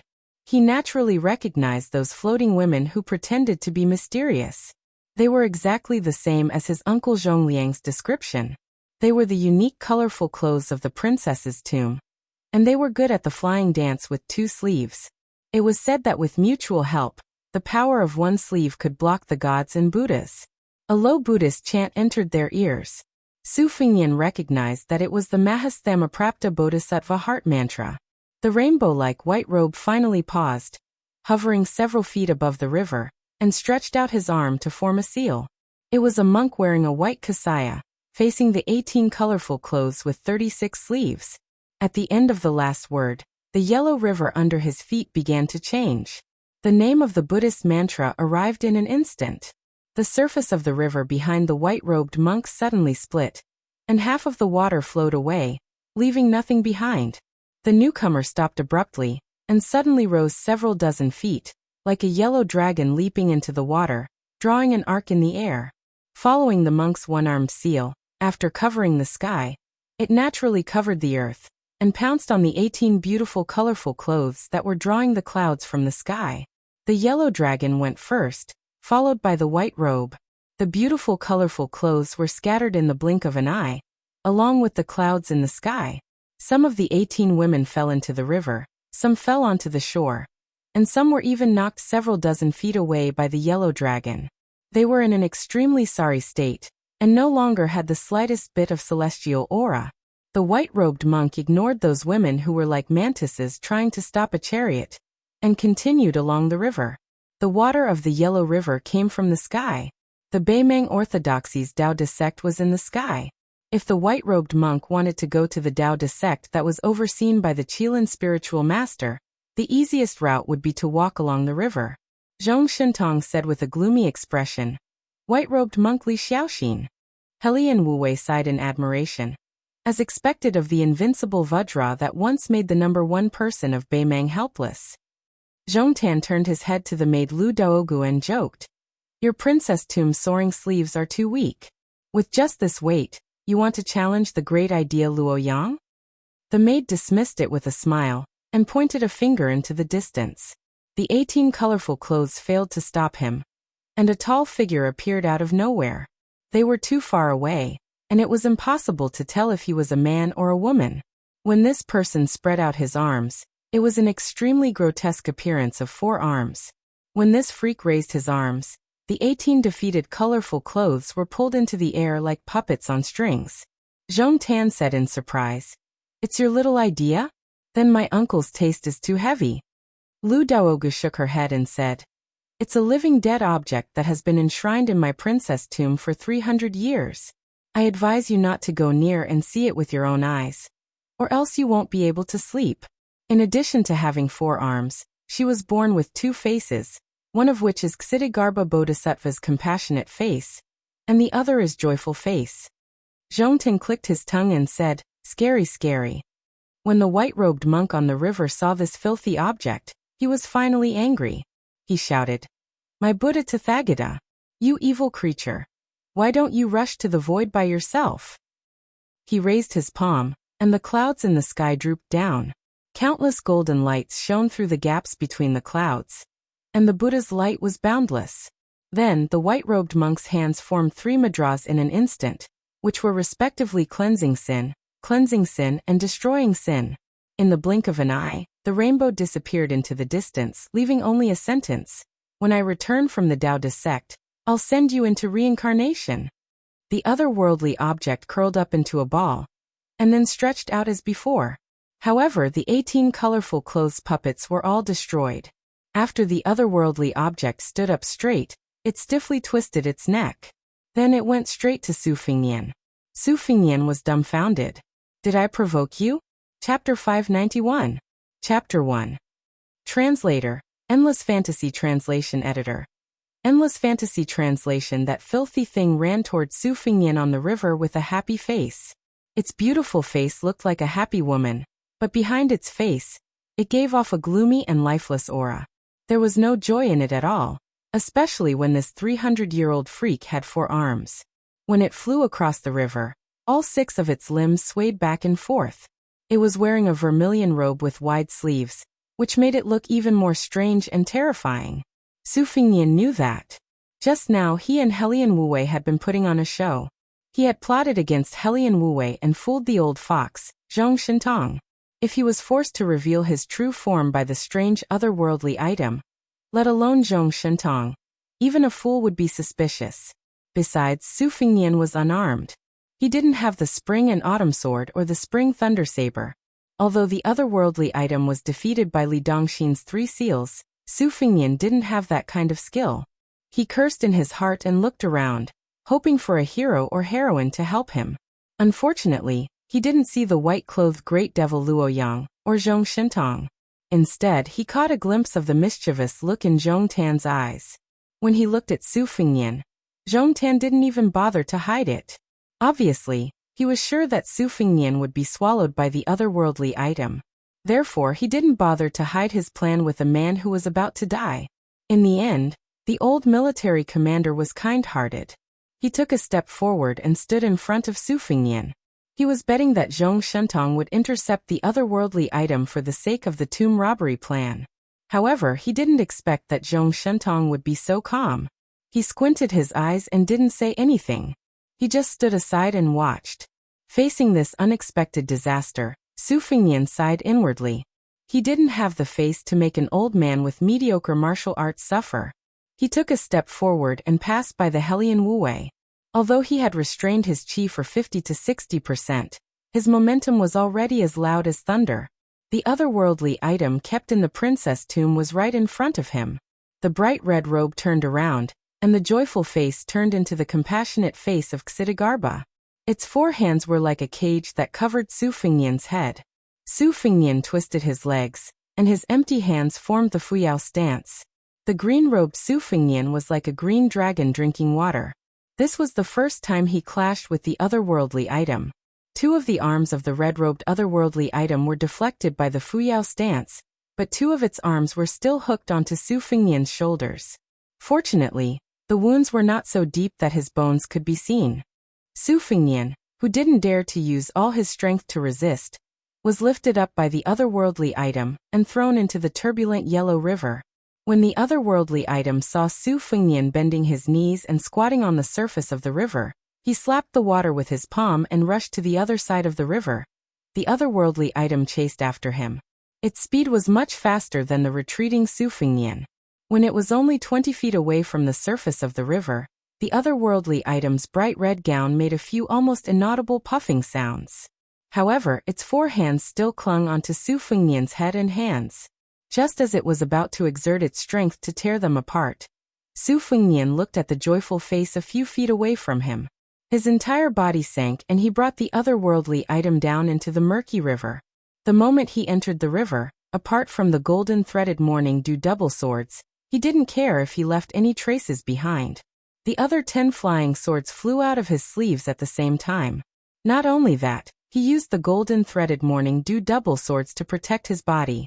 He also used the golden-threaded morning dew double swords that Luo Yang used last time at Duanhuang's city gate. He used the water as a sword and the sword aura rolled down the dragon wall toward the extremely repulsive otherworldly item. In addition, he also used the immortal's headstroke along with his Hushu paddle. He didn't care about anything else as he randomly slapped the otherworldly item. Fortunately, they were in a hidden place near the bottom of the river. If they were on land, this kind of lowly technique, which looked like a hoodlum fighting a shrew, would be really embarrassing. However, it couldn't be said to be methodical, but its power was impressive. The otherworldly item was obviously hit several times by the immortal's headstroke. The man and the monster completely slipped away from the bottom of the river. It was probably because Su Fengnian's methods were endless and the monster's brain was not that bright. For a moment, it was actually controlled by Su Fengnian. Other than being unable to struggle free, Su Fengnian's injuries were not serious.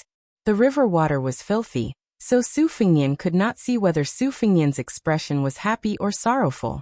With the support of the great yellow quartz cultivation and the great Vadra's physique, one breath after another, his chi ascending to the Kunlun mountains and circulating endlessly.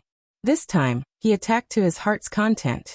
Everyone on the shore had different expressions, but without prior agreement, they all ran downstream along the shore. Helian Wuwei's face was ashen.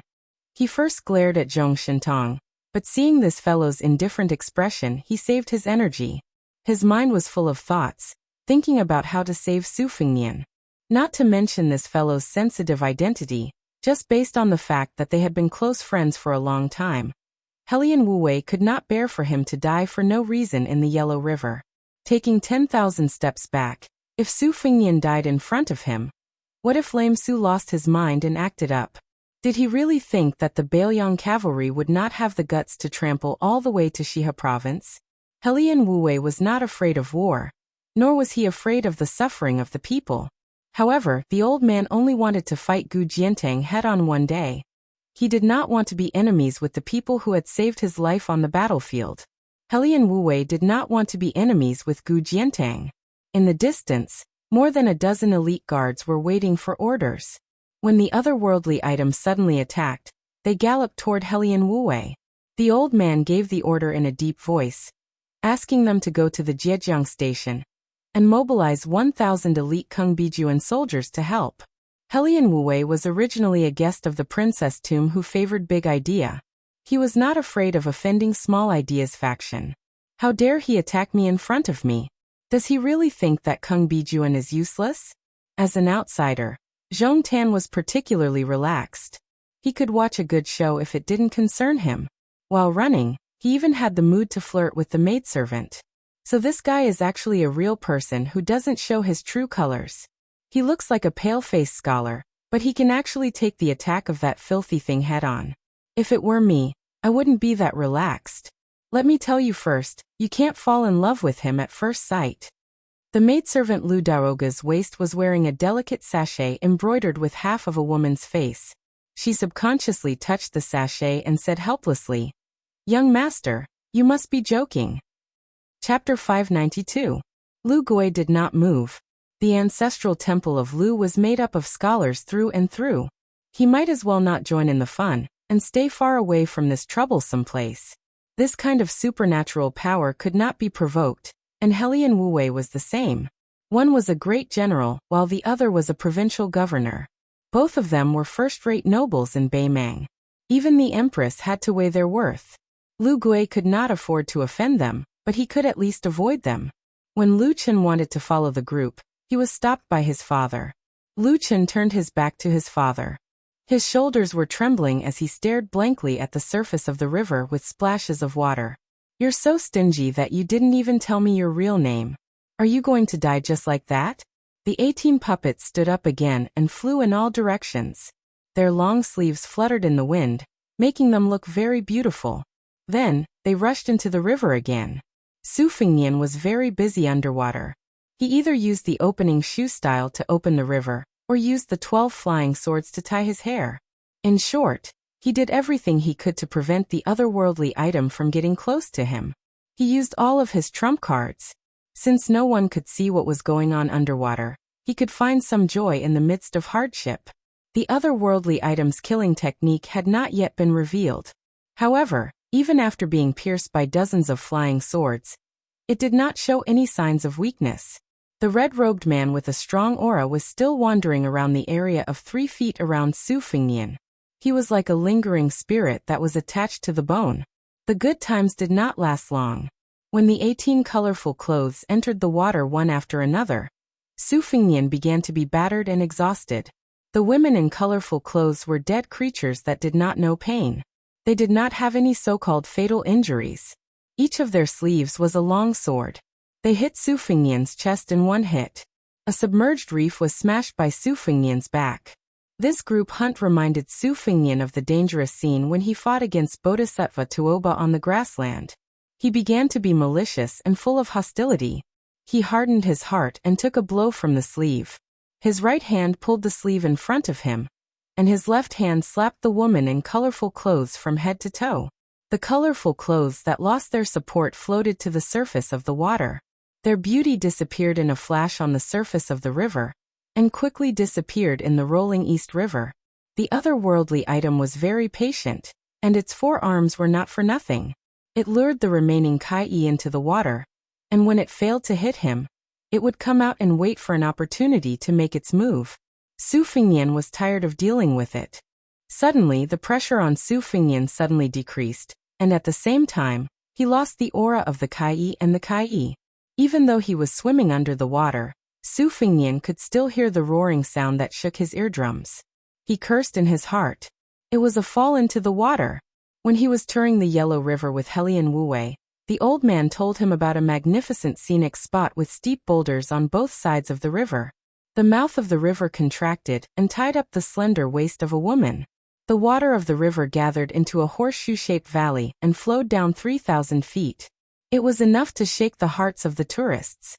However, the problem was that Su Fengnian was in the middle of it, and he was not in the mood to relax at all. He knew that Vermilion's double-faced otherworldly item would kill him in the next moment, so he focused and held his breath. Sure enough, the water fell into the mouth of the giant pot, and Su Fengnian was pushed out of the water column by the inertia. He was suspended in the air for a moment. Amidst the rising mist, the water in the big pot under Su Fengnian's feet was boiling. The otherworldly item was only a little bit lower in the air, and its face was full of joy. The 17 Kai-I clothes attacked at the same time, and Su Fengnian was pushed half away. However, more than 10 long sleeves still wrapped around his head and limbs. If this kind of technique succeeded, it would be 100 times more cruel than being torn apart by 5 horses. Su Fengnian's body did not fall, but instead rose higher. The qi in his body flowed like a river flowing into the sea, one acupoint after another, meridian after meridian. He clapped his palms together and bowed like a monk. As he clapped his palms together, the entire magnificent waterfall suddenly stopped. The The Yellow River, which had flowed to the sea for thousands of years, suddenly flowed against the current. A fault that had not been seen for hundreds of years appeared in the river. The cliff behind Su Fengnian revealed its true appearance, shocking the world. It was a 9-dragon wall, with 9 ferocious dragons fighting over a huge pearl. It was vivid and lifelike. The torrential river had washed over the dragon wall for nearly 1,000 years, but the dragon wall was still intact. The profound and mysterious carvings in the past were simply unimaginable. At the critical moment, the red-robed Yin Lu showed a hint of absent-mindedness. Su Fengnian was the initiator of this miracle, but he didn't know how magnificent the scene behind him was. At this moment, if he dared to be distracted, Su Fengnian wouldn't be able to survive even if he had several more lives.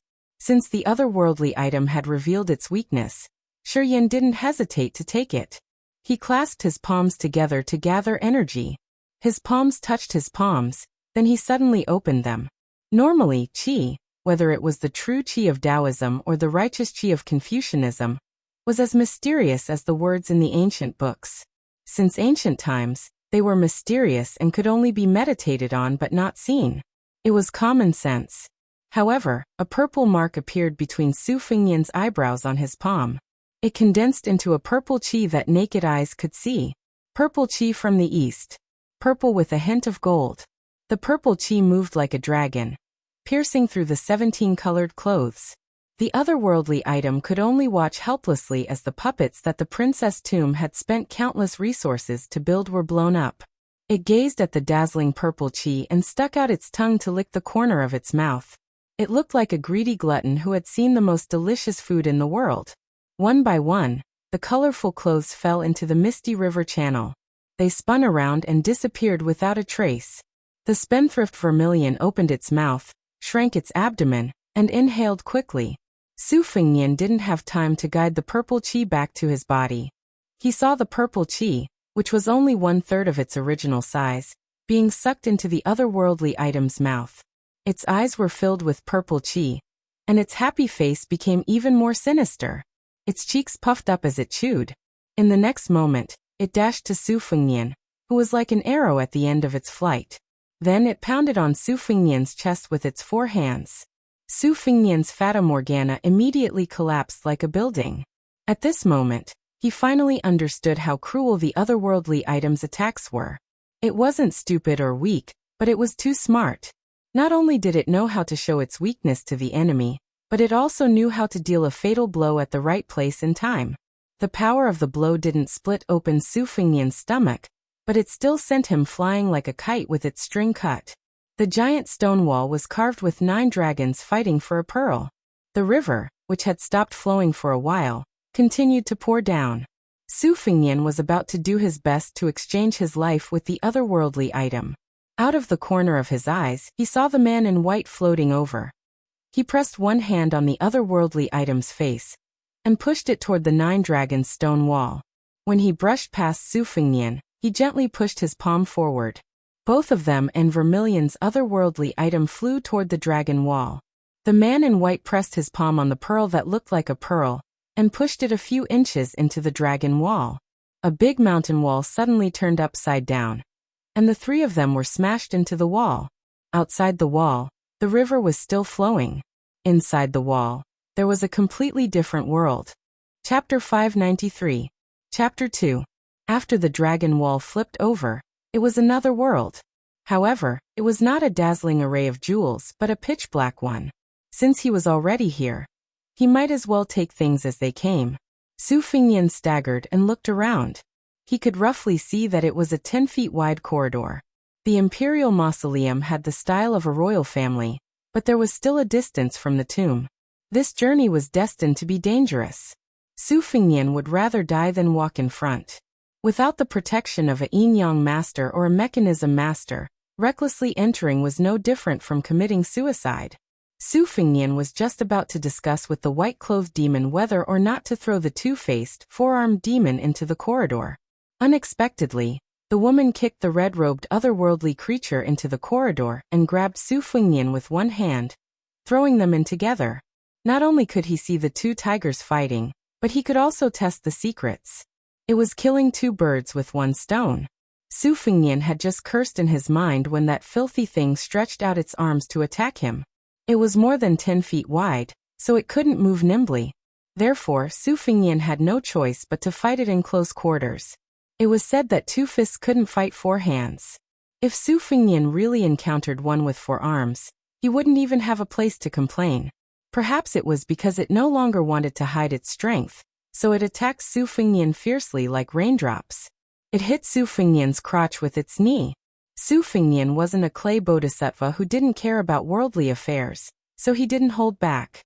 He used one hand to press the otherworldly item's knee, and let the evil creature's hands slap around his ears. Then he used its remaining hands to push his chest. Su Fengnian risked his life to punch the otherworldly item's heart. Both of them hit the wall at the same time, but they didn't forget to kick each other. Then, they used the rebound momentum to give each other an even more vicious blow. Su Fengnian was hit between the eyebrows of the otherworldly item with his finger. Then he hit the wall with a dull thud. Both of them bounced back and forth like 2 rubber balls. Both of them were full of killing intent. The otherworldly item's red robe fluttered like a red bat, aiming at Su Fengnian's crotch. It was addicted to teasing his crotch. Su Fengnian's wet green robe had already been dried by his qi. He rewarded the otherworldly item with a few flicks of his finger, and hit Su Fengnian's forehead between its eyebrows. If it weren't for the darkness in the corridor, this kind of fight between 2 donkeys would have made the onlookers cheer. Just a moment ago, Su Fengnian was close to it and grabbed its neck. He immediately raised his elbow and hit its chin. Perhaps in the next moment, their foreheads would collide. Su Fengnian didn't care about aiming and hit its chest with his fists or palms. Unexpectedly, it was as soft as a ball of cotton. Perhaps it was because of the first impression. He was disgusted by the face behind its head. He felt that it was as slippery as a pile of maggots, which made him want to vomit. Along the way, Su Fengnian's face was bruised and swollen, and his body was covered in blood. He didn't know what kind of secret technique this otherworldly item had raised, but it had shown him that it was invulnerable. It was impervious to weapons, water and fire. Su Fengnian didn't want to get hit less, but his injuries were light. This made Su Fengnian feel aggrieved. It wasn't his Royal Highness style to make a loss. Fortunately, besides suffering losses, this corridor leading to Emperor Qin's mausoleum didn't have any hidden traps. Su Fengnian fought with the otherworldly item for half a mile, but he didn't encounter any hidden traps. If he died in the same tomb as this filthy freak, Su Fengnian would die with everlasting regret. The white-clothed Luoyang leisurely followed behind him. Suddenly she frowned. Mount Fusion. Su Fengnian knew a thing or two about geomancy, so his face changed immediately. Mount Fusion was the literal meaning. When 2 mountains merged, it was destined to crush the living things inside. As soon as Luoyang finished speaking, the corridor didn't close up like Su Fengnian had expected. He and the otherworldly item had to face a common enemy, so they spread out their arms and blocked the wall. With the meticulous mind of the builder of Emperor Qin's mausoleum, the mechanism must have been triggered as soon as they entered the corridor. However, in order to avoid giving the tomb robber a chance to return, the mountain only started to close up in the middle of the corridor. They couldn't move forward or backward, so the mountain closed up as fast as lightning. Su Fengnian's aura surged, and the otherworldly item also knew the severity of the situation. The 2 enemies didn't dare to make things difficult for each other at this moment, so they used all their strength to push the mountain away. Mount Fusion was simple enough for a mausoleum to be built on the ground, but for Emperor Qin's mausoleum to be built on the bottom of a river, the knowledge involved was beyond imagination. Fortunately, the mountain didn't close up. Su Fengnian and the otherworldly item worked together to create a gap, so the mountain shrank back to its original position. Su Fengnian heaved a sigh of relief. Luoyang, who was leisurely strolling in the courtyard, said coldly, "If you don't want to die, hurry up and move forward. It's easy for you to say that." The mountain closed up again. Su Fengnian stretched out his arms and gritted his teeth. After the crisis, the otherworldly item stomped on the ground. The floor of the corridor was made of some unknown stone, but it only created a small hole that was a few inches deep. Su Fengnian saw that the otherworldly item had failed, so he stiffly twisted his neck. It was unclear whether he was annoyed or puzzled. Su Fingnian wanted to laugh, but he couldn't. This otherworldly item's brain was really King smart. It actually thought of digging a hole to hide. If the ground's hardness was normal, the three of them could open up a path underground. Not to mention Luo Yang, who had reached the celestial state a long time ago. Even Su Fingnian and the otherworldly item could slowly move forward. In this kind of dangerous situation, a stupid method was always better than having no way to wait for death. However, the Emperor Qin's mausoleum supervisor had obviously anticipated this. This made Su Fingnian curse the 18 generations of that bastard's ancestors from 800 years ago. The interval between the mountain closing up was getting shorter and shorter. Su Fingnian's chances to take a breath were also getting smaller and smaller. However, there was still no sign of them reaching the end. His arms gradually became numb. The air in the tomb was originally turbid, and the yin qi was heavy. Su Fingnian didn't know how many times he had blocked the mountain closing up. He felt dizzy, which he hadn't felt for a long time after practicing the saber. This wasn't a good sign. The demon Luo Yang, who was even more cold-blooded than the otherworldly item, finally spoke a few words of conscience. Don't worry and rush forward. Use your sword to explore the bottom. It's my turn. Su Fingnian gritted his teeth and ran forward. At the same time, the only complete sword embryo, Morning Dew, rushed out of his sleeve. Chapter 594.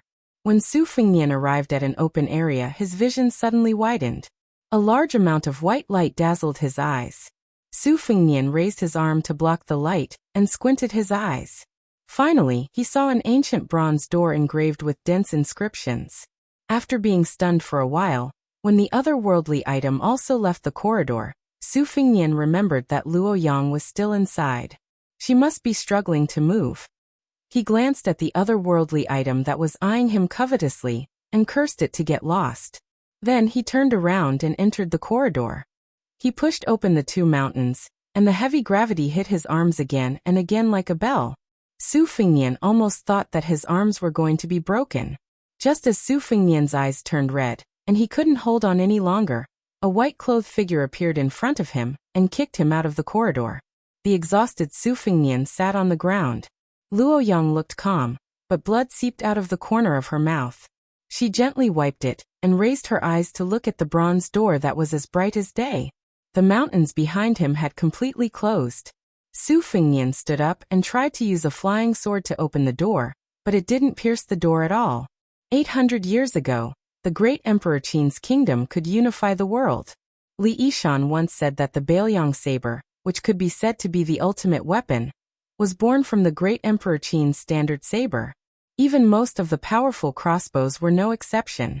However, the great Emperor Qin's kingdom rose like a comet and fell like a comet. Historians pretended to ignore it. Historical materials were scarce. They only knew that after the sudden death of the Emperor Qin, the entire empire was buried with him. The world was torn apart like a deer escaping from its cage. Su Fingnian felt relieved. He leaned against the stone wall and couldn't help but sigh with emotion. If he could survive, perhaps some earth-shattering secrets would be revealed to the future generations that had puzzled them for nearly 1,000 years. The otherworldly item stood at the intersection of light and darkness. It hesitated for a while but still took a step forward. As the light shone on it, its feet burned fiercely and emitted a pungent smell. He seemed to have lost his sense of pain, and ignoring his poor instep, which was almost burnt to a crisp, he sank into deep thought again. Was there a lightning pool after the mountain? Su Fingnian smiled bitterly. Squatting on the boundary between yin and yang, he raised his head and looked around. The dome was inlaid with pearls that looked like a resplendent starry sky, shining brightly.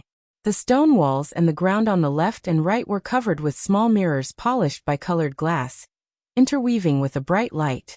Looking closely, those pearls were actually faintly moving, like the stars of the four seasons. Su Fingnian was shocked. How could these beads be preserved for hundreds of years? One had to know that there were people who said that pearls were old and yellow.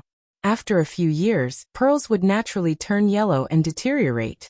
Su Fingnian had always disliked the way people worshipped the past and belittled the present. Now that he looked at it again, it was not completely unreasonable. Luo Yang stood beside Su Fingnian in silence. Luo Yang stretched out a hand and quickly drew in the air. It was as if she was spinning silk from a cocoon. She frowned as she did not get the answer she wanted. Coldly she asked, "Do you know how to move the stars?" Su Fingyan volunteered himself. "I've learned a little about Guolao's star sect, Xu Minqing's secret decree of the universe, and Lu Hong's 28 constellations. You can try to deduce it." Luo Yang turned her head, and Su Fingyan met her eyes. Luo Yang sneered. "You only know how to deduce it with your mouth." Su Fingyan resisted the urge to roll his eyes. He squatted on the ground and used a flying sword, green plum blossom, to draw on the ground. From time to time, he would raise his head to memorize the movement of the stars. At first it was easy to get started, but as time went by, it became more and more difficult. When the deduction reached an obscure dead end, Su Fingyan stared at the messy lines on the ground in a daze. In fact, if this task was given to his second sister, Su Weisheng, who was known as the invincible mental calculator, she might not be able to do it easily, but it would be better than Su Fingyan trying to make a Hail Mary effort.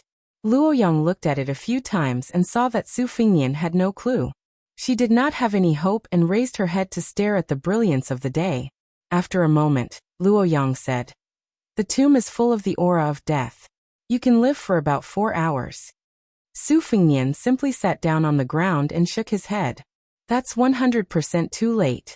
Give me 2 or 3 days to get a rough idea." Luo Yang sneered. "You only know some unorthodox tricks." Su Fingyan angrily said, "Isn't it because you wanted to enter the tomb no matter what?" Luo Yang casually glanced at Su Fingyan and only said 2 words, "Lend me your sword." Su Fingyan asked, "How many?" Luo Yang asked back, "Do you have 13? Normally, Su Fingyan might have said, "I still have another sword under my crotch." But at this moment, he did not dare to have such shameless thoughts. The 12 riding swords formed a line and floated in front of Luo Yang. Luo Yang flicked her finger, and the swords flew into the light, disappearing in a flash.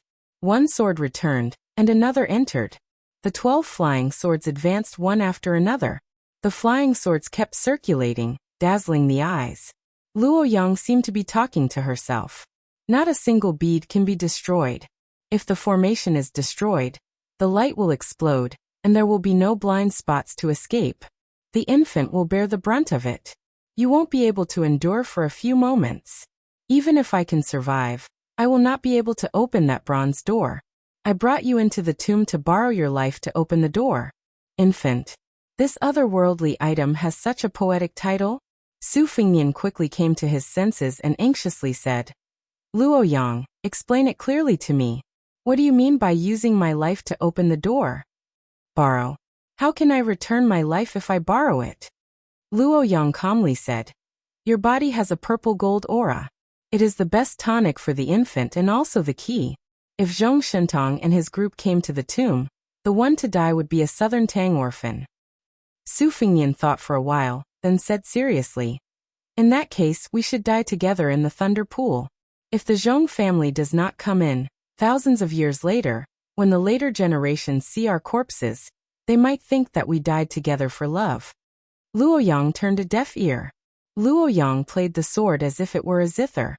Su Fingyan watched her concentrate on riding the sword back and forth. Huang Baozhuang? Devil Luo Yang? At this moment he was confused. When Su Fingyan was young, he also wanted to be one of those famous experts. At the very least, he wanted to be a wanderer who could take revenge. Thus, he often went to the Tide Listening Pavilion to disturb the old people who were guarding the pavilion. He heard many stories of adventures that he did not know were true. He fell off a cliff and survived by hanging on a branch. He entered a cave and saw the corpses of experts. After kowtowing, he received 1 or 2 secret manuals. After coming out, he became a world-shaking expert in Jianghu. He wanted to take revenge and live a carefree life. This made the young Su Fingyan want to jump off a cliff that looked like an immortal. Later, he was enlightened by his second sister. There were tens of thousands of secret manuals in the Tide Listening Pavilion. Su Fingyan sighed. He turned around and saw the sympathetic face of the otherworldly item. He said helplessly, "I'm going to die soon. Come give me a festive face." Su Fingyan thought that the otherworldly item would not agree. Unexpectedly, the otherworldly item spun its red robe and looked at him with a joyful face. Su Fingnian chuckled. Again. Sympathy for joy. Again. Vermilion's robe spun like a butterfly. Su Fingnian was having a lot of fun. It seemed that the otherworldly item was also having fun. Chapter 595. Chapter 1. Luo Yang ignored the playful play between the living person and the otherworldly item, and continued to play with the sword. When the Tai sword stopped in a strange position, the light in the cave suddenly dimmed. Su Fingnian realized that the starlight in the cave was created by a single line of light refracted by the glass mirror, making the cave as bright as day. Luo Yang's spinning silk out of a cocoon was in the realm of celestial phenomenon, but her technique was undoubtedly at the peak of the mysterious realm. This made Su Fingnian's heart haze. The otherworldly item also stopped moving. Luo Yang waved her sleeve and took out the Tai sword and returned the other flying swords to Su Fingnian. She came to the bronze door that was inscribed with countless ancient Xiaozhuan characters. Su Fingnian walked to the door and touched it. He said to himself, "These are 2 letters from the Emperor Qin's left Shuzhong. One is for the king and the other is for the tyrant." They both explained the way of the tyrant. However, there are only some fragments left in the later generations. Tide Listening Pavilion only has about 300 words, and each word is precious. Luo Yang asked, "You can recognize the contents of the 2 books?" Su Fingnian didn't reply to the demonist directly. He just smiled and said, "I was forced by Li Yishan to learn the Xiaozhuan characters of the Great Qin dynasty. When I return to Beiliang, if my master knows that I have memorized the complete Xiaozhuan characters, he will be very happy. He will definitely ask me for half a liter of green ant wine." Luo Yang didn't argue with Su Fingnian and remained silent. The 4-armed otherworldly item was no longer restrained by the lightning pool. It swayed and wandered outside the door. Su Fingnian had a photographic memory, but in order to deepen his memory, he memorized the 2 books as he read. After he finished, he closed his eyes and recited the words in his heart. After doing all this, he turned around and looked at the white-clothed devil. Seeing that she didn't move, he bared his teeth and asked, "Why aren't you doing anything? Didn't you want to use your life to open the door? Remember to pay me back." Luo Yang said calmly, "I only know that I need the blood of the imperial family's orphan as the key. I don't know how to open the bronze door." Su Fingnian asked, "You don't know anything, yet you dare to barge into Emperor Qin's mausoleum?" Luo Yang said matter-of-factly, "It's a gift from the heavens, so I won't take it." Su Fingnian knows that he can't rely on her, so he tries to figure out the secret of the bronze door alone. After a while, Luo Yang says casually, "Your flying sword can still hold on for half an hour. The starry sky above the cave has been completely reversed, and the mechanism has been triggered. At that time, I will kill you and splash your blood on the bronze door." Su Fingnian had a cold smile on his face. "I'm so unlucky to have met you." To his surprise, Luo Yang nodded and smiled likewise. Su Fingnian's face lit up instantly. "Hey, I don't think before I speak. You don't take it to heart." Luo Yang exposed him and said sarcastically, "You're about to die, yet you still don't want to say a few words of truth. You've suffered too much in your life. Are all the princes of your Liang dynasty living in such a miserable way?" Su Fingnian ignored Luo Yang and looked at the bronze door with a cold expression. Thanks to Li Yishan's strict scholarship, Su Fingnian is no stranger to the ancient Xiaozhuan style of the Great Qin dynasty. In addition, when he traveled to Gangnam-do last time, he heard the Song of the Flowing Water talk about the hegemony of the Great Qin dynasty. It can be said that most of the debates of the later generations originated from the 2 books in front of him. No matter if he goes with the flow or against the current, he can verify each other. While Su Fingnian was in a terrible fix, he still heard Luo Yang's sarcastic remarks that he only had half an incense stick's worth of time left to live.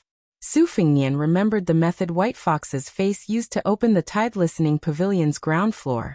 He gritted his teeth and made a desperate attempt. He jumped up and cut his palm with his finger. Blood flowed out and he slapped the 2 bronze doors, a total of 9 characters, 5 yang and 4 yin. He waited quietly for a moment, but the bronze doors remained motionless. Su Fingnian didn't need to turn his head to know that the Tai sword was trembling in the air.